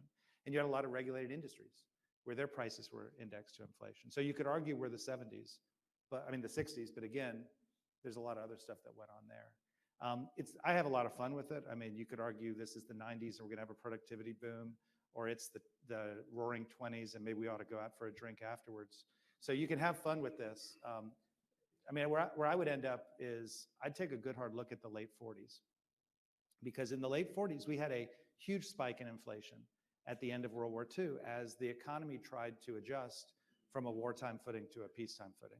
And it feels to me the same today. We're just trying to adjust from a wartime footing, the war on COVID, to a peacetime footing. And I just say, I knew it was strange when we shut the economy down, but who knew that it would be hard to reopen the economy? I mean, who knew that it doesn't just make sense to shut auto plants when you're in the middle of a pandemic, but you'd also shut auto plants at a time of the greatest auto sales that they've had in 15 years. Who knew that theme parks would be running 3 days a week, because they couldn't get labor? I talked about car rental earlier. So who knew that reopening would be as hard as it's been? But it's been that hard, and I think we're just going to have an adjustment period to get to the other side of it. Well, I was going to ask you which decade is it? It sounds like a coin toss, but then so you've answered. And what happened after the 1940s was an incredible period of boom. Certainly we hope that pent-up demand and the short-term issues we're dealing with leads to another period of boom. So, hopefully history does rhyme in this case. It'd be good to avoid the Korean War and some of the other things that came. Some of those other issues. I'm sure there'll be other things, but pick and choose the various decades. When you think, so there is that debate about, are we at a is inflation temporary? The market seemed to have started to. This is Fed barking. You are going to get a couple more Fed speakers. He's speaking at the Atlanta Rotary Club. This is what it looks like when a bunch of rich people pay the Fed a bunch of money to come have him speak. But the Fed, he hasn't said anything for the market yet, but it's key. And prices are going to come down. I think there's going to be a period where the numbers actually go backwards rather than forward, and that won't be any more real than the supply chain shortages we're seeing now. But how long those supply shortages will last, we don't know. And importantly, what happens to expectations in the period? Are those of us who are used to increasing prices 2 or 3% a year in line with whatever our industry or sector protocol is, are we going to start doing that twice a year? Are we going to start doing that 5 or 6%? That's what happens when inflation escalates, and lots of us in the room do remember that's what happened in the late 60s and 70s. NVIDIA taking over Amazon as the leader for today. I do think that's why you're seeing in Washington some sense that additional fiscal would need to get funded. I think that's why you're seeing the Fed starting to discuss the normalization of policy. So, and when you say inflation might go backward, you mean a lower rate, not necessarily negative, right? Or well, I mean, by math. When you look at the inflation numbers, they do month to month. So if car rental, I just do this because I tried to get a car in Traverse City last week and couldn't get one. But if it was $400 there, it's not going to be $400 forever. Yeah. And so when car rental prices come back down to 50 or 70, that's going to look like negative. It's going to be a deflationary, not inflationary. Right. Well, it'll be an interesting headline to read about then. I guess, but the risk, of course, is embedded expectations. Right. So right now, the math makes inflation look higher than it is, but we are seeing, pricing pressures. We're seeing wages the highest it's been in 18 quarters, or something like that. We're seeing producers build in expectations about higher pricing. So how do you manage the risk of embedded expectations that make inflation persist more than you expect? Well, I think, so first of all, wages are up, but they're just up sort of the way they were in 2019. So it's not that we've hit some, level like the 60s. I think it is something you've got to watch very carefully. And businesses. This is actually a good conversation. If you notice, he's talking about every single decade that we've brought up. He's talking about every single decade that you've seen inflation. So it's kind of very interesting as there's still some news going on, but I'll call out anything. From a monetary policy economist standpoint, this notion of managing expectations is a critical part of policy. It gives you the freedom to conduct policy the way we've been doing it if people stay embedded. And when I talk to businesses, what I'm constantly asking is that question. Not what are you doing to price this year, but how are you thinking this is going to change next year? Do you think the protocols of your sector or your industry are going to change because of what we're doing? And so far, I'm not hearing that in any kind of mass. I hear people hearing a one-time change as opposed to but you've got to watch it, and I certainly am watching it. So I know you're out talking to many CEOs and business leaders, civic leaders. Do they seem to be thinking along those lines then that it is temporary, a one-time event, or what are they saying? It totally depends on what sector you're in. Certainly the folks who are in construction, who have been hit pretty hard by lumber prices, by steel prices, by availability of workers, by incredible demand for housing. they're seeing prices increase, and their concern, I don't know how to put this, it wouldn't exactly be inflation. Their question is, at what point do people stop buying? At what point do prices get to a level where people back off? That's what you'd hear there. You could go to healthcare, where I see Claire over there, education. I don't think people in education think, we're going to a 7, 8, or 9% inflationary environment. Those are big parts of the, economy too. So I think you have to go sector by sector and see what they think. Yep, absolutely. Well, so we've been through a historic period. The economy is recovering. So let's talk a little bit about that and what you're seeing now. I mean, obviously, employment, strange times, right? I mean, in some sense, we've got unemployment at 6%, which has come down, I think, lower than a year ago. I don't think most people would have expected that number. And yet at the same time, unfilled jobs are very high. So companies are having a hard time finding people, and we still got 6% unemployment. And we're still well below the employment levels we had pre-pandemic. So what are your thoughts about where we are with unemployment? Yeah, so a couple numbers, unemployment rate's 5.8%. There are 7.6 million fewer people employed today than there were in February 2020. And everybody you talk to can't find workers. I mean, it's a mess. And in particular, this is, again, he's giving you a way more nonchalant talk about everything than Powell. Just think about what he's saying. That these vaccines would roll out as strongly as they have and been as effective as they have. How could you have, as a business person in January, planned for this kind of demand in April or May? So maybe you could blame some of it on that. Another thing you could easily talk about is parents who are home with kids, primary caregivers, saying, well, I've still got to be home with the kids. The camp's not open or whatever. That's another piece of it. We've had a surge in retirees. Retirements this year have been 3 times the normal pace. So that's another set of people off. And of course, you've had a lot of extra savings in people's pockets as a result of the combination of stimulus checks, unemployment insurance, and suppressed spending during the crisis. And so I think it must be the case that you've got a bunch of people on the sidelines who have the funds to be choosy and to see if I can't get a better job, or maybe wait till September to get back in the workforce. You're getting updates on Biden's spending bill right now. Which is, at what wage do you need to come into Biden the workforce? and McConnell. The New York Fed actually does a metric of this, and it's increased like 25% in the last year, according to this metric. And when you think about it, it makes sense. I mean, we didn't pass a $15 minimum wage, but we talked a lot about a $15 minimum wage. At the same time, you've got Amazon and Target and Chipotle and McDonald's and a lot of big name people raising their wages, and they either are raising it to 15 or they're raising it to an average of 15, which is a cute way of, using the same number and getting there. And so if you had an $11 job, why would you take it? Why wouldn't you take a couple more weeks and try to find a $15 job? So I think that is what's happening actually at some breadth in the economy. And I've called it a clog. It's sort of clogged. Now, presumably, hopefully, by the time we get to September, it's getting summer's stuck, over, the people clog. back in school. I think you'll see the workforce expand again, and we'll start to fill some of these jobs. But that's when I describe a 1946 economy, that's what I'm talking about. It's constrained today. Think about people coming back from Europe after World War II, but eventually they'll be in the workforce, and when they are, hopefully it'll open up again. Yeah, that would be great. Well, so as you see people returning to work, and what we're learning coming out of the pandemic, is the composition of the labor force changing in a meaningful way, or maybe share a little thoughts on that? Well, I mean, we've got as a country a demographic challenge, and most developed world countries have this. We're actually better than most. Fertility has dropped, and so growth of the workforce has dropped. My generation is Lyft retiring, just got an option and the baby alert boomers with call disproportionately volume. leaving the workforce in ways that aren't fully replaced. Immigration, which was a big support to growth for many, many years, has slowed.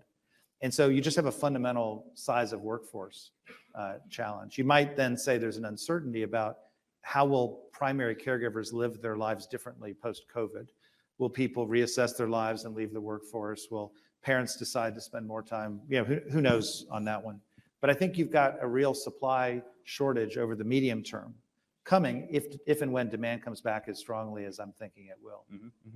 And I know Raphael's talked a lot about inclusive growth and the Fed's commitment to that. Maybe just give a quick overview of what you are doing there in that regard. Well, again, just to ground it in a couple numbers, the best way I think to look at inclusion in the workforce is employment to population of prime age workers. What percent of prime age workers are in the workforce? And what you find is in most suburbs and prosperous parts of cities and exurbs, that number is 10 to 12% higher than it is in most rural areas or in most inner cities. So prime age workforce, you've got 10 to, think of it as 72% versus 60% employed and in the workforce. And so on the positive side, that's a huge opportunity, right? Because if we could get those folks into the workforce, that helps solve some of the growth problem I was just talking about. On the other hand, it's a real dichotomy that we've got to spend time working on. In our district, we have a lot of small towns. And so we've put a lot of investment into this question of what's happening in small towns that isn't happening in the big cities. No surprise, a big part of it is education. No surprise, a big part of it is health and addiction. But there's a pretty interesting second order set of things I'll put around isolation and connection. If all of the banks and all of the hospitals have left your small town, why would you ever aspire to be a banker or a doctor? Right. And I think there's a real opportunity to sort of bring, and maybe Bro, I love barking. I love with him. that to help bring This is better dope. connections to jobs, to careers, to prospects, to people in the smaller towns, and I think equally in the inner cities. Mm-hmm. Absolutely. I want to make sure you're good. Since we got started 10 minutes late, we may go 10 minutes late. Are you good past 1 o'clock? We're coming up close on that. Oh, yeah. Totally. Okay, good. All right, great. He said, run it, two bro. more questions from me, and then we will open it up to your questions. And you can ask Tom, and I think we may have a way of doing some online questioning too. So we'll get to that. One thing, so productivity has been something that is a big influencer of inflation. And for the last 20 years, productivity has kept inflation at bay, or at least played an important role. Does that continue? What are your thoughts about how productivity continues, and is that a key variable for managing inflation? Sure. I mean, and again, ground you in the numbers, we had very strong productivity, into the 90s and the early 2000s. It really took a step back for the next 10 or 15 years. And it's hard to know because these numbers are revised all the time. But over the last 2 or 3 years, it looks like it's started to come back. And certainly the stats from the last year would suggest it has. I just point to, we have a great culture of innovation in this country. I think that continues. You can't hang out with your kids for 10 seconds without seeing the amazing impact technology is having on, well, it's not making them more productive, but that's another issue, on what we can do in society. And look at what we've just been through with COVID and what we can get done. So I think there's a real opportunity there. The lesson of the 90s was, though, because, personal computers came in the 80s, we didn't really see the productivity till 10 years later. What does it take to make us more productive? How do you train new technology? Artificial intelligence is the same thing. Not just how do you implement it, but how does it get implemented in a way that you actually can get the results on the back end? And I could imagine we're all going to go to hybrid. I appreciate those of you who are videoed in today. Will that work? Will it be more productive? Or are we going to end up having meetings 2 or 3 times? I think there's a lot of uncertainty about where this is going. I know that technology will make us more productive in time. I just don't know how fast. Right. Well, speaking of innovation, you open the headlines, it's either about inflation or it's about Bitcoin. And we don't have to talk about Bitcoin, but let's think about digital currencies, because it does have a big influence over the next 20 years about, the payment system you're overseeing. So how do you think about the world of digital currencies, and how does that potentially change, or when does it change? How does it dislocate? And you only get 2 minutes to answer. The system that we have in place today. I mean, just broadly. Okay.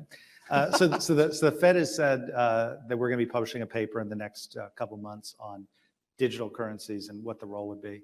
I think, and so I won't try to front run that too much, but I will say that we already have a digital currency, in this country. It's called the dollar. I've got 40 in my pocket, and I've got a lot more in the bank. And so, I pay things by Venmo. I pay my bills online. We have a digital currency. So if you're going to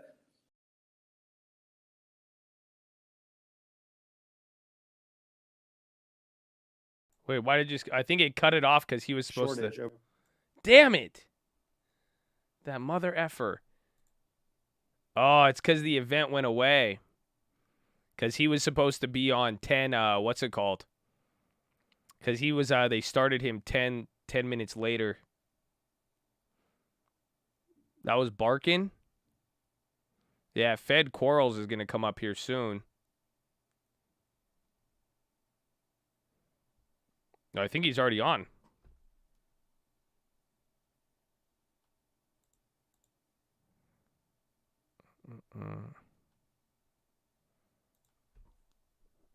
It's not coming in. 12:13. Yeah, so it should be Fed Quarles should be speaking now. Damn, bro, that was a good call. Yeah.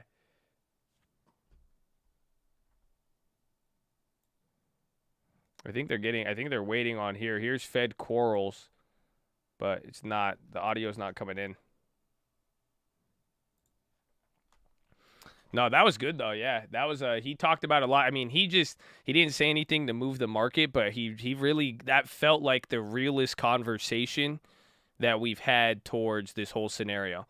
Like, yeah, bro, even with what he said with the digital dollar, that was great. I didn't even think about that. He said, bro, he just said we have a digital currency. He said it is called the dollar. Y'all don't feel me. That's heat. That's heat, bro. That sucks, though. I don't know why he disappeared off there.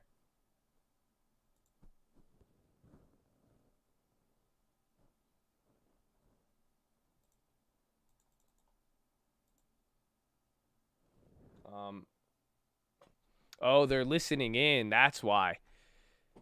Oh, I think so that's why it's muted right now. So we have another Fed speaker coming up. If you guys want to listen to it, you just have to wait till what's his name goes away. Again, we can't get the rest. I don't know. That's just a technical thing.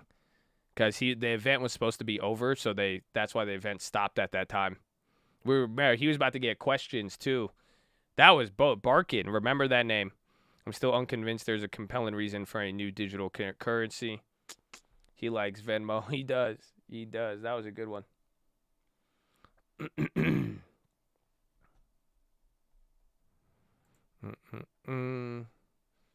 We could probably find the rest of it if we want to watch it. Yeah, Barkin is now my guy. I like it. That was just a very good, like I said, it was just very straight to the point, but it seemed like a real conversation.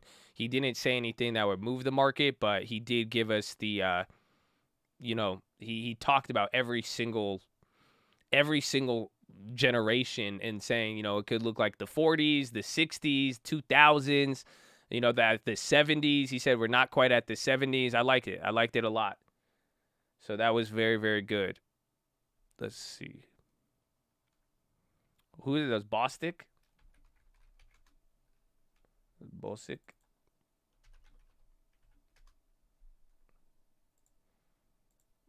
And he's the Atlanta Fed chair, I think. No. Bradley Frizzle in the peach, baby. On. Amen. Woo. Amen. We're going to have to see. Is the job interview on? I mean, Ethereum's still holding. We'll see. We'll see. But SPY's coming down. Again, we have, we know where most of it's coming from. Booking is still down 100 points on the S&P. NVIDIA is picking up this slack. Amazon went down a little bit. Dow Jones, Boeing bounced a tiny bit, but it's still weighing here on the market. Microsoft's your leader, but Boeing is pretty much the size of the first three as far as the Dow is concerned. So, again, you still have a lot of strength throughout the market. You just got a couple the travel stocks, the Delta variant, that's been scaring people. Italy reporting COVID cases. It's not that bad, though. It's coming out right now.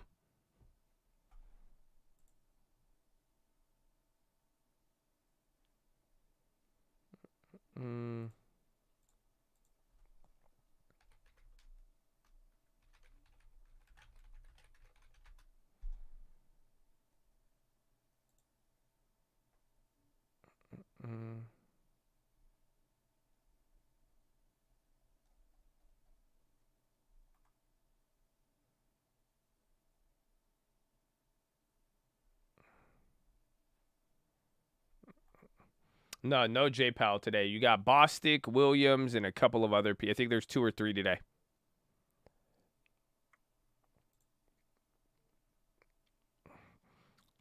White House preps order for agencies to consider antitrust. Again, Biden was even, or Jen Psaki was talking ALLO, Allergen Therapeutics, up 11%.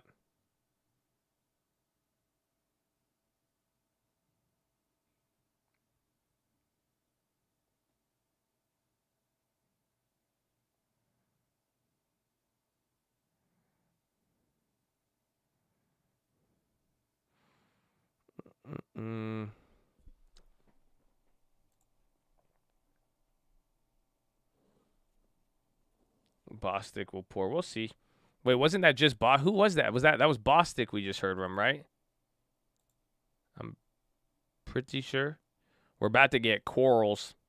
And then the GSMA as well, too. That is the 5G thing. Oh, my God. It's already 10? Holy crap. Yo, did y'all realize that? Uncle barking. Yo, did y'all see the time?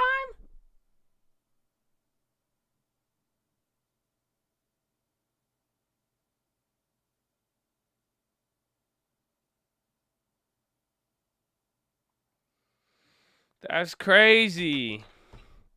Bro, we were getting Bostic. That's why. That was great. Wow. Today, it feels like a Monday, huh? Feels like a Monday. Feels like a Monday. Because this day is flying by. This day is flying. I cannot believe it is already 10 a.m. Holy crap. Come on. Are we going to get... We got Quarles. I got Quarles queued up.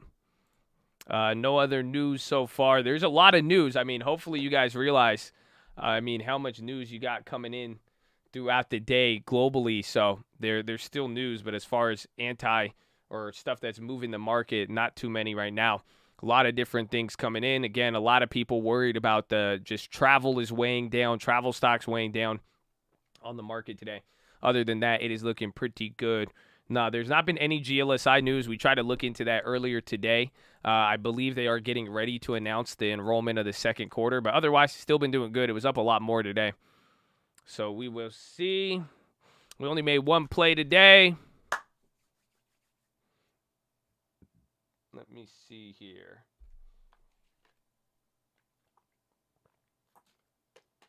Let me turn on the AC for a second. Get ready.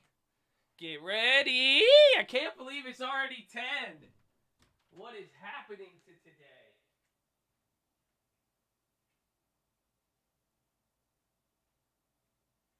What world are we living in? Woo!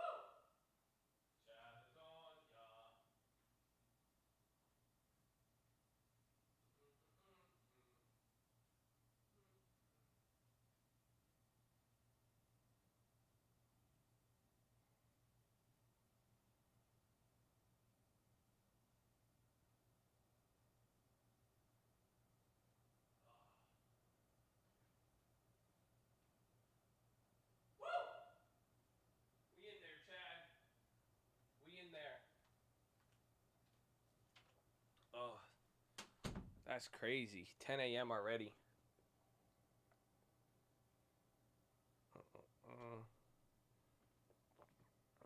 So Spy making a move right there. Let me still go potty. Please hold. Let me get ready.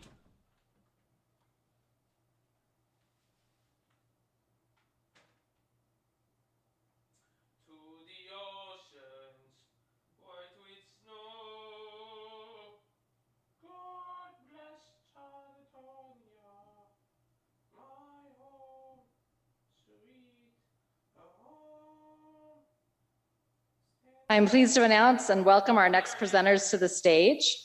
Randall K. Quarles is a member of the Board of Governors of the Federal Reserve System with a term ending January 31st, 2032. He was sworn in as Vice Chair for Supervision for a 3-year term ending on October 13th, 2021. Mr. Quarles is also the current chair of the Financial Stability Board. Prior to his appointment to the board, Mr. Quarles served in a number of positions at the Treasury and was founder and managing director of the Sinosure Group, a Utah-based investment firm. Before founding the Sinosure Group, Mr. Quarles was a partner at the Carlyle Group, a private equity firm based in Washington, D.C. He is joined on the stage by Harris Simmons, chairman of Zions Bank. Harris is also a former chairman of the UBA, as well as the ABA, and is also a recipient of the UBA Distinguished Banker Award. Please join me in welcoming Governor Quarles and Harris Simmons to the stage.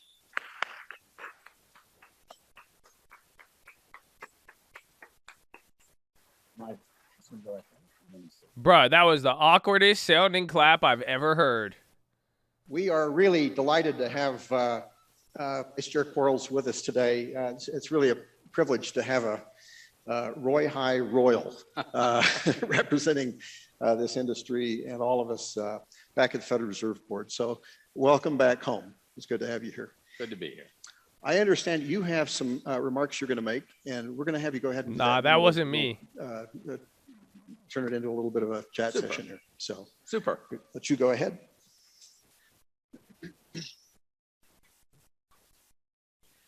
Super. Well, thank you, Harris, and thank you everyone for having me here. It's SPY volume picking up now. Low ticker is moving heavy. So I have been reflecting recently in connection with this speech on America's centuries-long enthusiasm for novelty. Now, in the main, that served us and the world well by making America the home of so many of the scientific and practical innovations that have transformed life in the 21st century from that in the 19th.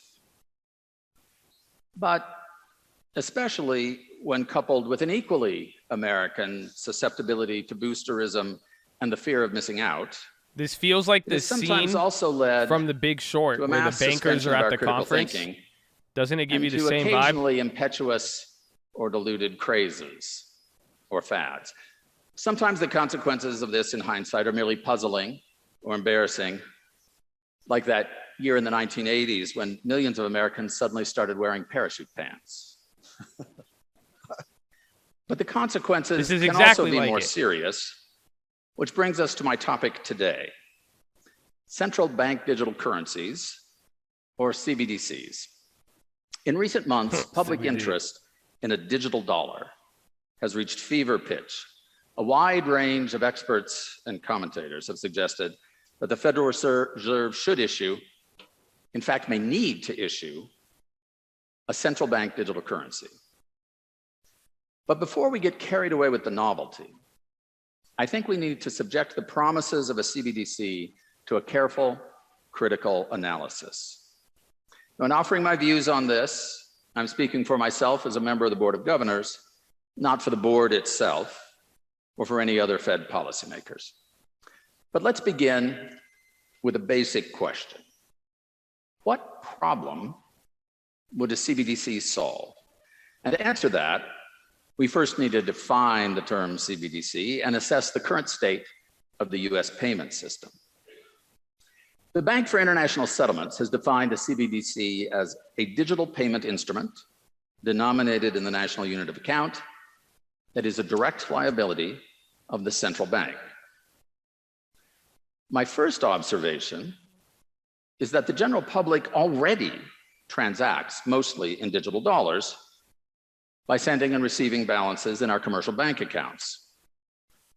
These digital dollars are not a CBDC because they're liabilities of commercial banks rather than the Federal Reserve. A lot of low activity here. Importantly, however, digital dollars at commercial banks are federally insured up to $250,000, which means that for deposits up to that amount, which means for essentially all retail deposits in the United States, they are as sound as a central bank liability. The Federal Reserve also provides digital dollars directly to commercial banks and certain other financial institutions. Federal law allows these financial institutions to maintain accounts with and receive payment services from the Federal Reserve. News, Kim Kardashian's Balances in brand Federal Reserve accounts is the serve a official vital undergarments stability for the function Olympics. by providing a Fun safe fact. and liquid settlement asset for Breaking the US right now. economy. To summarize then, the dollar is already highly digitized. The Federal Reserve provides a digital dollar to commercial banks, and commercial banks provide digital dollars and other financial services to consumers and businesses. This arrangement serves the nation and the economy well. The Federal Reserve functions in the public interest by promoting the health of the US economy and the stability of the broader financial system, while commercial banks compete to attract and effectively serve customers. So given the existing digitization of the US dollar, how would a central bank digital currency differ from the digital dollars we use today. The key distinction is that when most commenters speculate about a Federal Reserve CBDC, they assume that it would be available directly to the general public, directly from the central bank. Now, a CBDC of this nature could take different forms. One is an account-based model, in which the Federal Reserve would provide individual accounts directly to the general public.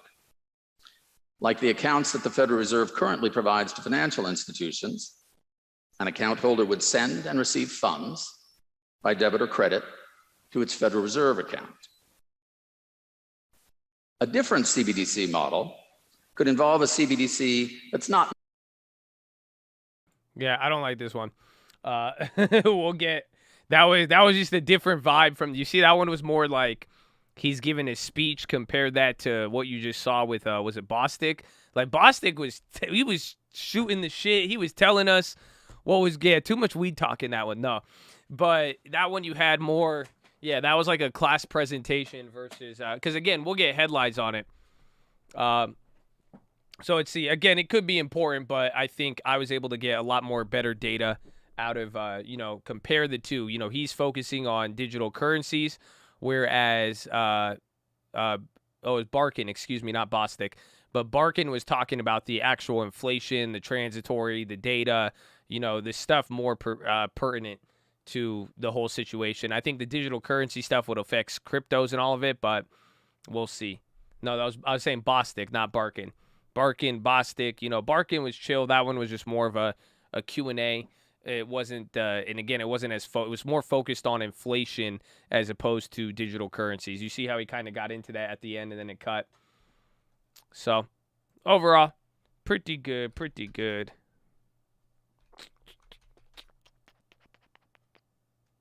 White House news briefing, Randall Quarles. I think that's it. And then you got Biden later tonight. You just watched the conferencing. Mm-hmm.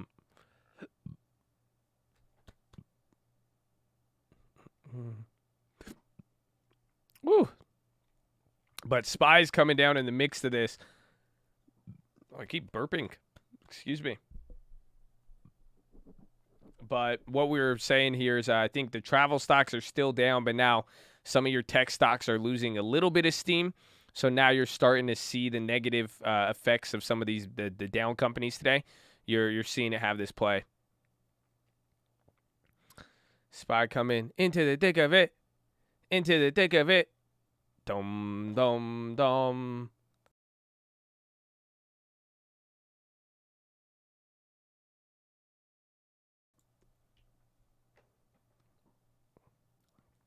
Biden meeting with voting rights activists on Monday. That's what Psaki says. So Jen is still talking right now.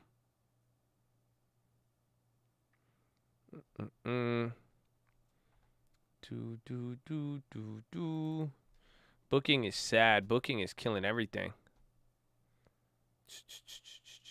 Put him back on. I got something even better or worse depending on how you look at it.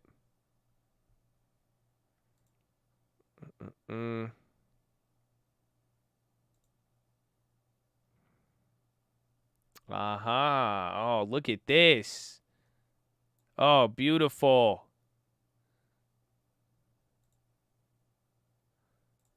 Hold on.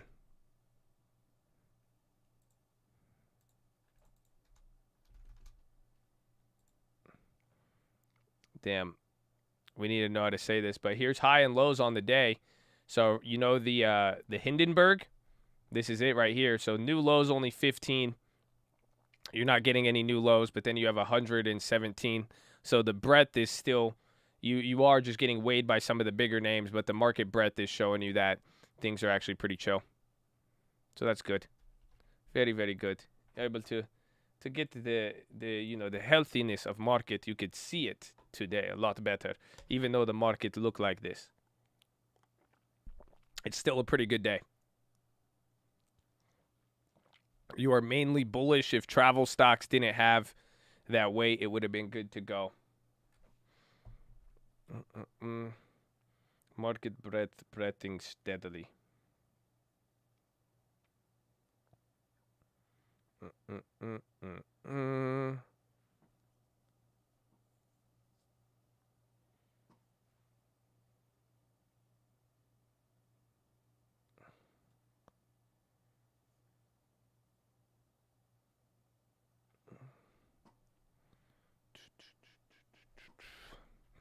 I don't own any airline or cruise stocks, no. AVXL on the high.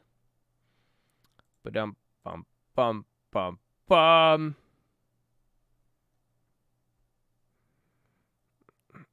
So a lot of mid-market updates here. Middle of the day. Today's moved by fast.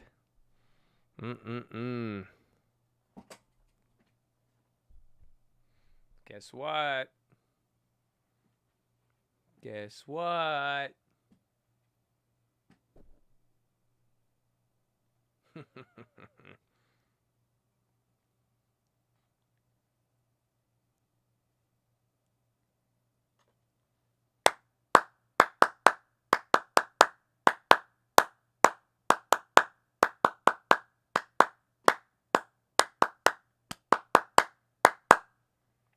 Woo!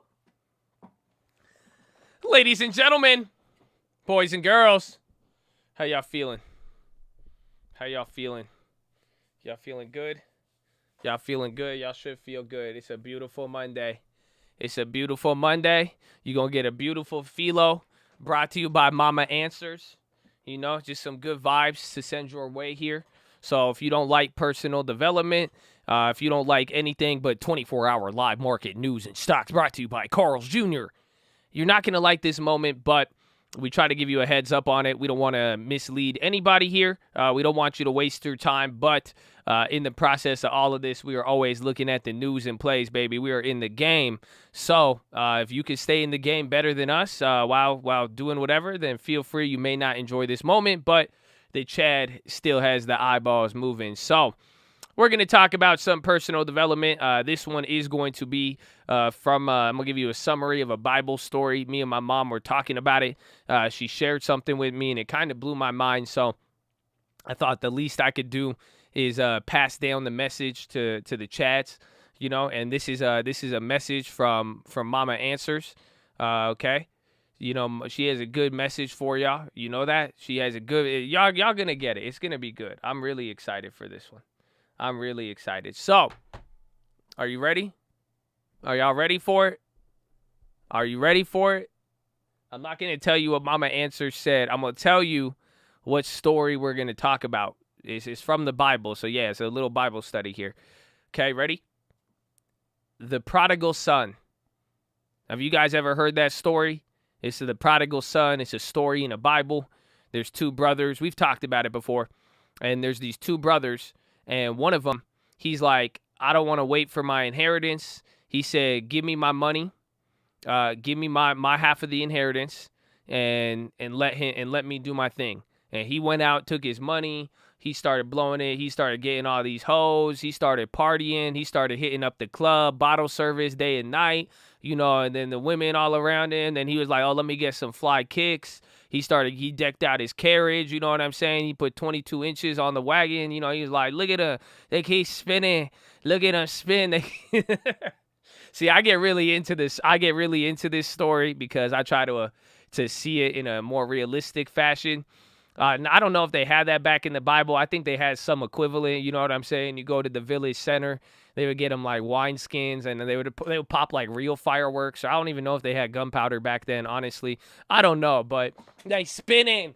They keep spinning. But it's a pretty common story. I mean, a lot of you have been exposed to this in one way or another. His son gets half of his money. He goes and he ends up blowing it, and before you know it, he's working for some dude. After he wastes all the money, he ends up working for a farmer, and he's literally just staying in the pig's pen, the pigsty. And he even, at one point, he came to himself. That's the realization. It's a realization in his mind. He's like, dude, what am I doing out here? I literally he's like, my servants at my dad's house got paid. They get treated better than I'm getting treated right now. He's like, what do you know? This doesn't make any sense. So he finally, after blowing the money, sitting in the pigsty, doing his thing, he eventually says, I'm going to return home. And then what ends up happening, he goes home. His dad gets excited. The SPY is dropping right now. That's not in the story, but S&P's hitting another low right here. It's picking up. Let me get booking up here so you guys can see it a little better. That's what you got to be watching for. The key is, do some of the names come down, or is this a broader market move right now? UVXY coming up. But, yeah, a lot of things happening in this story. Yeah, you know, keep your eyes on the market too. You can listen around. We got you. That one's not in the text about the S&P. But he essentially comes back home. On his way home, his father spots him, and his father comes in. And he's like, and they throw a big party for him. He's like, my son came back, and everyone's excited except for the other brother, right? The other brother who didn't waste his money, the other brother who didn't save or who didn't go out and blow the money and wanted to stay in the family. He helped his dad the whole time. He was a little bit bothered. He was like, why are you throwing this party for him? Honestly, and I didn't think about it till now. I'm sure a lot of us could relate to that in different points of our life. You know, have you ever been the prodigal son, or have you been the brother? You remember that we talked about that, you know, where sometimes we're the brother, where we look around and we're like, man, why are they throwing a party for Dogecoin? I don't get it. Why they throwing a party for this one right here? I don't get it. I saved up money to get a house, and now they all go up. I wasn't risky. And then some of you guys too on the other end, you've gotten another chance. You've gotten a second chance. You've got to blow money. You've wasted an opportunity. But then you got a certain amount of grace. You got the opportunity for it to come back again, right? So that's the story. That's the prodigal son. So let me ask you, what do you think is the main point? When you hear prodigal son, what is the main interpretation of this story? Can anybody tell me? What do you think? Or what's the first thing that comes to your mind? This is what my mom asked me yesterday. When we talked about it. I've wasted opportunity. You and me both, brother. You and me both. I'm sure thousands of other people too in here. Forgive, what's yours is yours. Jealousy, God will forgive you. Humility. Yeah, see, I said that we often think, right? It's like God will forgive us. We could be a shithead and God will forgive us. That's often what we take out of that story. The family's the strongest thing you have. You can always go back and start again. Amen. Redemption, being spiteful. Don't envy others. You're never too far gone. Parents are real long-term. YOLO everything. Parties are always blessed. 7 years. Forgiveness. Don't blow the money. Why did the market just tank? Market's probably tanking because the travel stocks, the other names that were up earlier while travel was way in the market, you're starting to see it come to light here. Wasting your stimmy, be content with what you got. Redemption. Who said YOLO everything? Attitude. You miss 100% of the shots you don't take. Chances. 22 wagon wheels aren't worth it. Amen. You're the son that blew up the money. Don't day trade Tesla. We're wasteful. Awesome. I love it. So, like I said, me and my mom, we talked about this because oftentimes you hear that story, and like for me, I would be like, yeah, like, you know, everybody sees themselves as the prodigal son sometimes, right? Where we're like, oh, I did wrong. Most of you look at the negativity, honestly. Like, look at the negativity that we even have towards ourselves and how quickly we are to condemn ourselves. Because a lot of people hear the prodigal sons and we think about all the times we fucked up, right? We start thinking about all the times that, oh yeah, that was me. Or, okay, we could always jump right back and get back up to normal. And that's an amazing message of this story. It is true. But there is something about this that a lot of people miss, and nobody said it here today. Nobody said it here. My mom brought this up. I never thought about that, and this is the main point. And this is where, you know, my mom's message for you guys is to let all of you know. She wanted me to tell you that God is with all of you. That's what Mama Answer said. She says she wants everybody to know that. Why? Because it's true. And what does this story highlight? This story is not about how you messed up. You know that? This story is not about how you messed up. It's about who you're dealing with. And that's the main point. We always see this story as about the guy who messed up. You always see it in that sense. but this is actually a story about the greatest father in the world. Woo! They don't feel me. They don't feel me. Oh, yeah, you see that? That's a whole different take. That's a whole different take on this story. Oh, yeah, so some of you fathers out there, too, I hope you could take notes from this as well.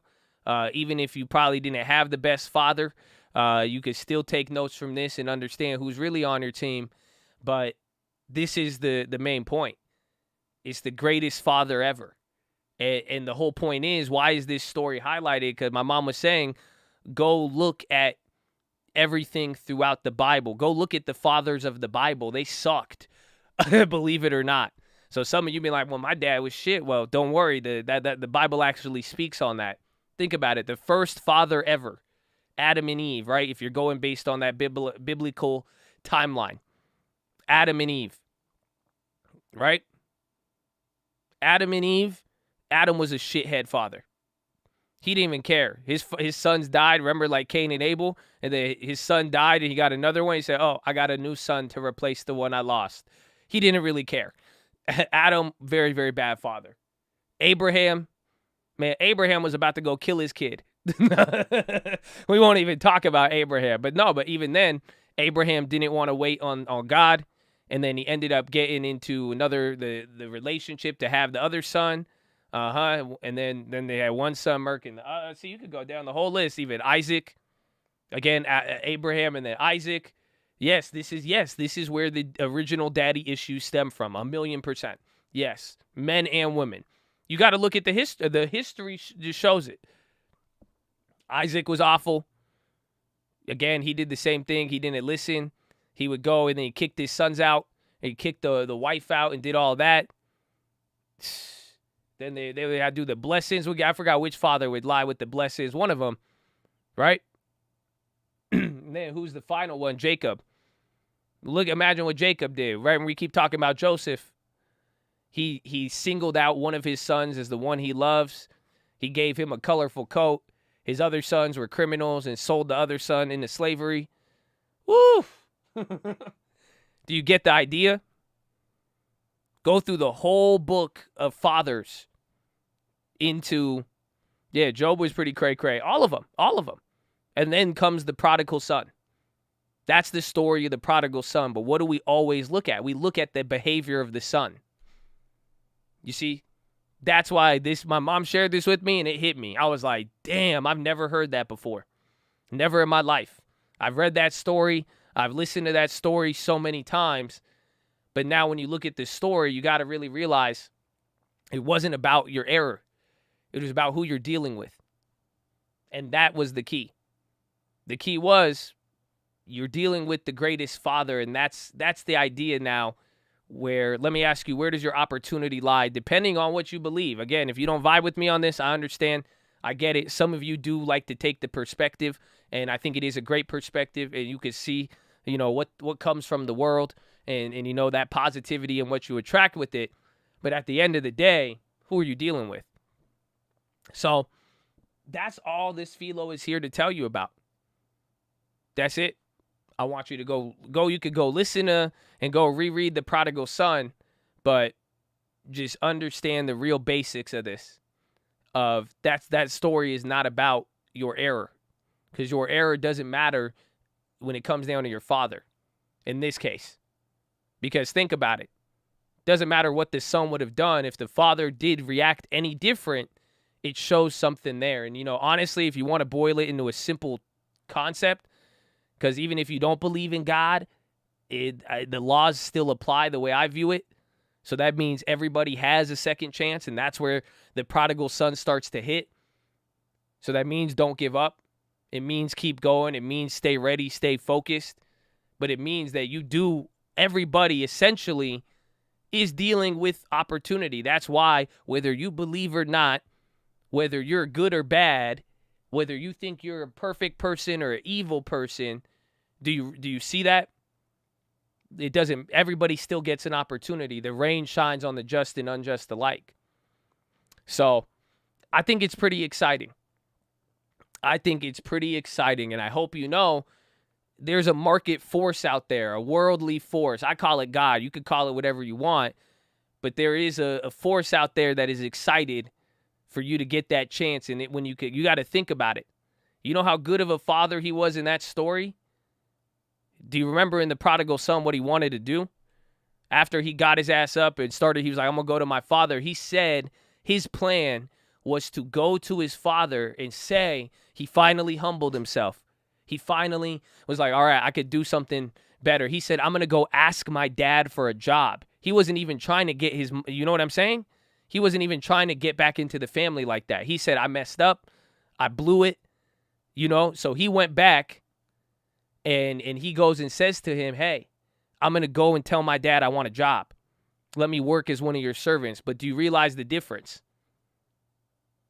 He never had the opportunity to say that. Y'all don't feel me. He never had the opportunity to even do it. Again, it highlights the point of the father once again. That he saw him from a ways out. Yes, he didn't come back with entitlement. Take note. Again, you can see how the story, you know, it puts our responsibility, but then also the other force. He didn't know what his dad was going to do. You don't know what the world's going to do. You don't know if you're going to get a second chance or not. But essentially, just by humbling himself and making that effort, his dad saw him from a ways out. And he said, go get the cows, go get the robes, and go get him. We see him coming from the road. Go get him. He just saw him on the right path. Oh, y'all. Come on. Y'all don't feel me. Woo! I love it. I love it. So, like Mama said, Mama Answers will tell you, God is with you. I love saying that because I know some people don't vibe with it, but I also know some people do, and I believe it though. And even if you don't believe it, I hope you know the world is looking for your comeback. Oh, come on. Come on. There's a lot that relies on you. There's a lot that relies on the world, God, whatever you want to call it. But that's what that story is about. And seeing it from a different perspective. And it's very, very exciting because I hope some of y'all will come to your senses. Hopefully you don't condemn yourself as quickly and realize that there's another part to it. And even your journey, there is another half about, and that has to do with what you are planting and putting into the world. So tie it in however you want, but I love it. I'm excited. I think it's a great message to open up this week with. I hope you guys could take it. I hope you feel it as you go through whatever it is. Some of you may look back on any mistakes you've made or whatever it may be. But, I mean, there's a lot of hope within there. And just like I'm saying, man, and maybe some of you, if you're on the same page as me, like, do you get what I'm saying when I say, like, who are you dealing with? Because it's easy to forget. Because he left his father. He did all that, but I don't think he really knew. He didn't even know that his own character of his own dad, because he still thought he was going to have to ask for a job. So, know who you're dealing with, baby. It's excited, and God bless you. And Mama says she loves all of you. And that is your philosophy, ladies and gentlemen. Make sure you guys are subscribed. We're live Monday through Friday, 30 minutes before open. Drop your thumbs up on the video. You're on mobile. Press high chat. X out the chat. Hit the thumbs up button. Second link for the nightly watch list and main channel. Secondly, first link for the Scream Alerts Bootcamp. I don't know, one of those. Oh, no, that's for yeah, I messed it up. But y'all get it, baby. Y'all get it. Y'all get it. Ooh. Ooh. It's good, huh? It's good. You're feeling good? It's good PHILO?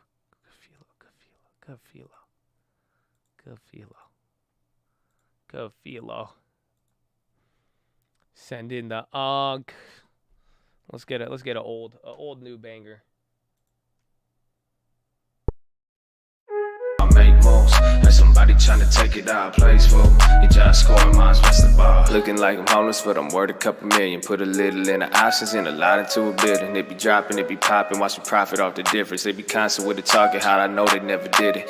Might think I'm a villain, see I made a killing, but I pay a lot of taxes while my car $250,000. Different way to brag, yeah, my swag a little different. Get a different kind of bag, houses flipping, years dripping. I get the bag, I reinvest. That 3 to 7, I manage risk. That single fams in the pot, sentiments. I knock it down and build again. Hey, hate this shit to God, cause nobody gave me shit. But he gave me lots of problems, overcoming was a gift. If you learn it there of life, easy part is getting rich. Learned it as a little guy, you bought them stats and let them rent. Hey, space code, I just bought this shit on Mars, thank you. I needed hate to take it far, make moves. Like somebody trying to take it out, plays for. You just scored, mine's past the bar, space code. I just bought this shit on Mars, thank you. I needed hate to take it far, make moves. Like somebody trying to take it out, plays for. You just scored, mine's past the bar. Ask a lot of questions, but they think I know it all. You ain't gotta like the message, but cannot deny it's raw. Everybody want the credit, but don't got collateral. I could tell you didn't get it, trying to run before you cry. Told them that I'm chillin', already made $1 million. I came up with a system, I can run it while I'm sitting. I always beat the market, cause the market got a rhythm. I can show you how I did it, but can't make you make decisions. I get the bad, I play defense. Don't need the flash, just fun, demands. I get they mad, they really pissed. We turn the life from a little bit. Knock me down, I'm back again, can kill me, I'm the cockroach. My life had lots of ups and downs, I'm comfortable with volatile. I look around and see these cleanses feeling like a carnival. They showing off on Instagram, I'm showing kids what's possible. Space code, I just bought that shit on Mars, thank you. I needed hate to take it far, make moves. Like somebody trying to take it out, plays for. You just scored, mine's past the bar, space code. I just bought that shit on Mars, thank you. I needed hate to take it far, make moves. Like somebody trying to take it out, plays for. You just scored, mine's past the bar.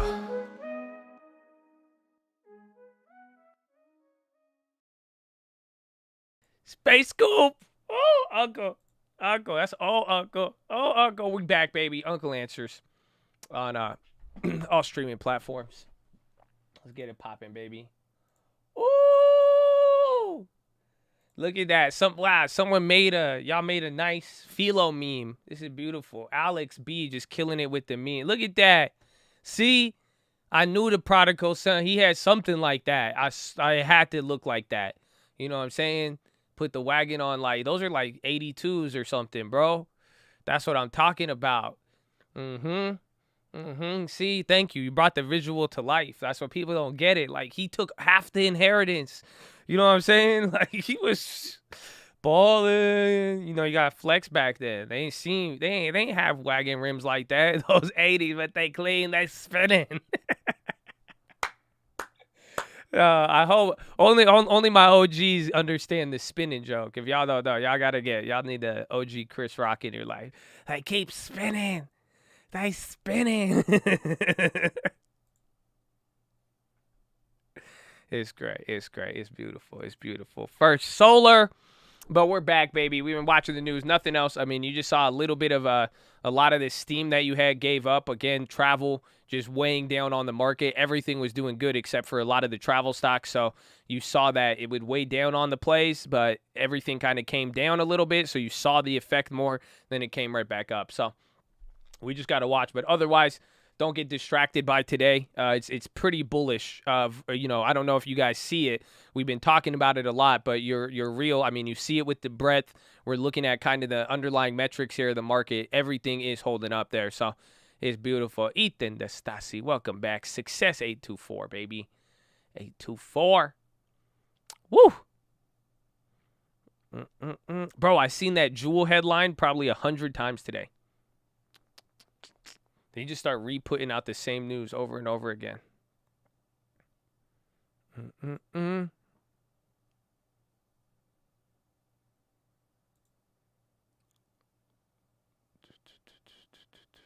Oh, it got a price target. Neutrala.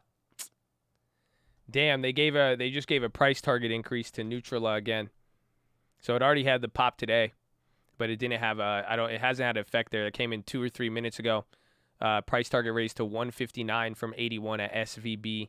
So it's not a big analyst. Maybe that's why it's not having that big of an effect. Juul, Juul, the Altria-owned cigarette company, e-cigarette. Oh, that I have good. You guys want bad news?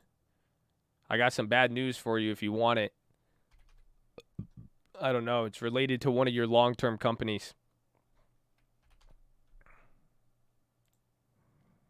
You don't want it. Okay.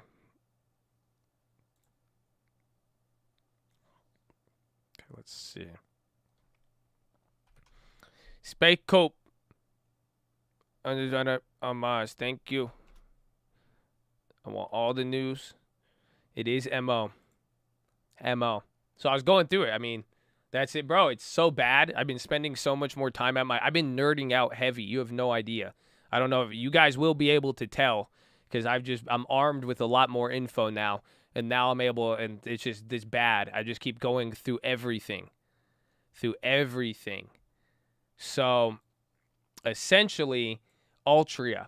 So here's this is the analyst primer on it, and you get to see what it is. But the biggest thing that's kind of weighing on them is they keep talking about Altria. So Altria only has 2 exposures into the weed market through 2 different companies, but pretty much all the analysts are saying that they're slow. So Altria is moving very, very slow. Pretty much time for Altria to step up cannabis game before it's too late. So some people are thinking they're essentially assuming that, or looking at it, that all of the weed companies are moving, and they're saying that Altria is kind of slowing down on everything. It is kind of concerning, 100%, but they're saying the upside is going to come in through them taking a stake through another company. And they're saying Juul was a good acquisition, Kronos, and they have another one, but you even factor it in at the end. You see, they even have ways. They're even saying pretty much, here's your available options. They're either going to have to go with the status quo. They could divest their tobacco interests, sell some of the worst ones, re-engage in the Philip Morris one, or divest minority stakes in companies beyond just acquisitions. But they want to take pretty much everybody's advising that they take a stake in it, and then now their equity stakes, pretty much since Kronos, and they bought AB InBev, remember that one? And then Juul, they've lost about $17 billion. So there's a lot of value up there, ALZN. Yeah, Alzyne on the high right there. Alzameno Neuro.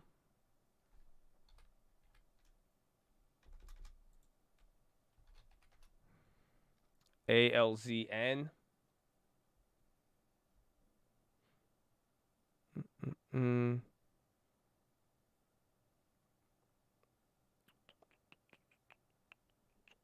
Not seeing any news.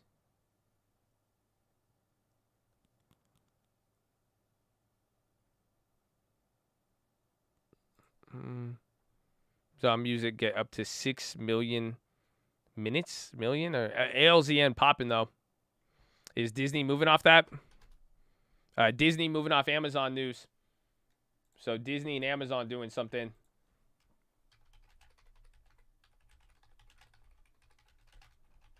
So does that mean they're going to get the subscribers? I think they're going to get up to 6 million of Disney Plus. I think it's going to pretty much automatically subscribe them. I think they're going to get a lot more people because of Amazon. Does that make sense? That's how I'm interpreting it. Let me get up to 6 mil. I don't even know what that means.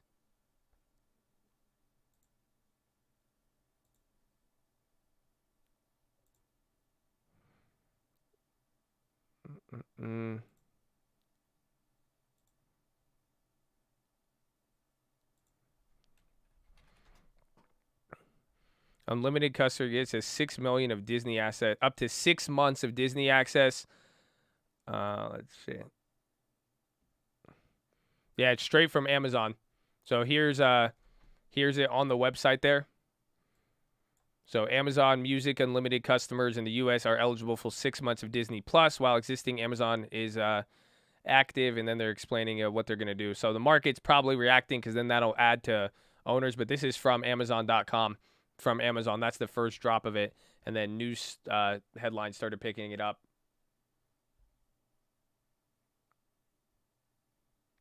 It's 6 months. Yeah, 6 million months. No, just 6 months. Facebook.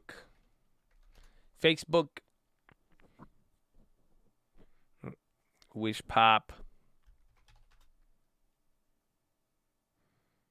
Subahus.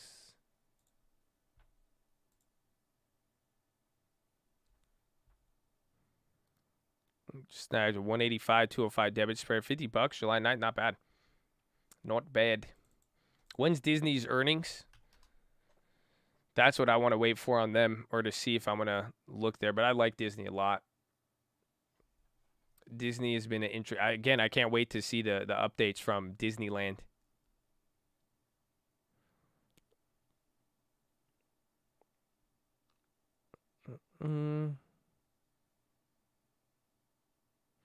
Clarence Thomas, the judge, says federal marijuana ban may no longer be necessary. Check weed stocks there.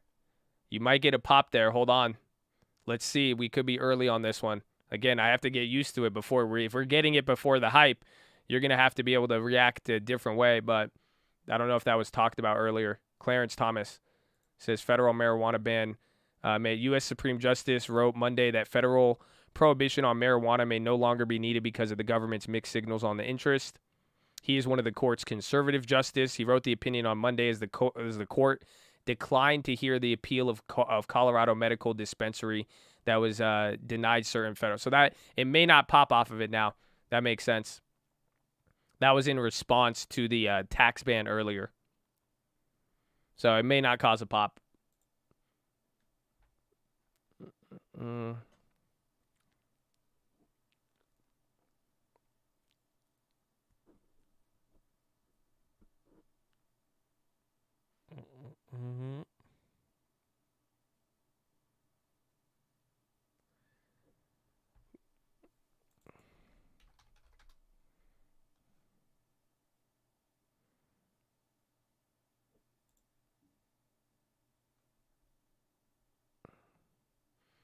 Well, there's not a ticker on that. There's a foreign company Tesla did a deal with. Let's see how things kind of slowed down a little bit, though. You got that run up, the travel weighed down on anything. You kind of saw some of the negative effect in the last 30 minutes. Now it's chilling. Check the VWAP on the SPY. Right there. It has, the market's been chilled, though. Again, more important over here. Just remember, this is the week we're coming off of after the Fed. So we'll see. As long as those travel stocks get back up, they'll be good. UWMC could be good.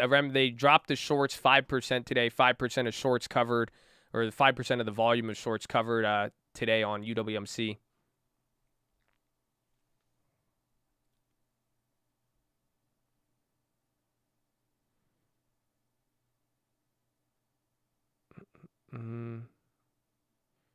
Yeah, the Amazon Music Disney news is getting circulated.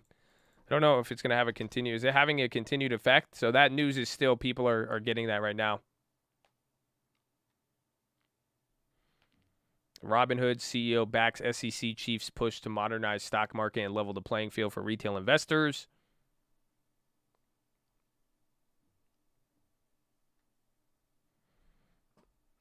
I love UMC. UWMC, it's good.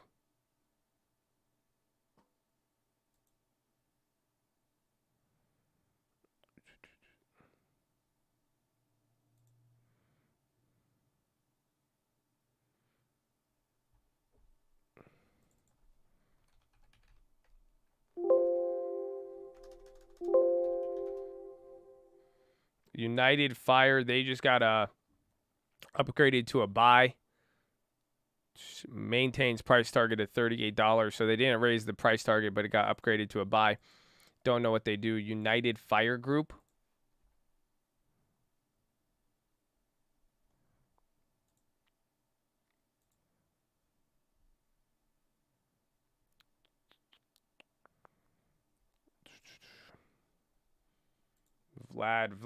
He's pulling the Mark Zuckerberg, man.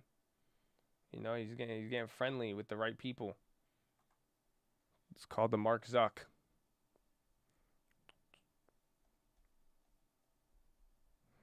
Where's the cryptos? Ethereum came back, but still above 2,000. Disney's starting to move again. The Disney Amazon Plus news. Is Roblox still up? Oh, yeah. Good. Viacom had a couple of those. Viacom kind of cooling down, but overall a good day. We'll see if that one continues.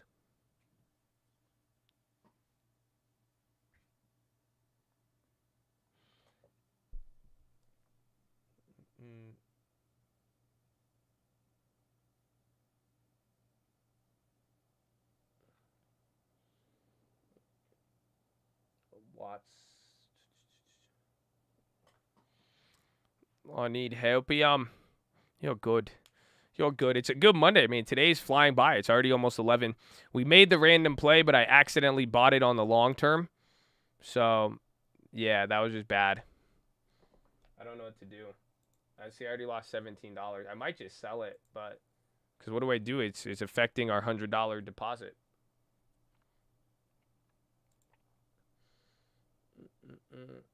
The Viacom premiums went up a lot. This one was actually getting demand. I mean, so we'll see. But if Viacom reawakens, we'll see. And then all the other Billy Huang stocks. AB Science announced that it signed a pact. San Diego investor found guilty in insider trading trial. Oh, shit, for Illumina? Oh, my God. That's funny. They're up, though. I think it was related to Illumina. It doesn't say. It's just a headline. So I was like, what? And then related tickers is, again, to Illumina.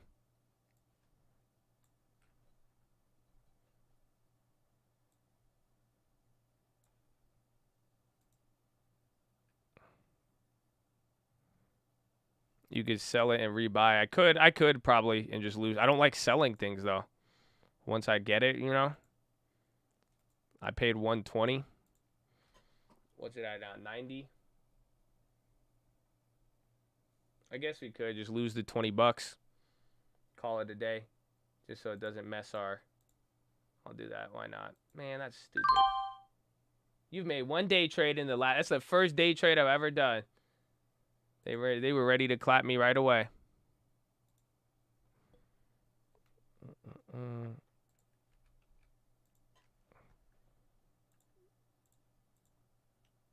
No, nothing with Illumina. I thought it would have a reaction, but I guess it's old.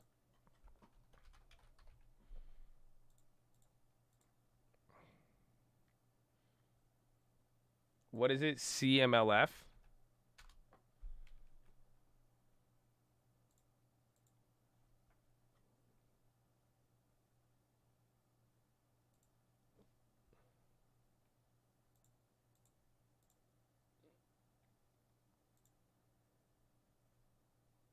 Okay, I got it on the right account. Just experienced some slippage.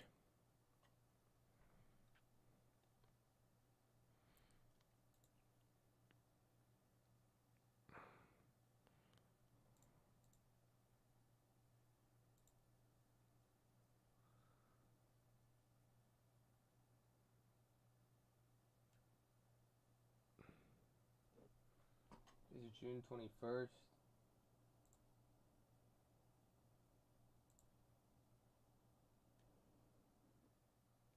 QADB cut to hold.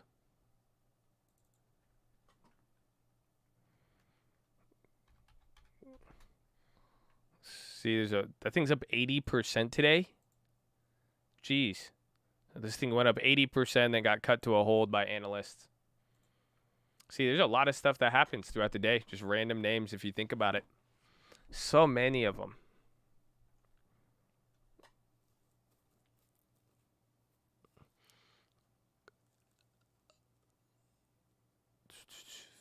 U.S. banks, Fitch, U.S. bank Fed stress test capital level supportive. I don't know if that was from earlier. IRS announces dirty dozen tax scams for 2021. What does that even mean?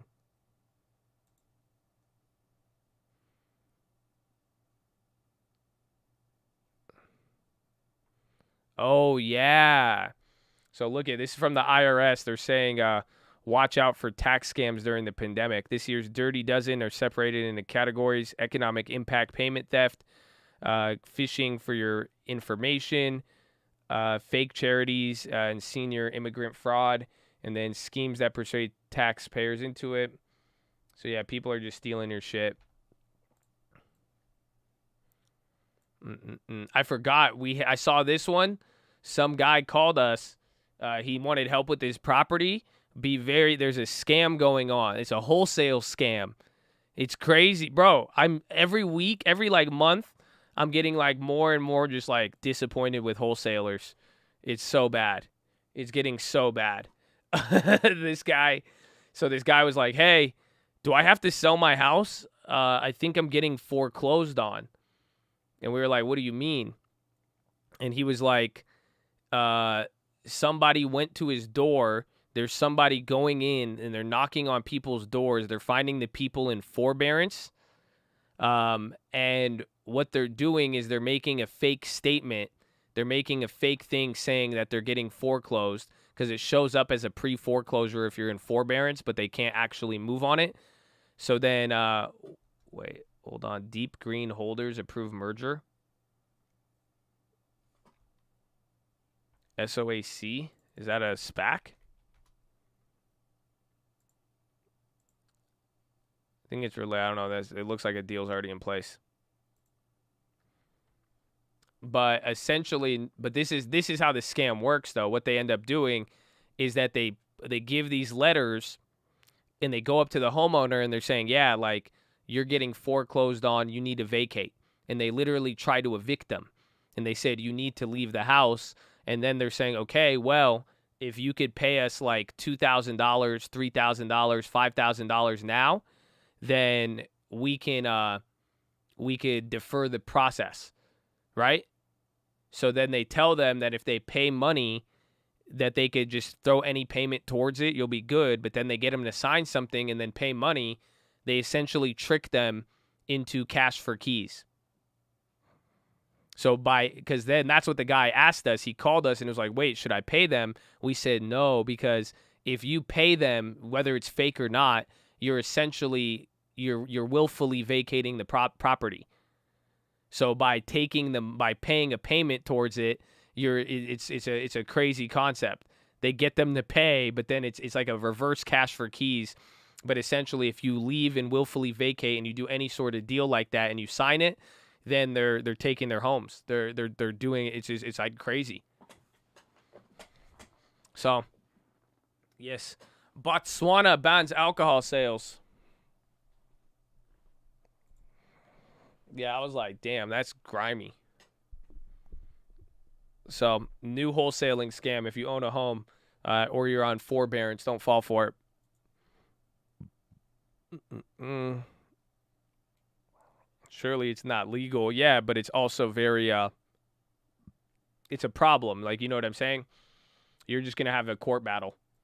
That's all.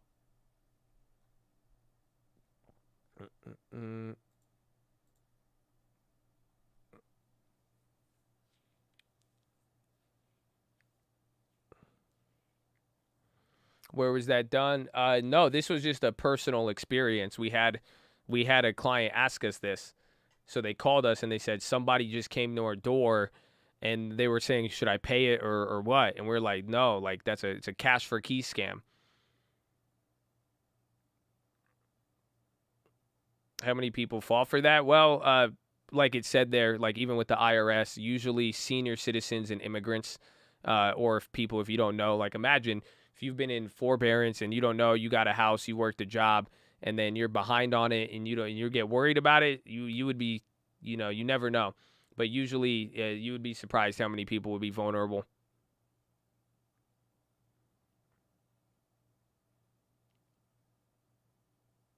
I moved to Texas and I'm paying mortgage. So you're paying mortgage on another house? I would rent out the other house or sell it if you could find another place.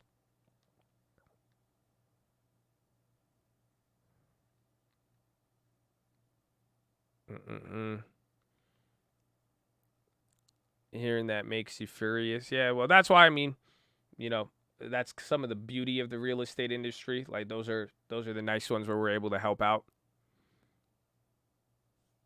Because if that person didn't call us, I mean, but it's a different outcome. Jewel agrees to pay $40 million in vaping settlement.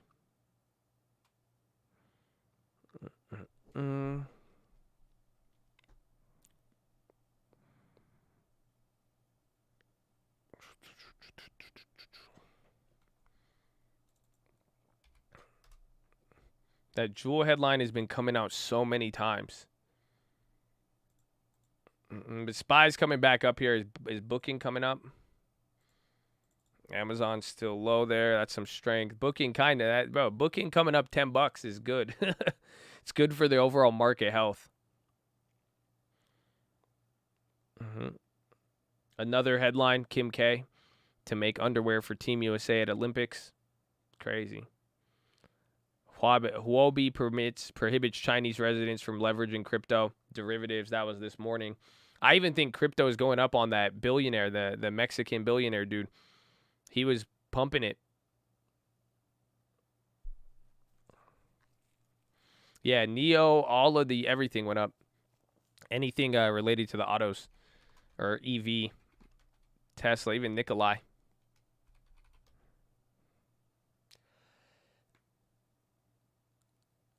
Adobe on the high. It wasn't Carlos Slim. There's Rodrigo Solo. Oh, I forgot Solo is EV. Electra Mechanica. Solo, Li Auto, LI. I don't know if Easy Go just shit. Just easy shit. I mean, I don't want to talk about it. MSTR, 13%. I'm surprised Sailor doesn't own any. Does he own any Ether?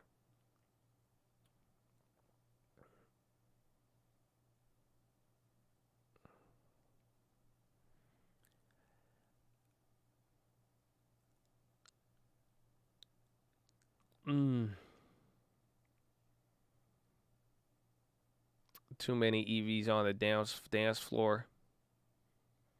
Boeing dropping. Still, what's the weighting? Bro, Boeing down 4%? Ugh. Boeing's taking the market down 60.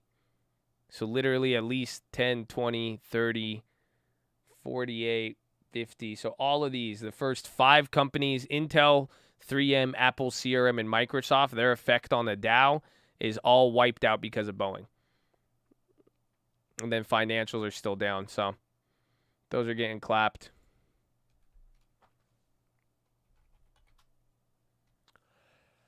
You think bookings will cover if Delta variant will be continuous? I mean, you might get Delta. I mean, UK is just going to freak out. I mean, that's just the Euro. That's just what they do. They've been very, very cautious with all of it. But again, until the numbers get like so big, you can't ignore it. I think Delta is I think it's a non-factor, but we'll see. Again, like you have people talking about it again when Powell brought it up. It's a very interesting concept just because he said it when it was not really happening. If you think about it, that was like, what, a week ago, 2 weeks ago? So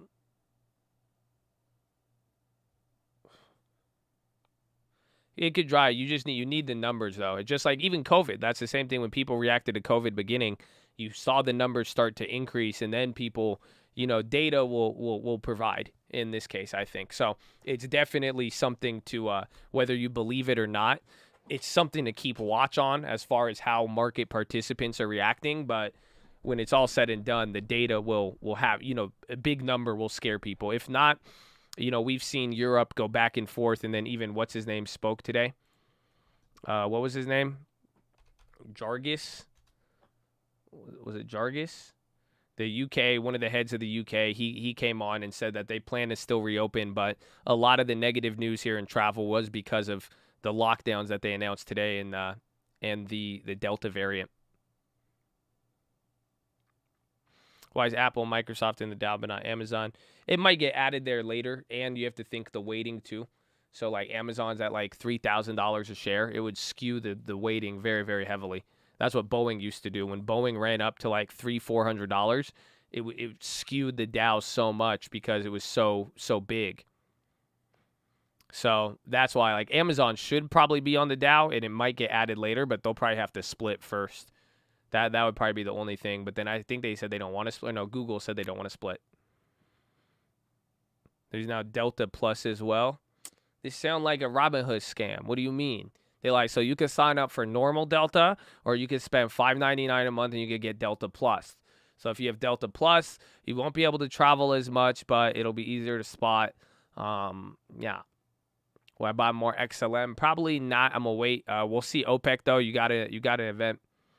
but none of the variants have been again, none of them have hit levels of like, again, like how many people are actually dying from it. You have to remember that was the panic that we had initially where we were reacting to viruses. If you think, again, COVID was a very one-off event, once in a lifetime. I think it's going to be very, very hard to lead to a nationwide, thing. Intelia got another price target raise. That's in Neutrala, NTLA. I call it Neutrala, but it's Intelia. It's not moving, though. They're already up 50%.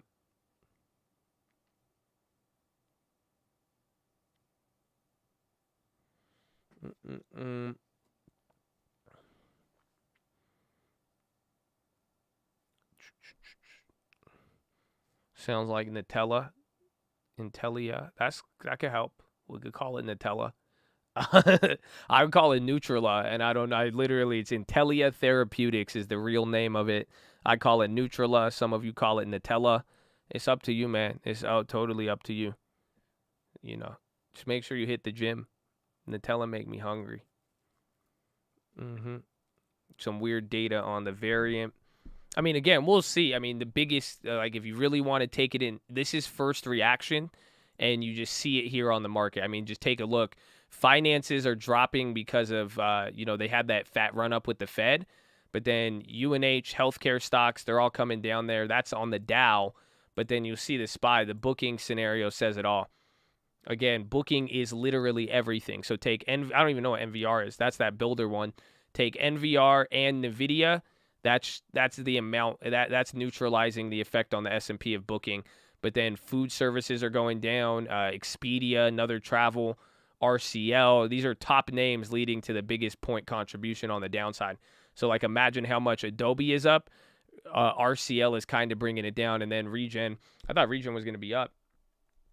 So it's a very weird day, but you're seeing it's not weird. It's only weird in the sense that you're not seeing how powerful today is. Today is a really, really big day, but you see how one or two names on the S&P or Dow could have a big effect. So that individual news from Boeing, and then now the travel tin, that's clapping it.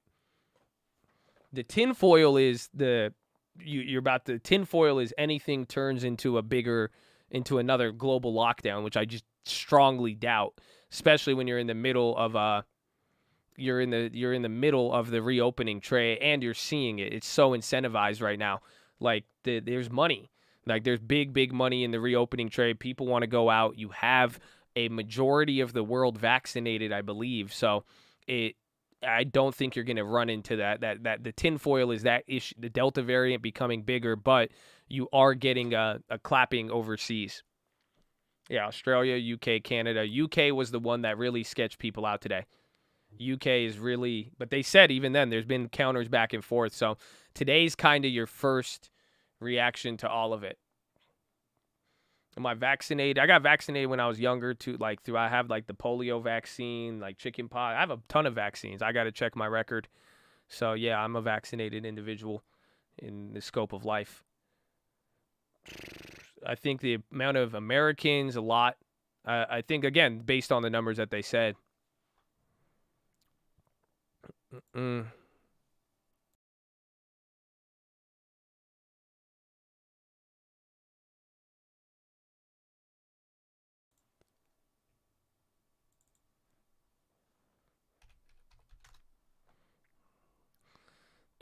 Let's go. Coin. Is it still going up? Netflix picking up. So hopefully you could just see there is a lot of movements today. So you're still seeing names be able to break out. Love you for all you do, bro. Taking the cult to the next level. Love the videos. PHILO, education, live stream, and Chaz. We love you too, baby. God bless you. On. Coin at 8%. I love it. I love it. It could actually break out. And Airbnb, too, is a very, very bright spot, I think, in my opinion. The fact that we have Airbnb, what's it called? Airbnb is actually up despite the travel. Think about all the other travel stocks. Everyone else is clapped, but Airbnb is it's holding. Let me see.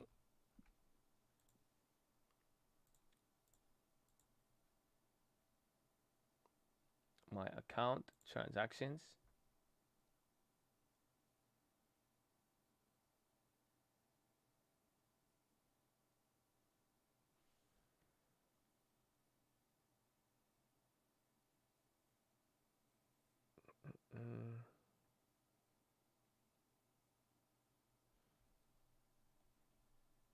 Wait, I'm on the wrong account again. Ay, ay, ay. Dude, why are they asking me these? My average on Airbnb, I have set one set of shares at like 120, then another set of shares at 150.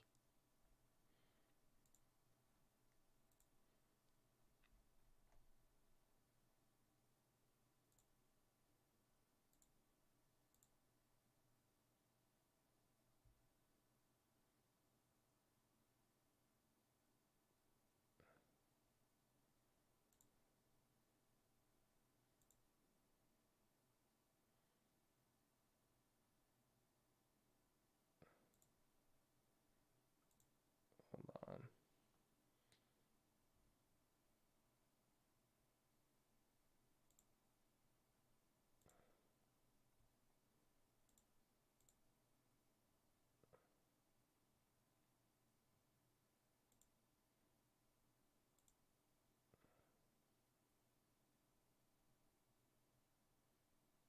Oh, I'm trying to change the on or before the 28th.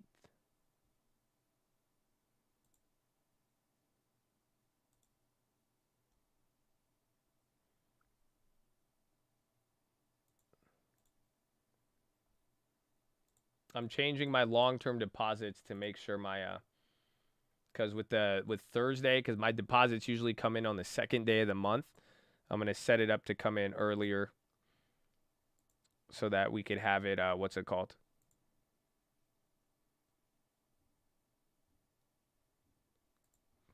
Because I want to see. I think coming into Thursday, it's gonna be big.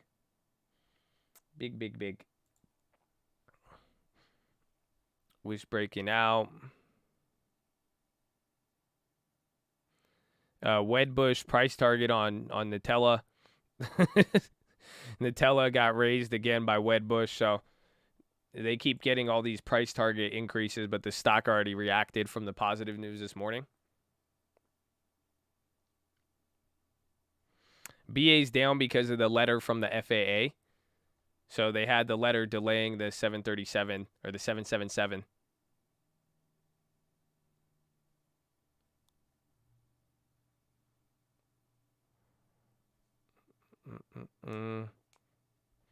Dogecoin surges after Elon supports an important update. Did Elon make a tweet?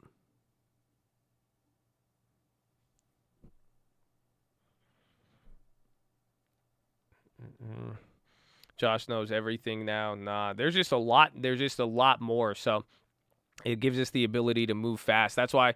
What did you guys think about the watch list yesterday?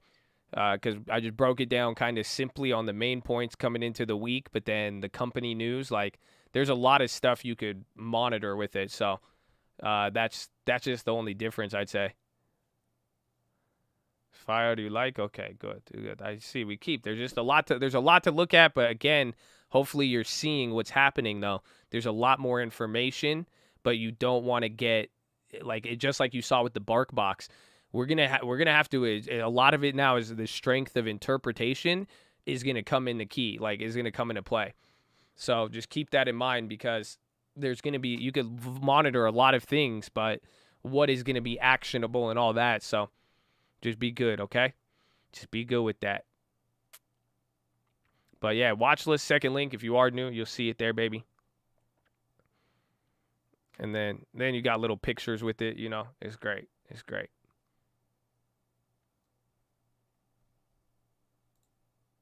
Well, where did the top news just go?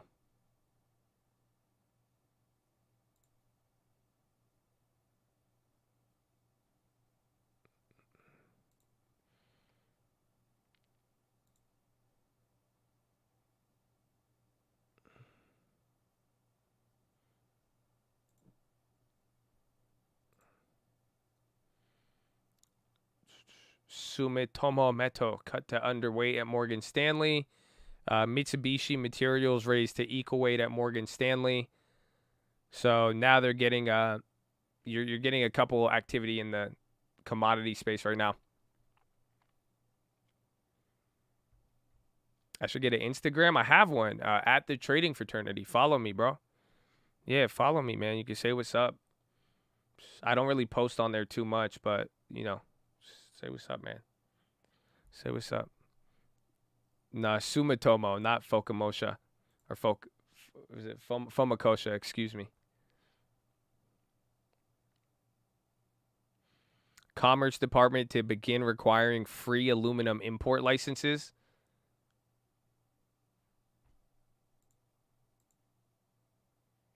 Google says opening offices in phases. My hand modeling career. I've been going to the gym without gloves, so it's kind of hurt some of my prospects. But other than that, I mean, you know, still looking forward to it. I think it'll, you know, we might have to just pivot into a different area. I've been getting random texts from strangers that want to purchase my property. How dare them? Well, good thing you know me. So if you do want to sell your property, because clearly you're a homeowner, email me, tradingfraternity@gmail.com. No, I'm kidding. Usually it's public record, and then they go through houses that have either been listed, delisted, or they just pull up homeowners, or they'll find your neighbors, and then they go and they'll just spam random numbers that could possibly be associated with you. Since June is almost, what's the next long-term pick? I do like Spotify. There's a lot on my mind that I'm seeing. I want to put it together. I have a couple ideas. I'm not going to reveal them just yet because I could change on a dime right now. Just given, with what's going to happen by Friday, the jobs report, all of that. I want to see how the market's coming into play, and then some of the other positioning from the hedge funds will be good. The hedge funds are going to start reporting by Thursday. Thursday will be the 3-month time period, end of the quarter, and that's where any 13Fs need to be filed for changes of ownership for anybody holding any large amounts of stocks, or if they are, relegated to those or regulated to those standards.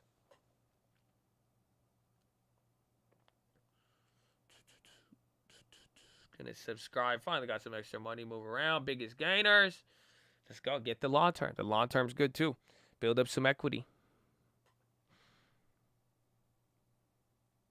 Was the hedge fund earlier based on the Airbnb hedge fund chart from Q1? What do you mean? The institution. I showed you the primer on it. We were going over the analyst talking on it. Any changes of ownership on Airbnb are based on the last either 3 to 6 months, depending on how people filed. Let's take a gander.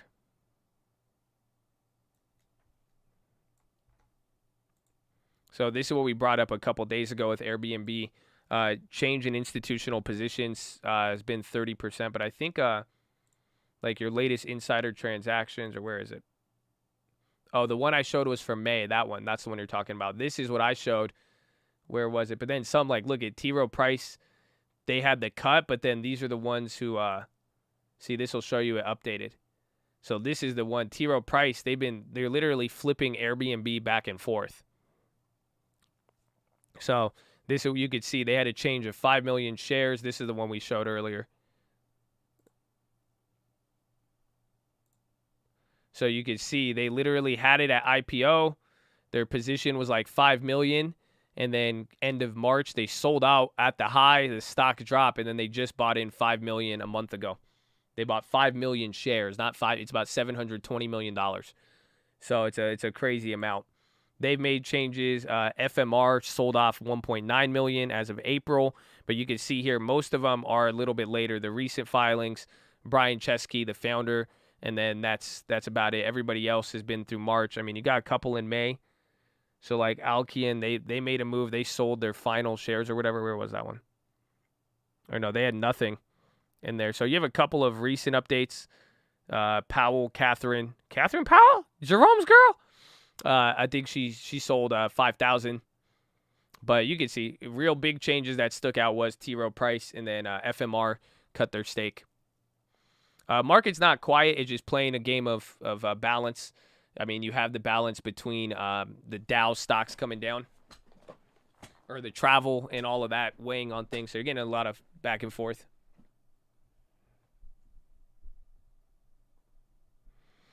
Been getting hit up on my parents' house. I'll say, yeah, they're going to list it again. I'll give you exclusive rights if you agree to writing 50% of your commission.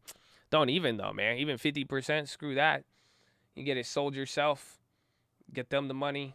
You probably get a lot, though. But selling deal is good right now.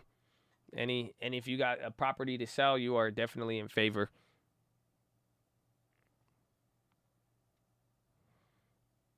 Well, Bond Insight. There's a lot of it. I mean, it's making it just so much easier to monitor the bonds. There's a lot of other data, like we could pull up all of the repo stuffs and all of that. I've been looking at foreign data as it comes in as well too, but it's clear that the main thing I'm finding here is that you just need the correlation between bonds and the dollar, or excuse me, the stock market and bonds to come back to normal. And lately it's been going around, and what they've been saying in the market. So every analyst with bonds right now, starting this week, everybody's looking for the narrative. And that's what they've been discussing. They're saying that bonds, up until Friday could give the bonds a narrative, but that's what we're waiting for, because bonds are just floating around right now, not based on really anything. That's what a lot of people are discussing right now. So yes, they're talking tapering, the future and all that, but that's some of the factors coming into it. So it really is finding the correlation with the stock market and letting that come in. But there's a ton of data on there.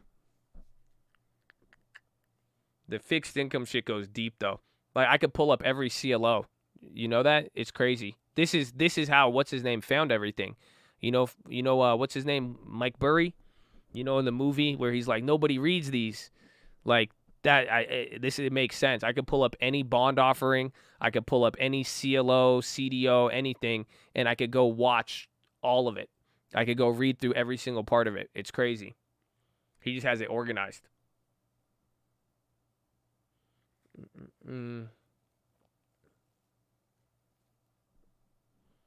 How do I find extravagant buyers for upscale high-rise units?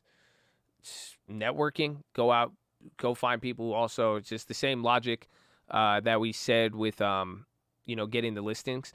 Go call a couple of multi-million-dollar listings, meet some people.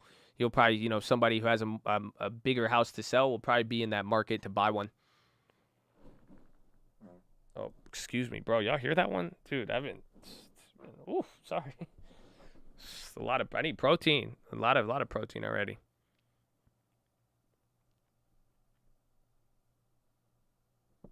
The reverse. Let me see.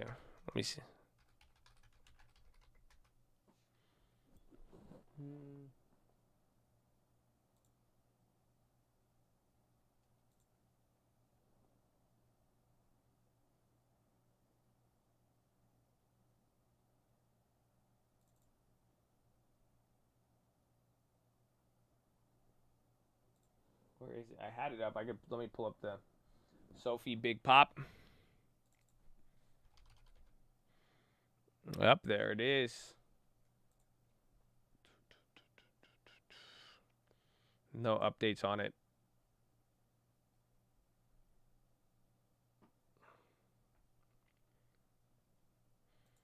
Sophia.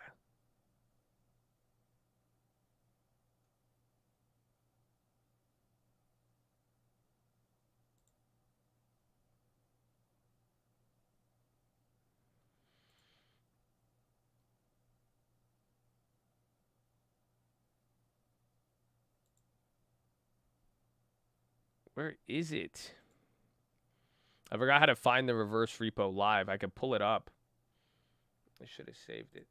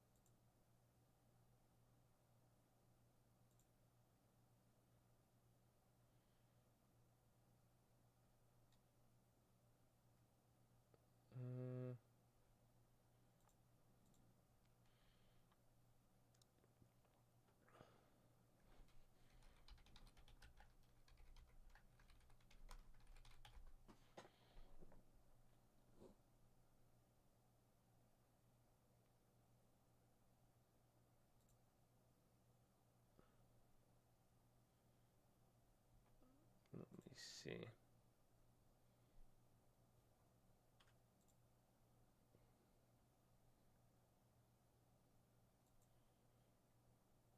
Send you an email. I'll take a look.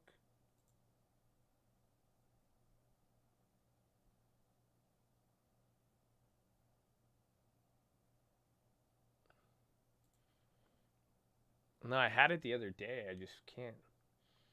Because they have literally like 20 different reverse repos that you could pull up. Joshua Jacko. That name sounds familiar. San Diego. Yalla.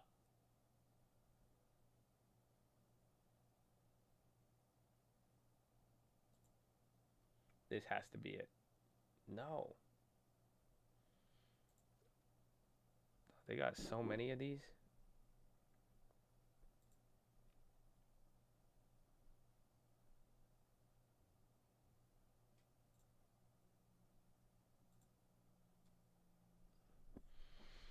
Chewy high of the day.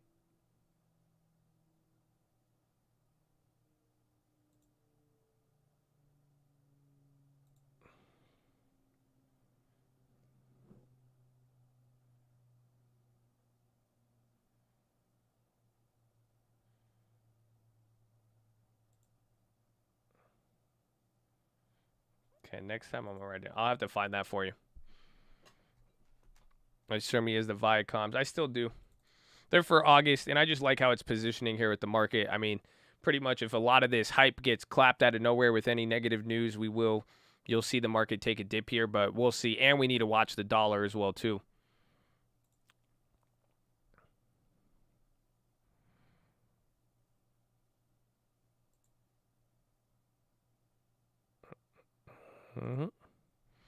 What was Sophie news? I didn't see any news on Sophie. Airbnb. Coin is still going. This is amazing. We've never seen a day like Coin. I think this is probably one of its biggest days. Bro, 9% in holding. Like, if it actually holds, you have not seen green like this on Coinbase in a minute. Maybe we'll see. Maybe we get a lot of hedge fund activity with that. That would be surprising, but I'll take it. That Coin, we're only down 1% on the long term one. Obviously, we're still down on the other one, but not too bad. We went over the Viacom calls on the watch list yesterday. We didn't make that play today. We bought it earlier last week, I believe.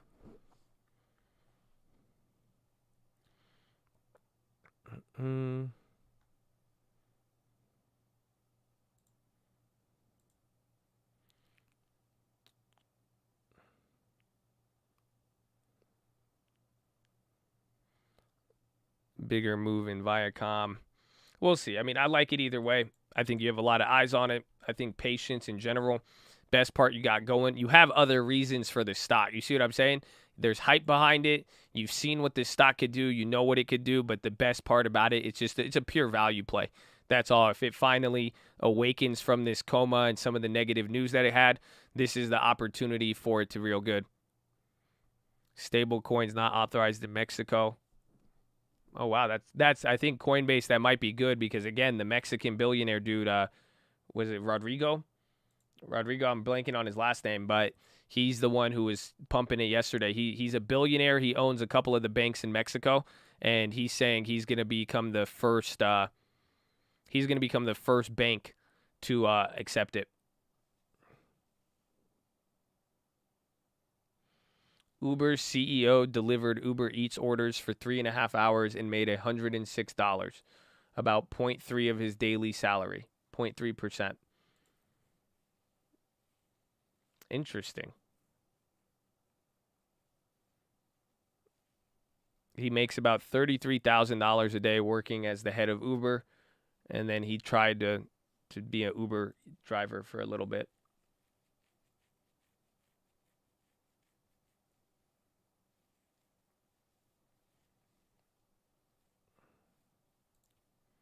Undercover boss. Customers of Binance have been barred from making withdrawals. Yeah, that was early. That was the negative. It's crazy. This is what, do you know what the headline was today? The headline for Bitcoin was defiance. They literally said Bitcoin is running up in defiance to any regulatory crackdown. So you had negative China news, negative UK news, the Binance stuff, Huobi or Huobu or whatever, and then all of a sudden Bitcoin and Ethereum just go crazy. It's just literally they just said that's it, defiance. That's the adjective to it all.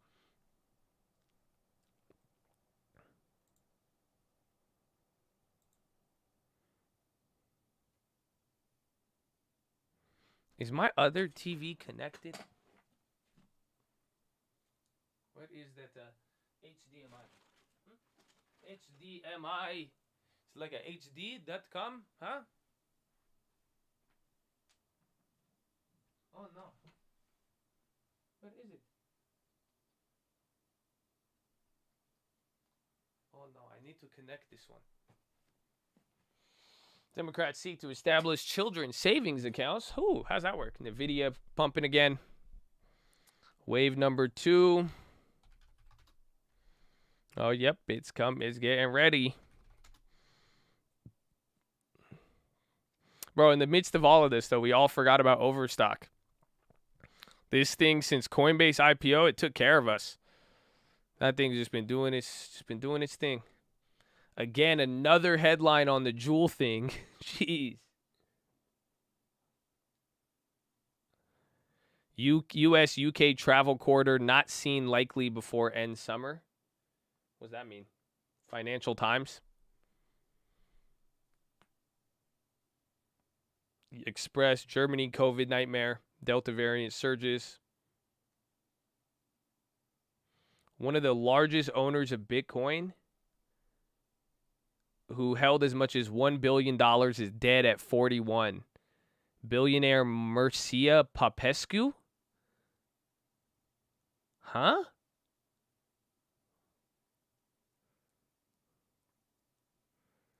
Have y'all heard about that? That just came through. He drowned at the beach in Costa Rica. He was viewed as a pioneer of digital assets.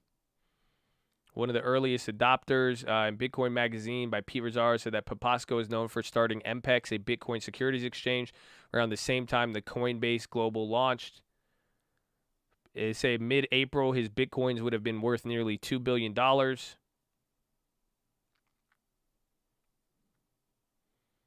Word of Popescu's reported death are circulating in crypto circles, with some wondering where his holdings will go. Interesting. Allegedly, damn. Nobody could die around y'all, I've noticed. There's no such thing as death around some of y'all, like allegedly drowned. Mm-hmm. Mm-hmm. You like, huh? Sure he did. Sure he did. Mm-hmm. Mm-hmm. Now we know what happened to the building. Mm-hmm. He was young, though. He's 41. That's an interesting story.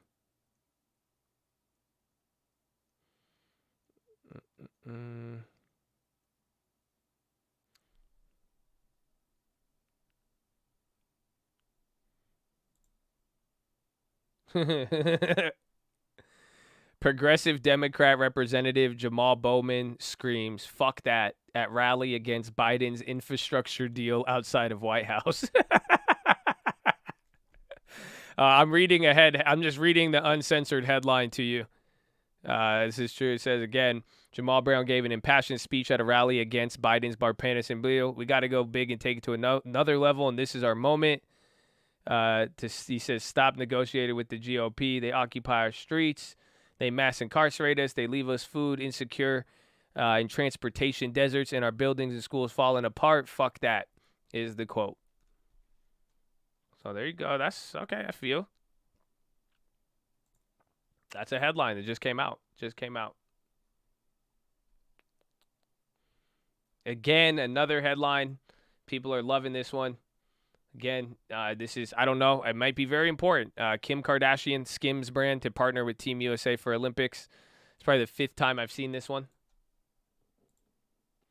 Who died? It was a Bitcoin holder, something Popescu. He's reportedly one of the largest Bitcoin holders, has about $1 billion.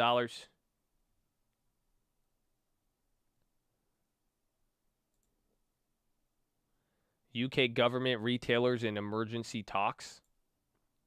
Yeah, what's that mean? That just came out. That's dropping right now.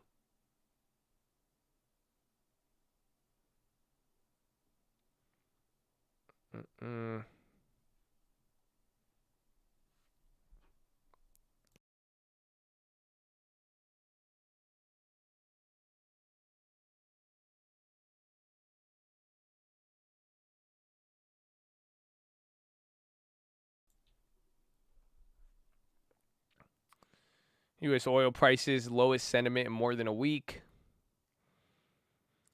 Jewel again. And the euro dollar. Y'all, you guys have to see that. The European dollar is at like a key level.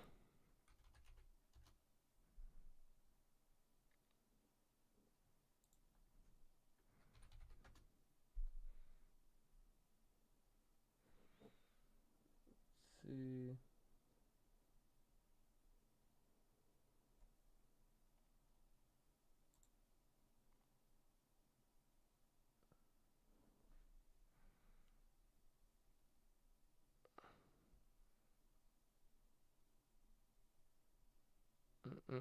See, so this is where we get everything now. I want to show you, there's just so much I could show you here with the pound. Obviously, we could look at the pound itself, or this is so you could see it based on the spot price. But then, like, we could even see all the contracts as well too. So you get to see even I think this is going to be skyrocketing. I don't know if they'll show you a chart.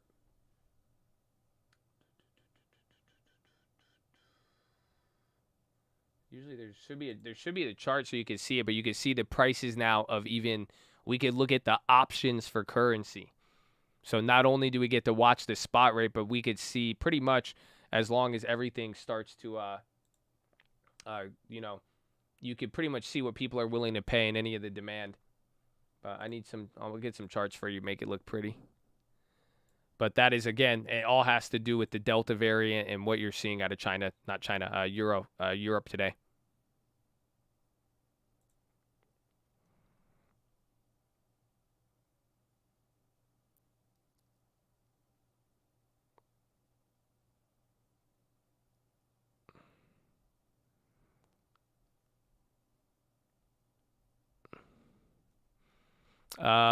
You just got an Analyst update, Corsair. For swing, they got buy and sell signals. I'm not really sure what this one's saying on it.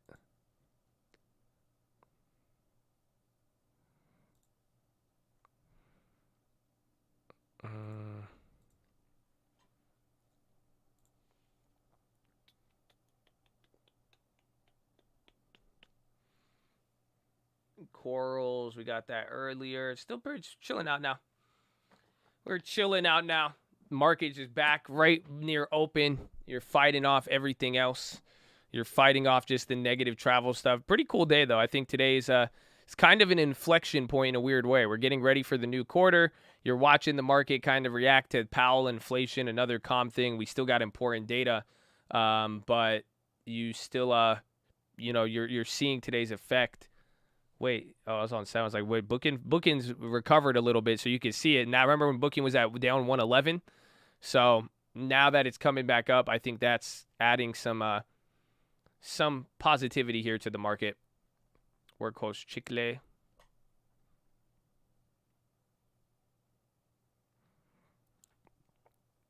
And here's another article here. We got poised for pullback. S&P index breaches upper band as trading envelope for second day. I don't even know what is this. I don't know what the bands that they're putting it on there. But has been flirting with the third consecutive high Monday. It's eyeing one of the best first halves on record.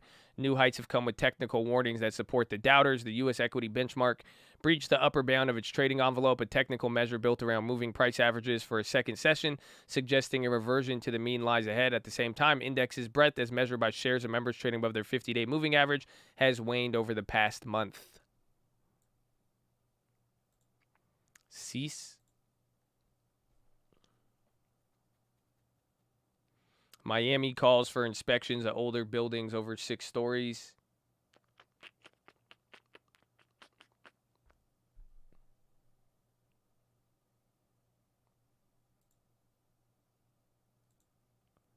Sounds like technical analysis. It does.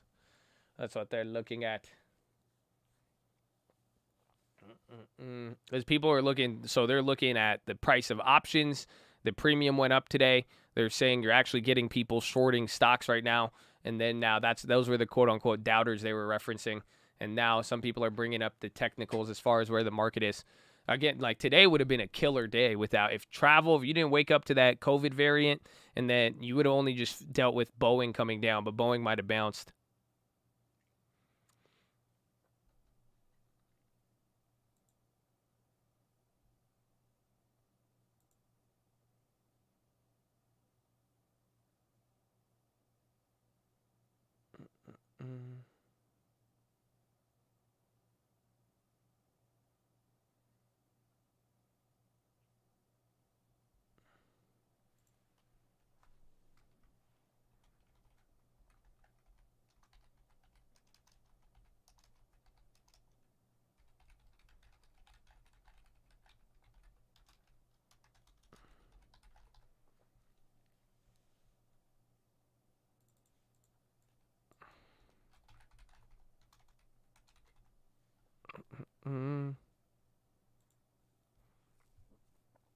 About selling Win hundreds. Travel came. I don't know. Win has been good, but I don't know. I would want to sell one, not on Win, but I would want to sell more premium this week. I mean, we did good so far.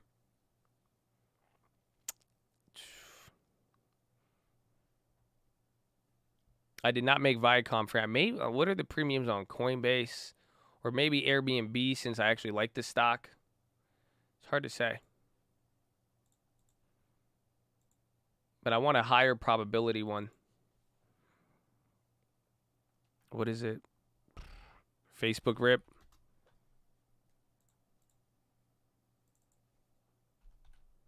Oh, yeah. Facebook pop.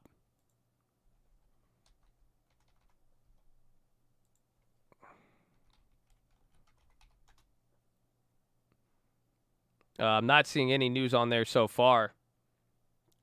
Check Twitter. Yo, Facebook, that's a huge pop.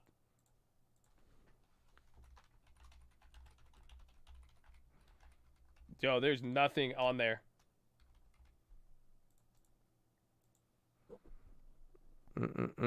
It's hitting 34. All it says is just hitting record high. That's just shooting up right now. That was a crazy pop. There's nothing. I'm not seeing anything. I'm looking on Twitter right now, but nothing on any of the news scanners.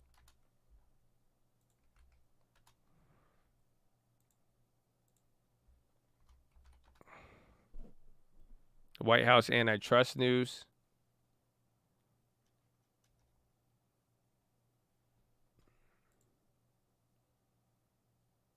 There's some call options. That's it. Nobody has any news on it. They're saying White House executive order. Could be that. It's still shooting up there. I think it could be related to the White House thing. Those are moves though.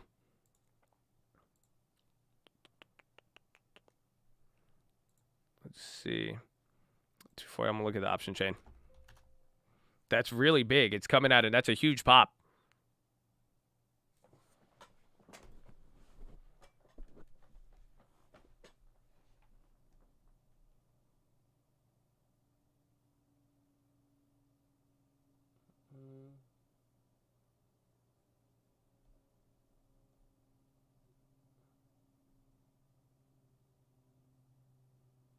Now the premiums are they're going crazy, but not too much.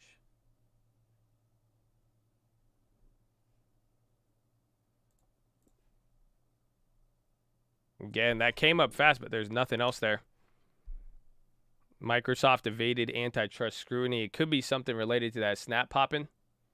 Did all the social media stocks come up with that? Snap, not as much.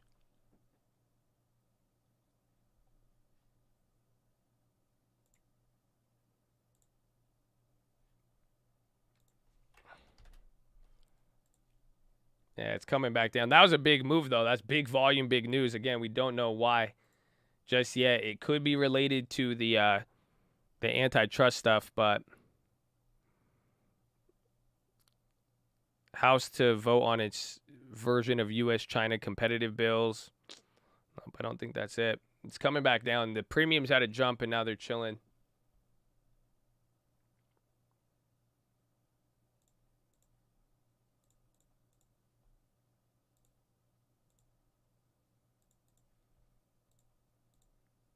You see, Facebook's been the leader, though. It's kind of looking like Microsoft. Like on the 1 year, I like it, but it's up a lot.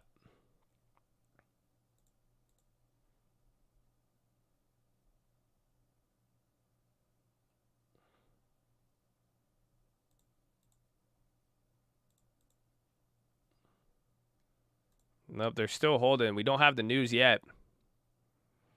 District Court just dismissed FTC's antitrust against Facebook. So they got the case dismissed.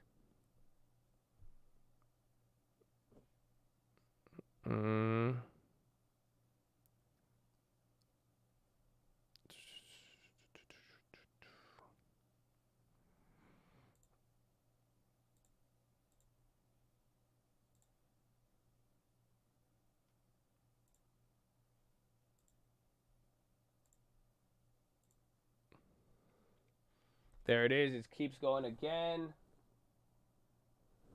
Okay.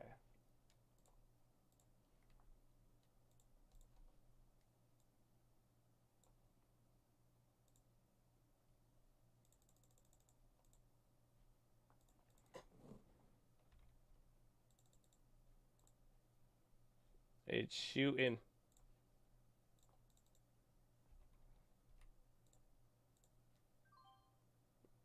All right. I grabbed one. I paid a slight premium. I think it's decent. Oh, someone just paid it more than I did? I probably could have got him a little bit better. I paid a 30% premium. The rest of the options at the money. I guess some are only up like 6% actually. No, you would have to pay a lot more. Oh, those came down.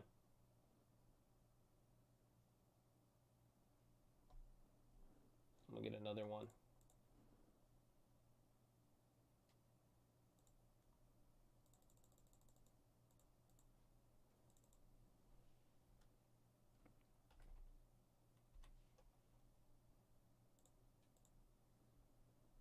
Oh, come on.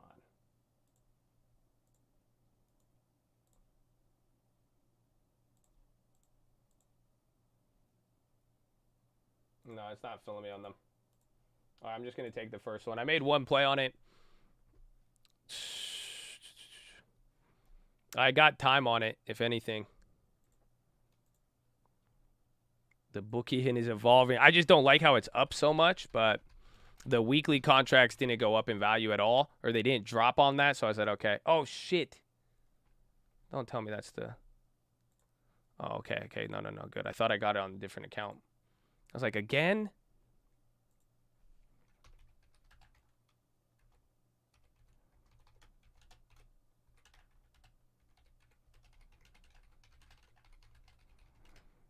Spreading its wings. That one, I took a while on that play. I was looking at the premiums. I was waiting for the news, so I went a little bit slow. I don't think... Oh, whoa. Did they just 490? Yo, be very careful. They 490'd. Shit. Yo, look at the option. Yo, the option chain is... Yo, it's printing the snake in the chain. Be very careful. Yo, do not market order those. You will get squashed. Holy shit. I didn't even see that. Okay, now it's time to chilling out. But do not trade it. Not a recommendation. You will lose money. I grabbed a... Oh, they're trading below now what I bought them at. Hell yeah. See, that's why I was trying to get the other closer ones. But I grabbed a Facebook October. I bought more than one of them. And I spent about like $400, I think. No, I spent $360 for more than one contract. Yeah, the chain is being really, really weird with that. Be careful. But I got October. It's far out the money. Yeah, so now people are coming out the news.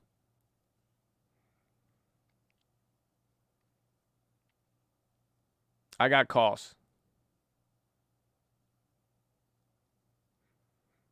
Guess who's back from Miami? You went to Miami. Yalla. What's the news that the FTC dismissed the judge dismissed the case for their FTC lawsuit? Grants dismissal of FTC lawsuit against Facebook without prejudice. Says amended complaint should be filed by end of July. So again, we caught the first pop. We didn't see the news, and now that's coming out right now. Amazon, yeah, any of the tech giants may actually profit off that.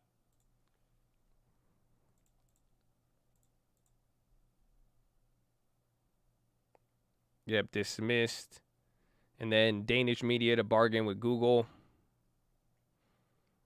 There it is, yep. It's hitting over. They also dismiss, I think he did something else.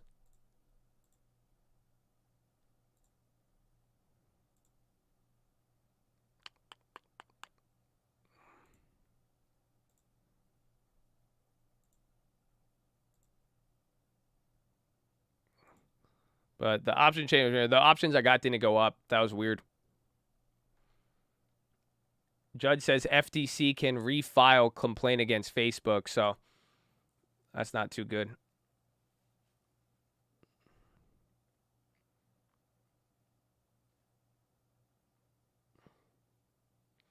Yeah, he said they could refile it. The news is all coming out right now.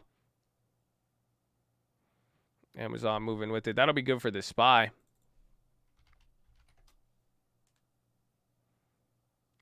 We'll see how Facebook holds up. The premiums did not go up as much.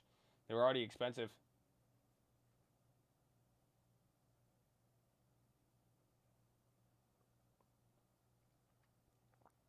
Where's Microsoft? But another high there. See, now that the premiums start to go from here, they might. It still keeps going. They're just big moves. I hope you guys, bro, that's at 3% on Facebook in like 10 minutes. And we spent like 5. Again, the weekly contract premiums didn't go up. My premiums didn't start moving. Now they are. Now the further out the monies are getting some steam there. Oh, you could probably sell some puts on there maybe, but there you go. Now Amazon, Microsoft. So I think this is, wait till this gets hit by everybody. I think a lot of people are going to start, what's it called? You're going to start hearing this on the news. Now the premiums are starting to move. Bro, it's a $10 move there. It's big.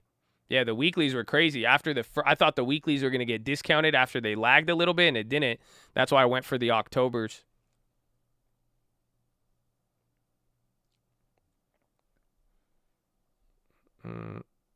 Facebook about to hit 1 trillion market cap.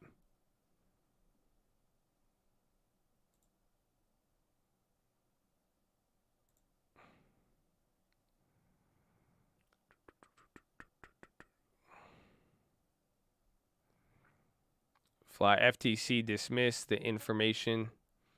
Let's see. I think there's more to it. Court dismisses FTC case. Oh, what?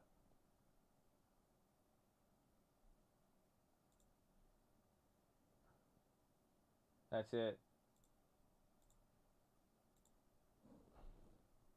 What the heck is this? Why is this so... That look is a look. What the hell is that noise? Obviously. You're together. What the hell is that? I think it was playing an ad. Yeah, so I don't know what's happened. I don't know how happened. We got a decent play there. Though we're watching the Facebook. If that continues, that could probably lift some things out the gutter. Sophie's running as well, too. Amazon getting some steam off that. Facebook again.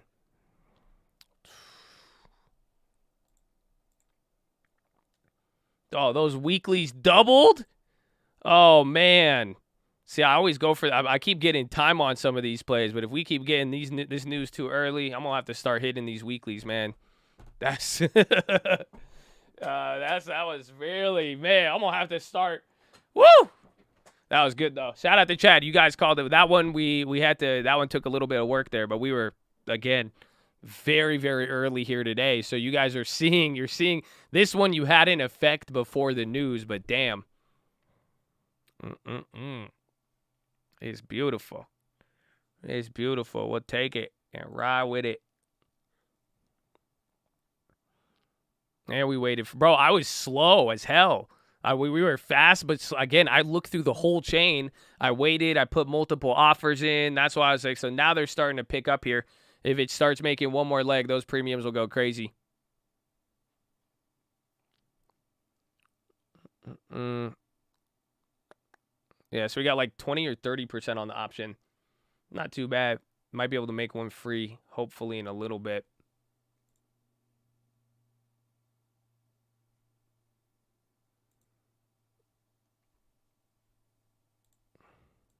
Whew. That's it. It's gone. It's gone, baby. Run up the like. Shout out that cult. That was good teamwork right there. That was good teamwork. Y'all did good. Y'all did good. Amen. Amen. Y'all liking the news lately? We've been honestly, I'm gonna start taking some of these weeklies. If we could keep getting it sucks because we got to get used to it. But I'm gonna start taking some of these weeklies if we're gonna be this fast with it. Because that one, I looked at the weeklies. I had time, and I didn't see the weeklies go down. But naturally, I do want everything to cover earnings so I can write them out. But we got some opportunity. Dude, Facebook, again, 4%. Yeah, well, I think I'm going to go for time and then throw a little bit on the weeklies just in case. That was a killer move. Amazon's moving with it, too. Good work on that. So no more updates on that situation, but I'm sure when we hear more, it'll keep going. Facebook antitrust case was dropped by the judge. Well, that one, we caught that one on the high-low ticker, so we caught it early. We didn't know the news, and then we started scanning, so everybody came together. That's why we were able to see it. And now Facebook is worth more than $1 trillion. But now, essentially, we could have just got earnings plays before they just skyrocketed. That's the best part about all of it. But that's why, so we saw it on the high-low ticker, and then everybody started to confirm it back and forth. So that was just everybody all together. We were able to confirm it earlier. Again, CNBC is just reporting this now. So you're getting a lot more coming up here with the headlines.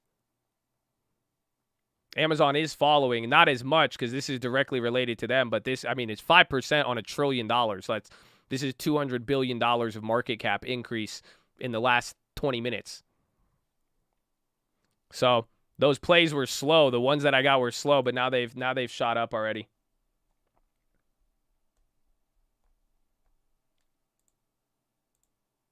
They're up 37%. Nothing too crazy. The weeklies went up hundreds of percents. That was a nutty move. So got an earnings play on that. We'll let that one ride out. Beautiful hit. It's the biggest share run up on Facebook in 2 months. Amazon to open warehouse in Alberta with robots.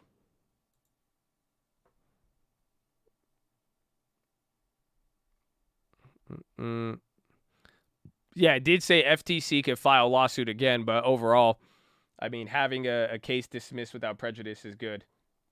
But we'll see. Facebook extends gain, market value past $1 trillion. That headline's coming out right now.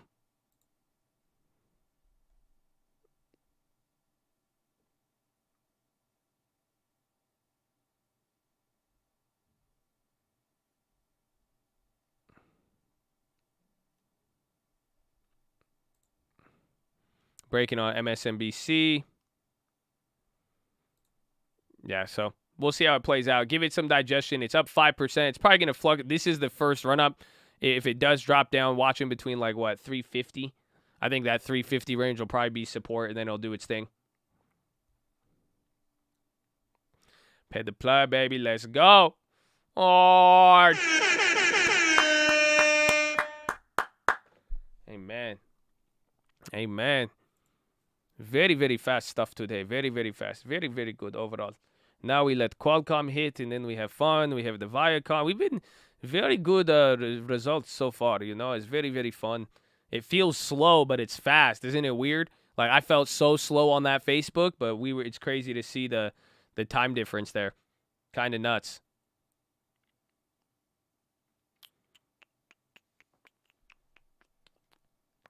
The 5G conference is now until July 1st, so it's already started. It is a closed-door event.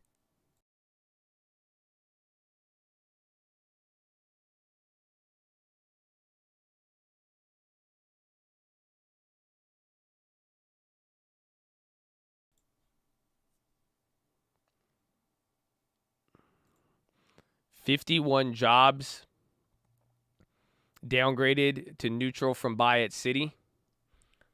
What's that? Was that ticker 5? What's 51 jobs? What's the ticker on that?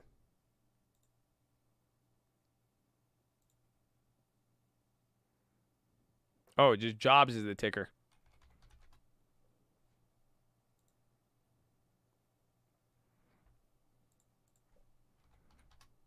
Yeah, so it's moving down. They just got downgraded. So we might be, again, I'm not going to play it. I need to see the interpretation effect. I don't know, but this one just got downgraded. 51 downgraded to neutral from buy at Citigroup. So bigger bank, they already see initial reaction. I don't know how people are going to react, so don't get too hyped up on it, but I'm using this as data. CMLF, huge pop. You're kidding me. My guy? My guy with the random play? Let's go, baby.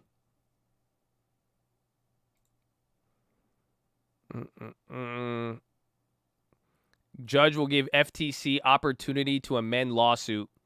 So more updates on the Facebook thing. Judge will give FTC opportunity to amend the lawsuit. So that's coming out now. I'm assuming that's good. He says FTC states they don't have valid monopolization claims. Federal judge tosses government anti against Facebook. Think that's it. So those are the updates so far.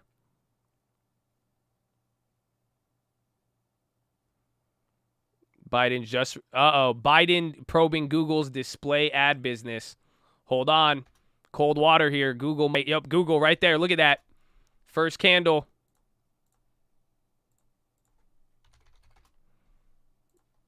Let's see.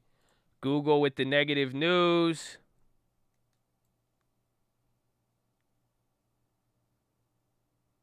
Man, those Google weeklies are crazy.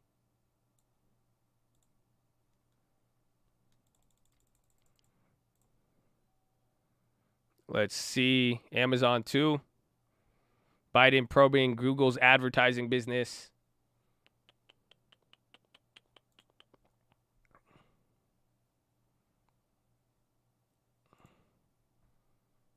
Should we try it? Should we experiment a little bit?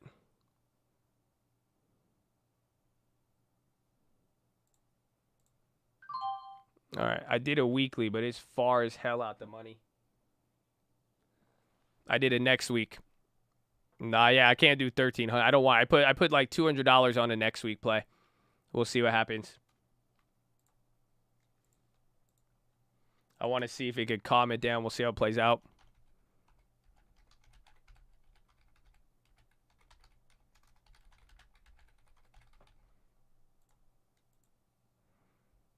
Small, good decisions.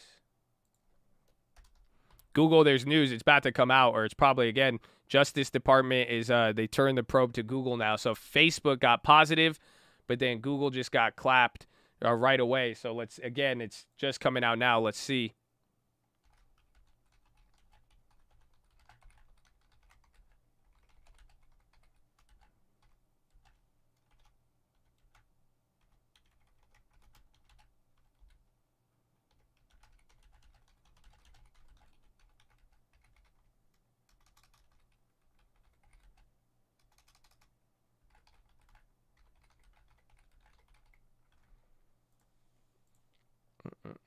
So we'll see.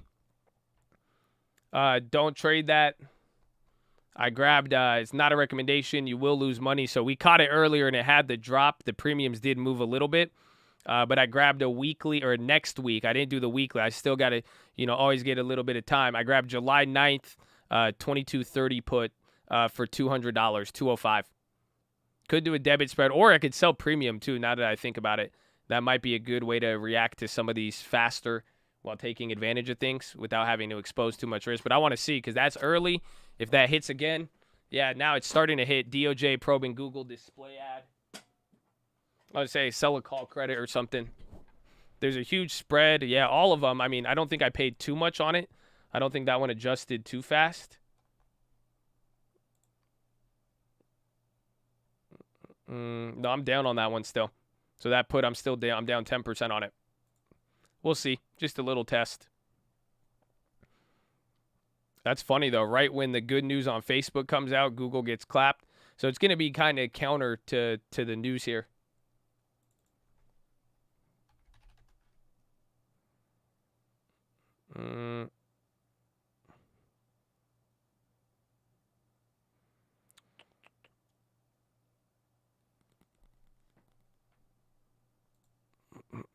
Rotation of sorts. Facebook wants it again.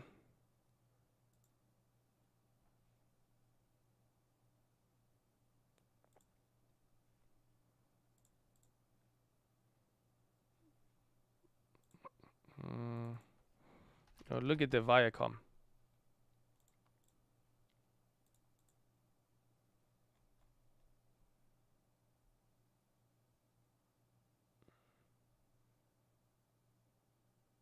Yeah, no, these are all of them.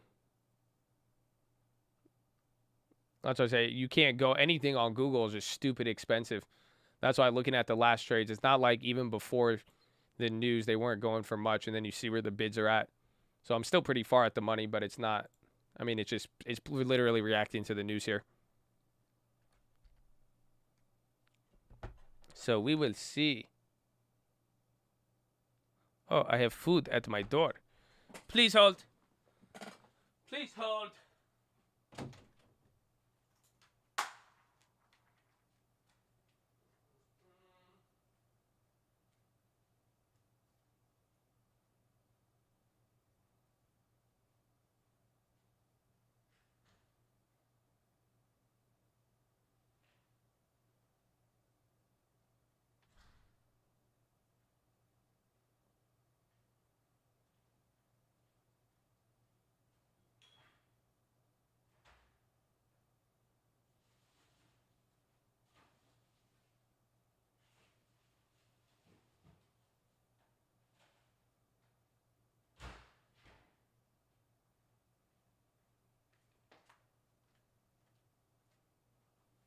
Man, yesterday, somebody accidentally dropped off, what's it called? They dropped off a DoorDash at my door, and it was the wrong one. It was my neighbor's DoorDash, and I went on a mission to find him. Because I was like, if that ever happened to me, I would be devastated. So I went on a mission to find out who it was. Yeah. Facebook is up on the FTC judge dropping antitrust issues. It's good. That just reminded me I have food in my... Yeah, no, the guy was driving around. I called the number. DoorDash was like, okay, thank you for your report. Bye. I was like, what? And so I just stood outside and I put it on my porch where like someone could see it. And then the guy drove by in his truck. He was a cop. He was a good guy. Very nice guy. I was like, no way, man. I said, just run it up, bro. I said, God bless you. Thank you. I said, I feel you, man. Again, judge dismisses antitrust case against Facebook. Says FTC complaint legally insufficient. So you're getting more updates on that.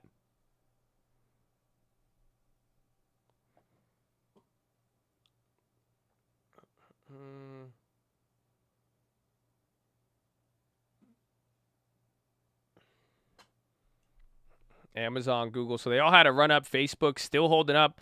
Facebook above 1 trillion market cap. Rest of the market starting to come up here. I wonder how that played into it. Is Facebook starting to add to the Dow or to the S&P? Booking is recovering too. So you're chilling out from what you saw here early in the day. And then Boeing also came back up a little bit. Not too bad. Love you for that. Neighbor stole my own Crown Fried Chicken. Oh, well, hoard. But still. I know. That's just, I hate it when the DoorDash or the oops. It's always my anxiety ordering food.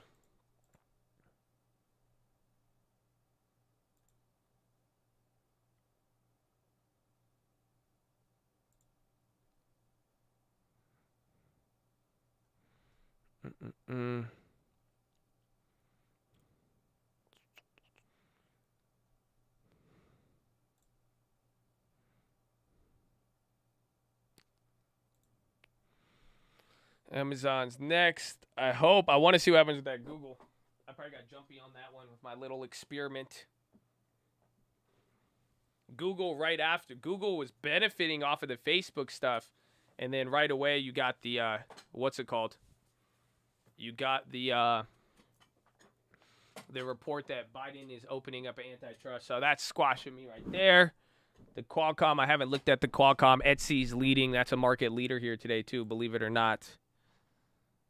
Check the quality wares. Qualcomm very good. I love the Qualcomm. You know? There's good premium. They're about like 20% or so. They're holding up nice. There was an options alert on Qualcomm as well today too. So we're not the only one now who caught on to that idea. So I like it leading into earnings. I think BA recovered a little bit. There's Facebook coming up. And then, yeah, BA, yeah, see, BA had a nice, no. BA kind of did, but it's still pretty much in the gutter. Booking recovered tiny bit. So look at Booking's little move here, boosted up the SPY a lot. That's what I'm saying with today, where if any of these bigger names that are really weighing on it came down, it's good.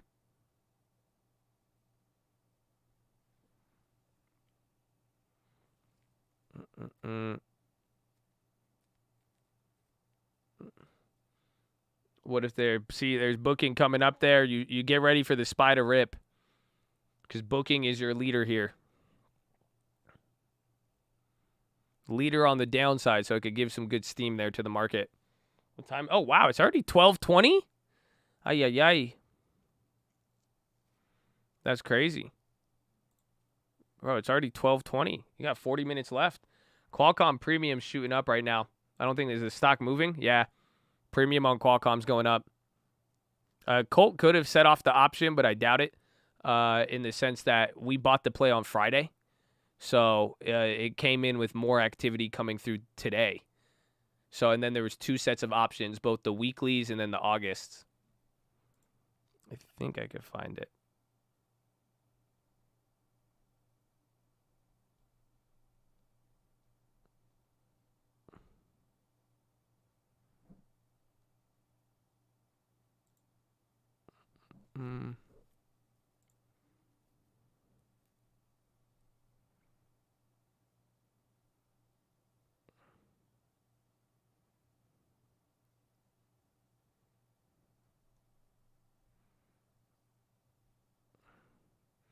United Health just filed a 8K.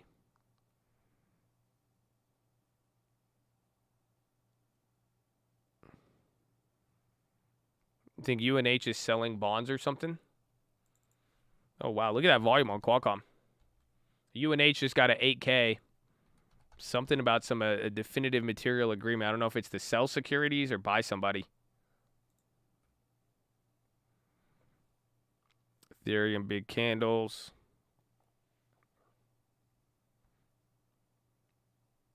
Again, more headlines about FTC. The FTC news is still going around here.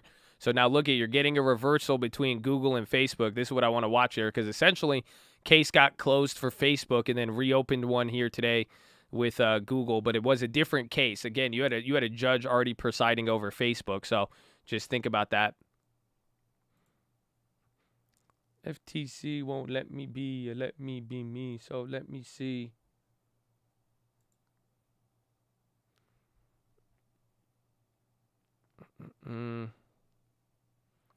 Let's see how this plays out. SPY coming up again. That's probably because of Booking.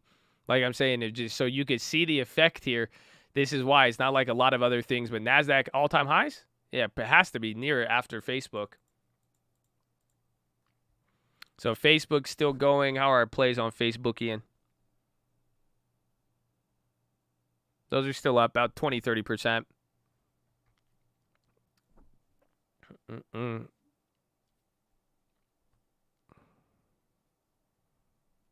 OCGN. What was the other one? That's holding up there a little bit. Hasn't moved. There was Nutella.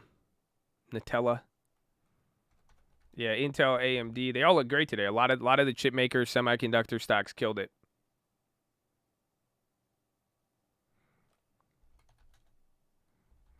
Clover got some activity there. Apple now chilling out. FedEx making a move towards highs. That's it. You'll get a real run here in Power Hour if Boeing picks up. If Boeing picks up, it's going to be better than you would expect.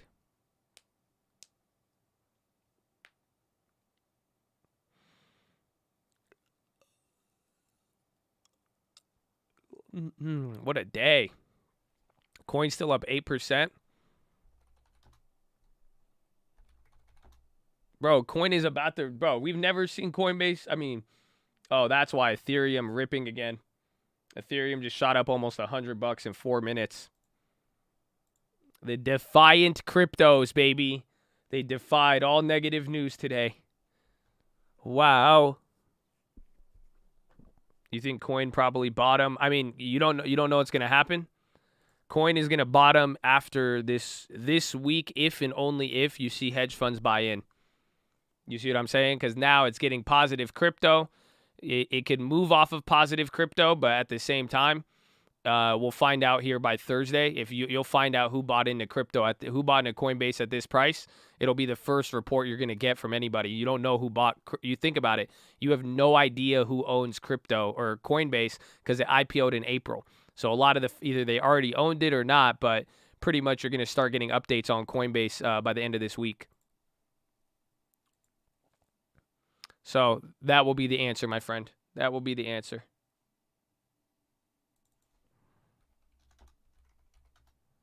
You could look at that. We will once it becomes available. Again, once they're required to file within 3-month time period, then we will be able to.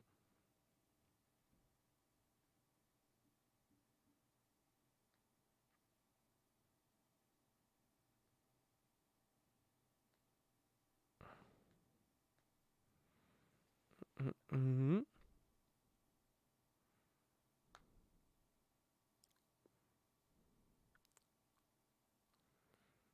Lyft, okay. Lyft had a lot of option activity today. Facebook's approaching a high again. FTC SPY is breaking out here on the day now. You're about to break off where we open, hit another high of the day again. It's getting weighed down by a lot. So if any of the negative pressure goes away, tomorrow's probably going to be a big day here.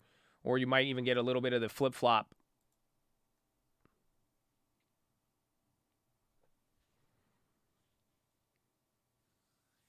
White House prepares order directing agencies to consider antitrust concerns. So I think that's the Google news. So government's working on an antitrust executive order to push government agencies to consider how their decisions will impact competition in the industry. It's all based on sources though. And they haven't said when or where it'll be released. So the timing is a little sketchy on that.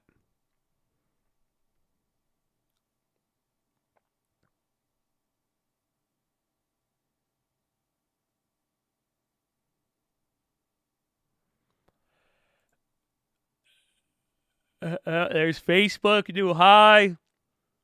It's back. Even the contracts, they're hitting higher than where they were. Jeez. So they're holding up. That one, again, if this continues in the next few days, that's going to be an earnings play.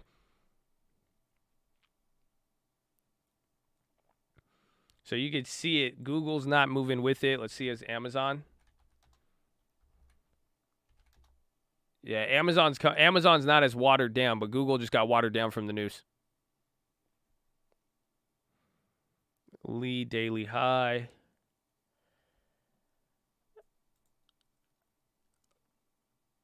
If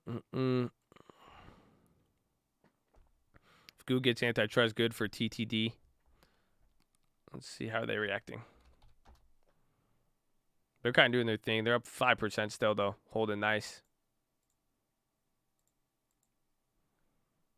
Let's get some Coinbase. Let's see our Viacoms.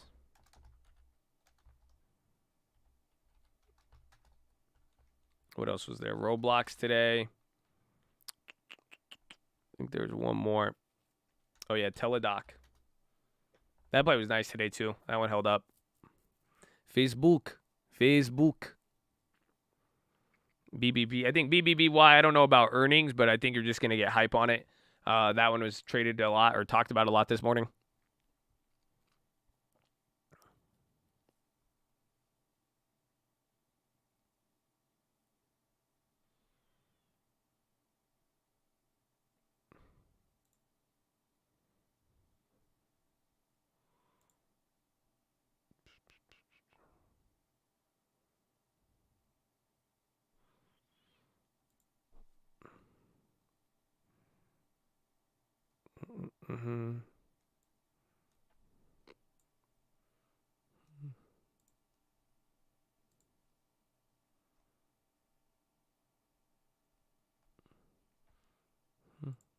What a headline.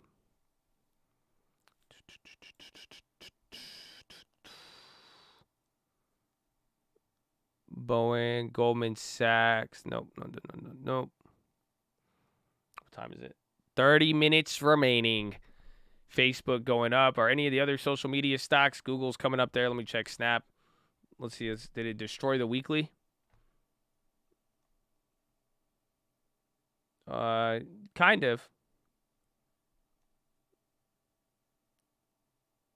Lost $20. Not bad. 10%.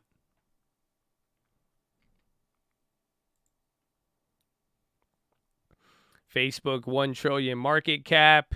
So now that's just going to get its own little hype there. Finally. Then the Coinbase. This very good day despite the travel.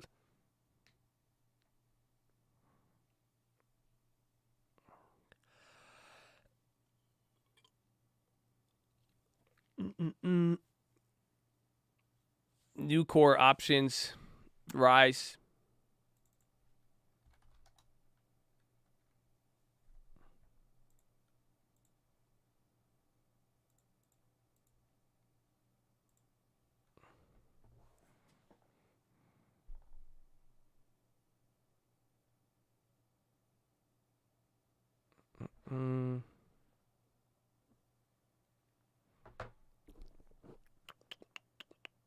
Netflix on the high.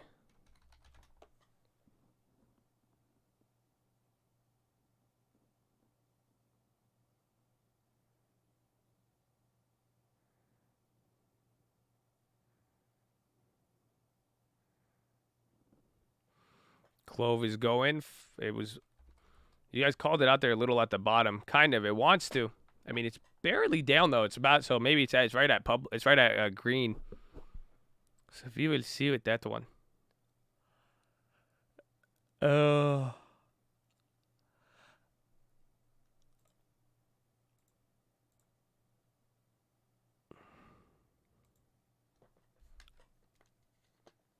Murdy affirms Stella Group positive outlook.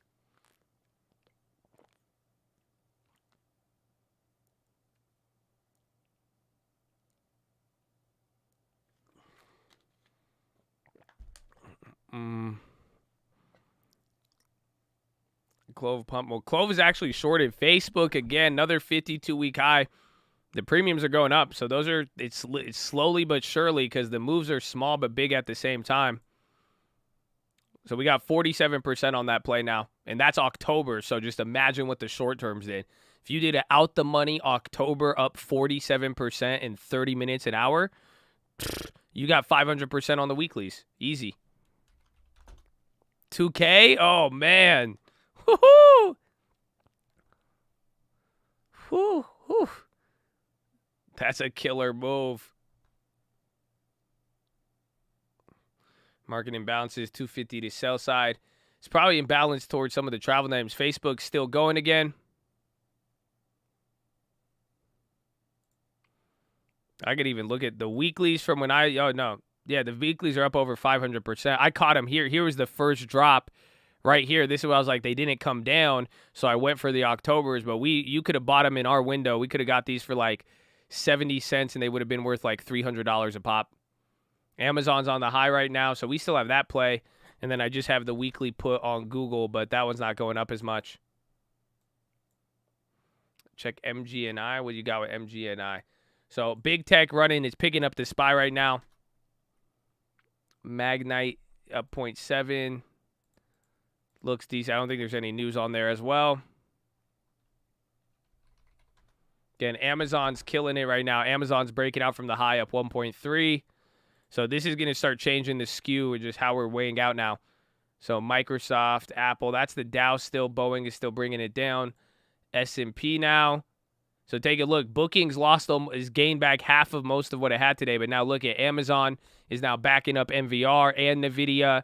And then Facebook went from number like 15 to 11 now to number 9. So you're getting, this is what's bringing us up the weight despite some of the negativity today. Magnite is Google ad competitor like TTD. Ah, there you go. Look at that, chat. So Magnite and TTD, Google ad competitors if the deal ends up being bad for Google, but that one hasn't came to fruition yet. Again, another article about FTC dismissing the case. So headlines are still going up. They said it lacks facts. People are just getting more details. New York Times just posted it. Says the case was not dismissed, but he said that the agency needed to refile the complaint within 30 days. Ah, interesting. So there's some negativity to that news. Federal court threw out the Federal Trade Commission's antitrust on Wednesday, dealing a major setback to break the social media giant. It was insufficient, failed to provide enough facts to back its claim that Facebook had a monopoly over personal social networking. They said the case was not dismissed, but that they needed to refile the complaint within 30 days. So it's still, the story's still developing here.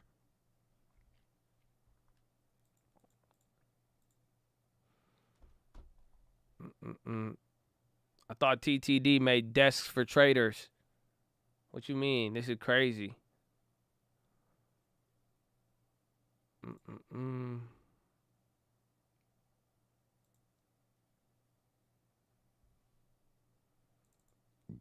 There, bro. Facebook is crazy. Haverty, this was earlier. They got to upgrade.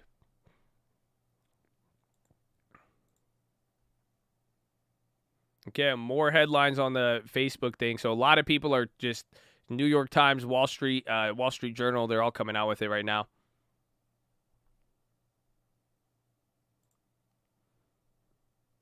And then our plays are almost up 100. We got them at 120. They're at 190 now.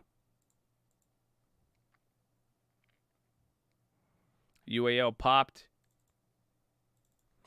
Some more travel run-ups. Oh, a little bit. UAL's getting some steam. Facebook is the FTC news. Discord acquires augmented reality startup Ubiquity 6.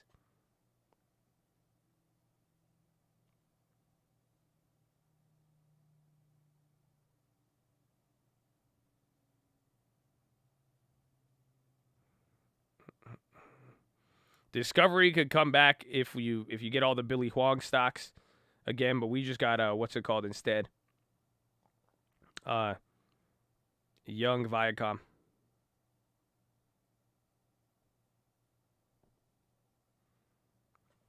Baseball. I just bought that homage. Thank you.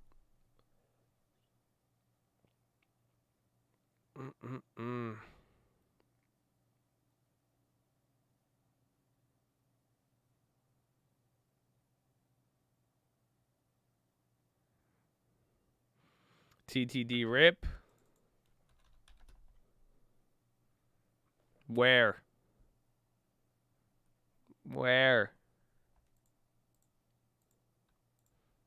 Let's see, Google. Let me get Amazonian.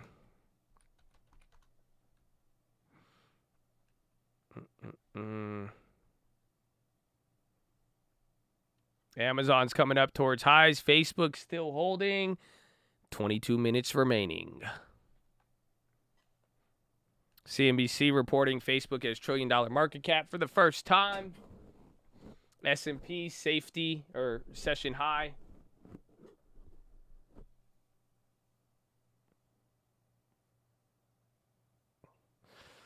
Fubo didn't get anything today. We'll see if Facebook comes down. Watch how everything plays out. But that was a nice run up. That gave us that allowed you to see some of the positivity today.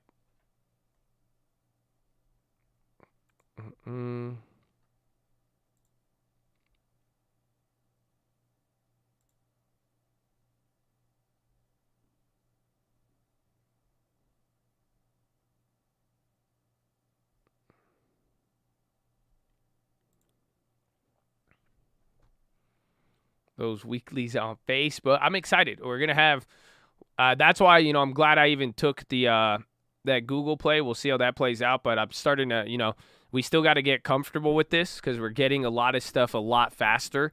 I hope you guys are seeing it today because you have to play it before the reaction in a weird way. Even Facebook was a nice jump, but then even when we confirmed it, you have time, but now I want to see. So it might make sense to scatter our plays in between short-term and long-term. And again, I have to factor in taking advantage of earnings. So it is crazy. So get ready, though. It's going to be real fun here. We still got to, take a lot into play. How faster do we get the news? We're getting it anywhere from a couple of seconds to even 15 minutes. The first one on BarkBox was about 15 minutes or so, or 10 minutes. And then the Facebook one, we saw it on the high-low ticker, and then we were able to confirm it. But it took that one. We still had about a 5-minute jump, maybe 3 minutes. And then the Biden one, that one came in. We got that one just about like 5 seconds earlier. So, yeah, it's long enough to look at the chain. That's the crazy part. Like, so now it's giving us the opportunity to have the news, digest it, interpret it. But now I was scanning the Facebook chain. I looked through 5 different options on Facebook and put in multiple orders before anybody picked up on the news. So it was great. And shout out the stream alerts, baby. You ain't missing anything either. Don't worry. We got y'all too. Yeah, the Facebook, I feel you, is good. You didn't react. That's the new thing you're going to have to learn here, is that we are going to need to learn how to react to the news, because not all of it's going to hit. Like, that's why I said, all right, I'm going to experiment here with the Google. So that's why moving forward tomorrow, coming into these, we'll see SPY 52-week high, baby. It's running.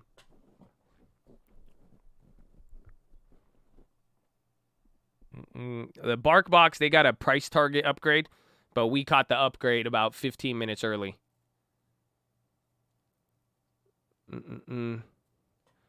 Qualcomm, switch it, baby. Bless it. No service on the beach. You chilling, baby. Oh, you'll be good. No, I did not pick up shares of Bark. We just caught it early. That one was just the first one this morning. I think we all were amazed because I had the upgrade scanner up, and then we caught it, and then we called it out, and we watched and waited, and then 5 minutes later it went up like 5-6%.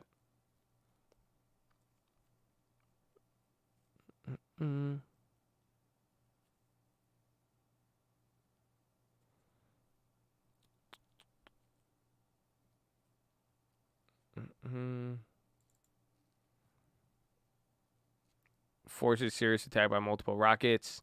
Yeah, I think they released some data on that one. Or they said they were releasing the strikes to protect people. Something like that. From the Qualcomms to the Facebook to the Viacom filled with Preem. God bless Chadadonia, my home, sweet home. Sorry. It just felt necessary.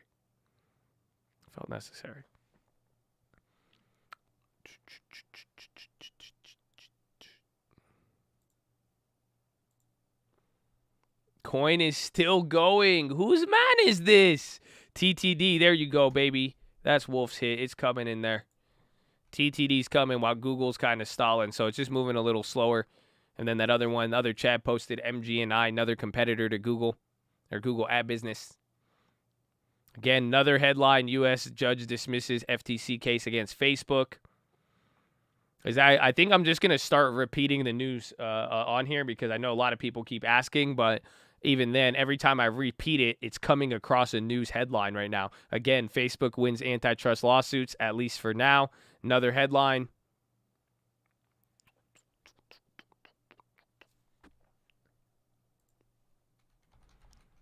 NVIDIA.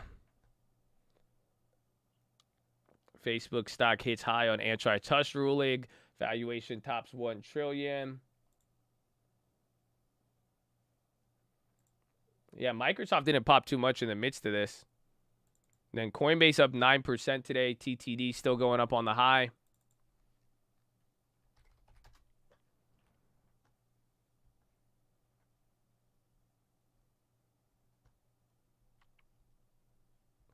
Arkite, CVS on the high.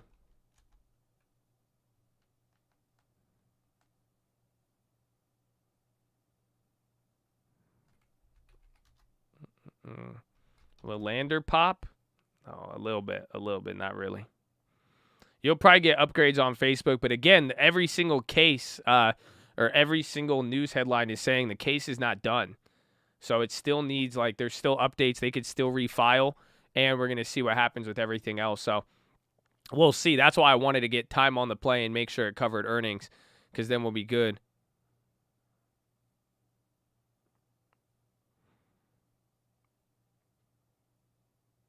Facebook roaring past 1 trillion shows growth trade is back. Bro, they are not delaying on these headlines. Bro, it's been 30 minutes. They're like, the growth trade is back, baby. Oh, man. We love it. We love it.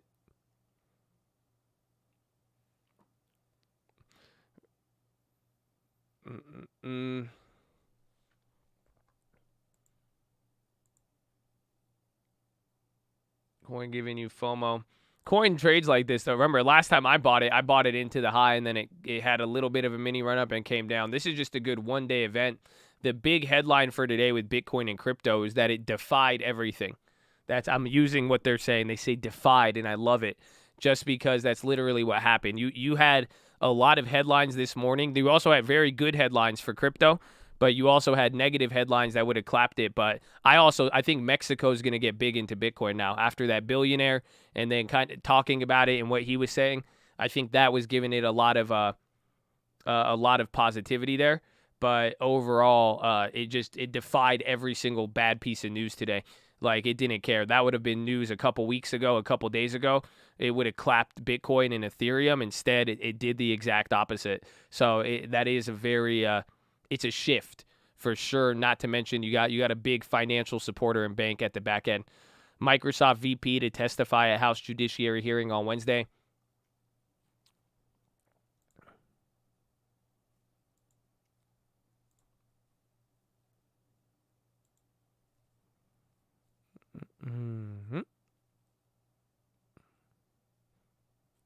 CEO Brian Armstrong of Coinbase says the goal for the crypto exchange is to list every asset that is legally possible. I don't know if I like that or don't like it. CNN, Jamie Lynn Spears says she supports her sister's request to end conservatorship. Fun fact. That's pretty funny, right? I like the fees, but I don't know how I feel. Like, what kind of answer is that? He said, I want as many assets that are legally possible. He didn't even say possible. He just said legally possible. Like, why do you have to define it like that? You know what I'm saying? Like, yeah, well, he said anything legal. He said, I don't care what you call it. I don't care what it is. Is it legal? Say less. Say less. Say less. And then in between the Britney Spears news, another one, Juul fined $40 million. That has came across the fucking thing 100 times today. They're just like, hey, e-cigs are bad for you. Just notice that we find them. That's came up a lot. How much time we got left? 12 minutes.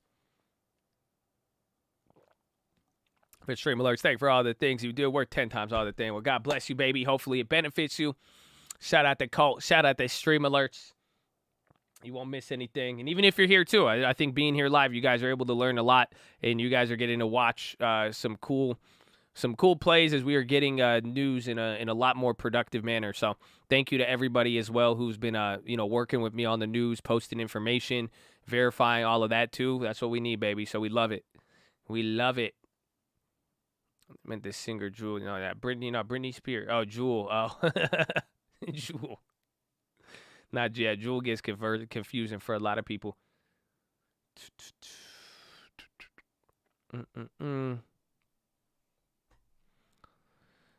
Still random headlines so far coming through, but nothing crazy. Again, that tech move and then how it even picked up the travel stocks. I mean, coming here in the last 10 minutes rigged. Just take a look. Booking.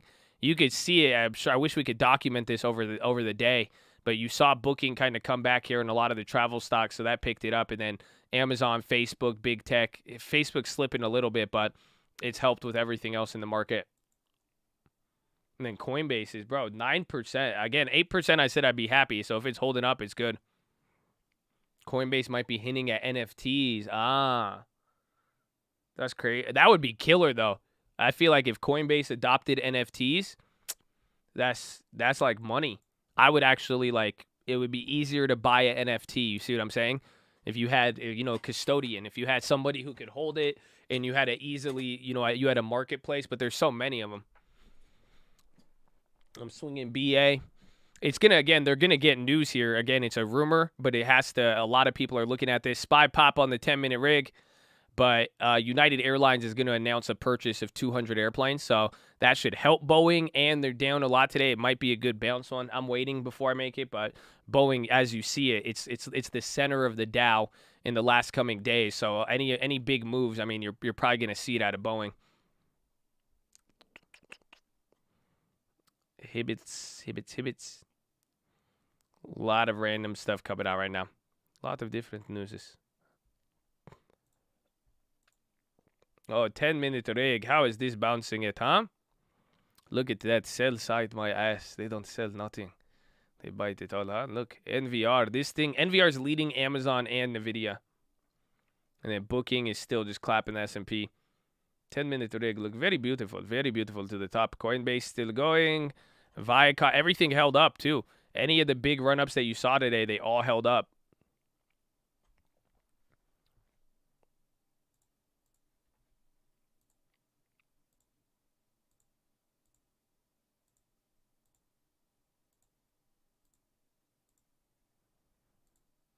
How much time we got? 9 minutes.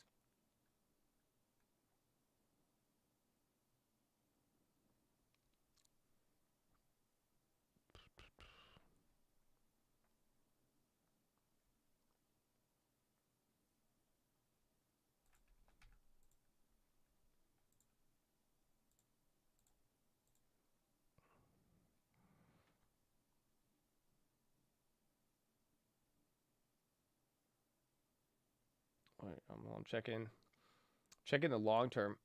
I don't know if my deposit's going to come in.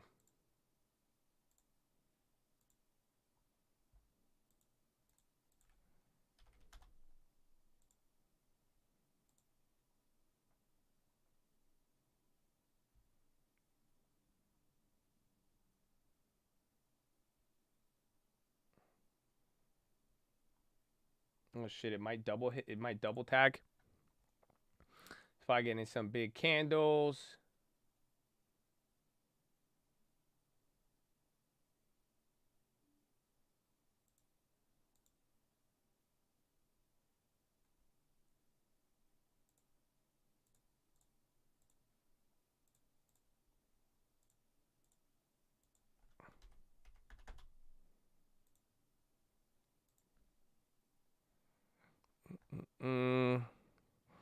Good day, good day.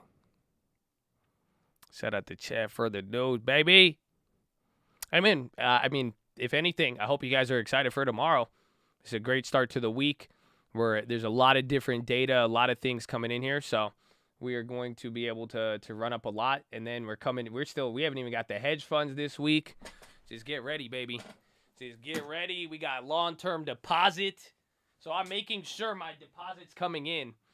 So, I mean, I'm going to be looking, again, I think we're going to be very reactive with this long-term deposit depending on how things kick off. So that's why I'm making sure I have the cash on deck. So I pushed up my deposit date just in case.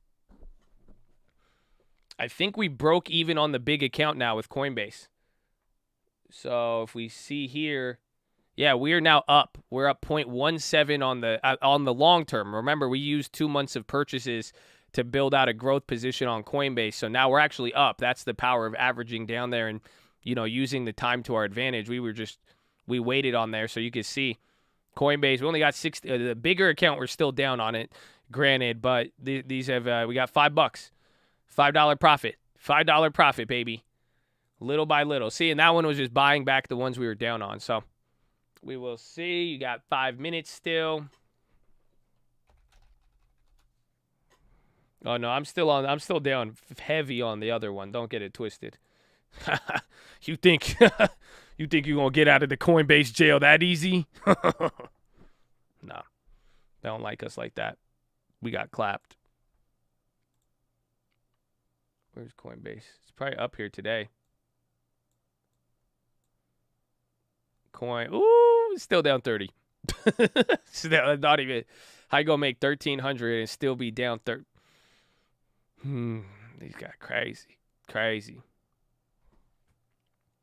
Nah, UMC's fine. I mean, think about it. We're about to collect our third dividend on UWMC, and it's sitting at break even. Some of you guys average down heavy on it. UWMC's chilling. That UWMC is just treating us like a nice value play. You know, you buy it, you hold it. Very, very simple. You know, pay you dividends, so when it doesn't move, it compound, you know? You've almost gotten 5% back on UWMC if you think about it. So, on what? That's almost $2,000 in dividends on my position. A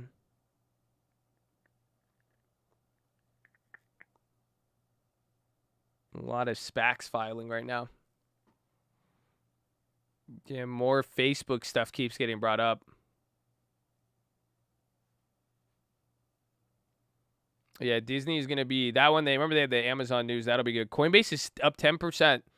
So maybe that news could be related to NFTs, but overall, one of their best days. And I just think it's the attitude shift with crypto today. Again, you just saw it. You got 500 free shares of UMC? Damn. The new lockdowns are overseas. I don't think it'll come to America, but we'll see. But it did have a noticeable effect on the market today based on certain industries. So that's the only comment I can make on it. That, you know, again, I really said everything will be data. It'll be data-driven. If there is going to be a real negative impact from the Delta variant or anything of that nature, you will get the data will reflect it, and then you'll see the market, you know, go crazy.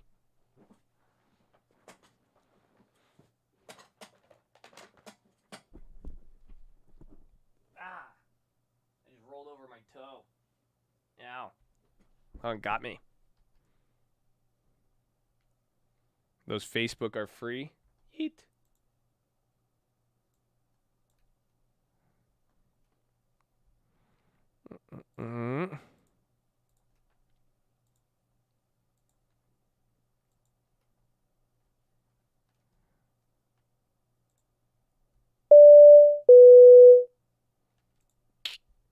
All right, ladies and gentlemen, we're making our final approach here. As we make our final approach, you guys are holding on to any bags. Please stow them in the overhead bins above or firmly beneath your seat. We'll be coming through the aisles with the trash bag if you'd like to dispose of those bags. But as we make this final approach, we're going to be landing here into the second link terminal. Second link terminal in the description. That's going to be your nightly watch list and main channel layover. And then we're going to be taking off... California banned state travel to Florida. FYI, we just got that over here through the radar. But second link for the nightly watch list and main channel is going to be about 5 p.m. Pacific time, and then we're going to be taking off promptly around 6 a.m. out of sunny San Diego, California. But as we make this final approach, we're going to be landing in the San Diego International. It is about 78 and sunny. Could get a little bit hotter today, but the views are good. We are no longer under COVID guidelines, but we do ask that you exit out, run one row at a time. As always, we appreciate your guys' business. If you're interested in your Cold Rapid Rewards program card, please fly down your flight attendant, and we'll get that to you as soon as possible. As always, thank you for flying with the Colt, and hopefully you have a wonderful evening. Yeah, that news is, that was weird. California banned state travel to Florida and 4 other states. It's coming across right now. San Francisco Associated Press. California adds 5 more states, including Florida, to list of places where state-funded travel. So state-funded travel. And it's because of laws that discriminate against members of the LGBT community. So it has nothing to do with COVID. Got it. So no state-sponsored travel. Whew. I was like, no, so you can go if the government isn't paying for your flight, essentially. Yeah, I was like, dude, I read that news. I was like, what the hell is that? 1 minute!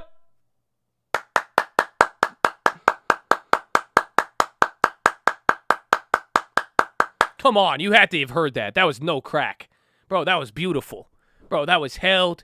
Same pitch, same... Come on, don't play with me.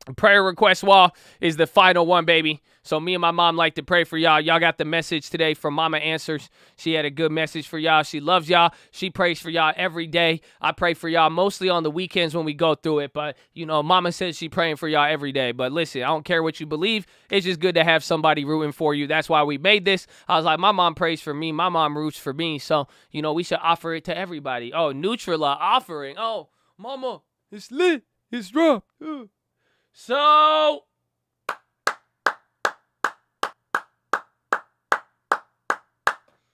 we did it, baby. That's it. Fill out your prayer request, Walls. Please pray for me, too. We pray for all of y'all. Keep supporting your fellow Chaz, baby. Root for everybody, man. It's beautiful. And get the long term. But that is it. That is it. That's your day today. Did you enjoy the day today? Did you enjoy the day today?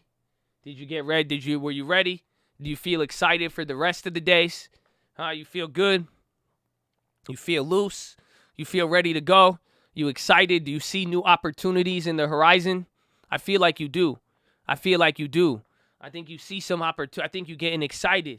Now the brain's working. Now it's focused. So don't forget the PHILO, baby. Who's really on your side? Do you know who you're dealing with? Ooh.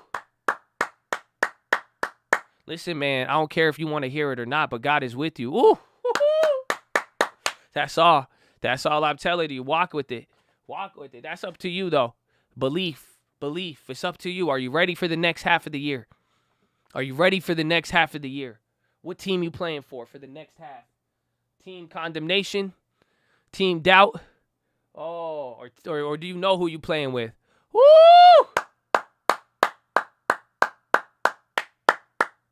I'm just saying, it's closer than you think.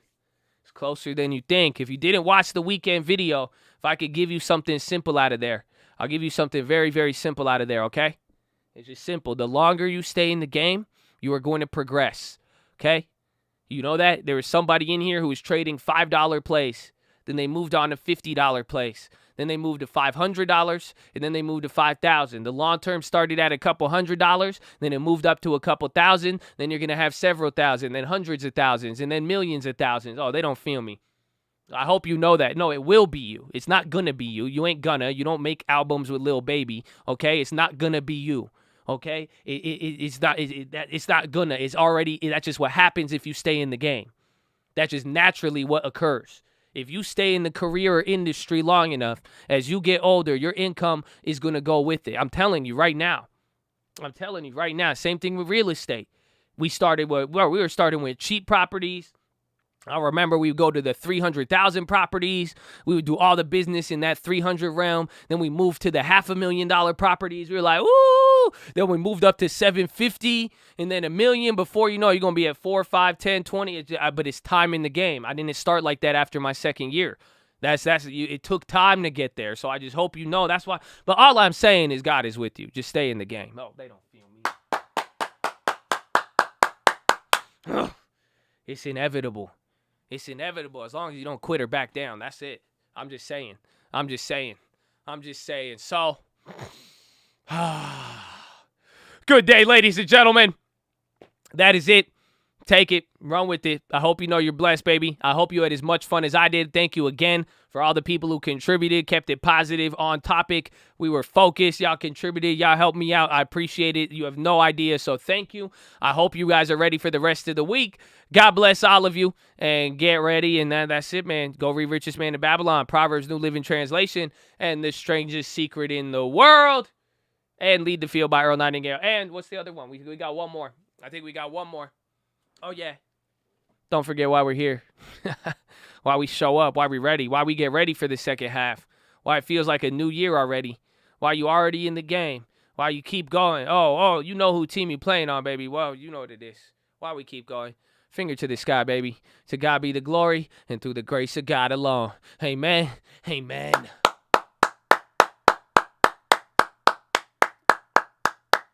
Woo! So that's it, baby. I love all of you. Have a wonderful day. We'll see you here in the morning. We'll have a nice watch list for you. We'll go over everything again. We have a lot of plays that we're holding and a lot that we made today. So we'll go over all of it. Just get ready, relax, and please wake up and drive tomorrow. Okay? That's it. Just wake up and drive. Just remember, and for the rest of the day, you get to finish out the rest of the day feeling good. Take the energy with you and run it. Oh, you got a great day ahead of you. You know that? I'm kind of jealous. I mean, not really, because I got a great day ahead of me too. But I'm just saying, you looking like you got a good day ahead of you. So run with it, baby. Wake up and drive. You're not a chameleon. Amen. Amen. So I'll see you guys in the morning. Have a wonderful day and peace out once again. Bye. Ooh.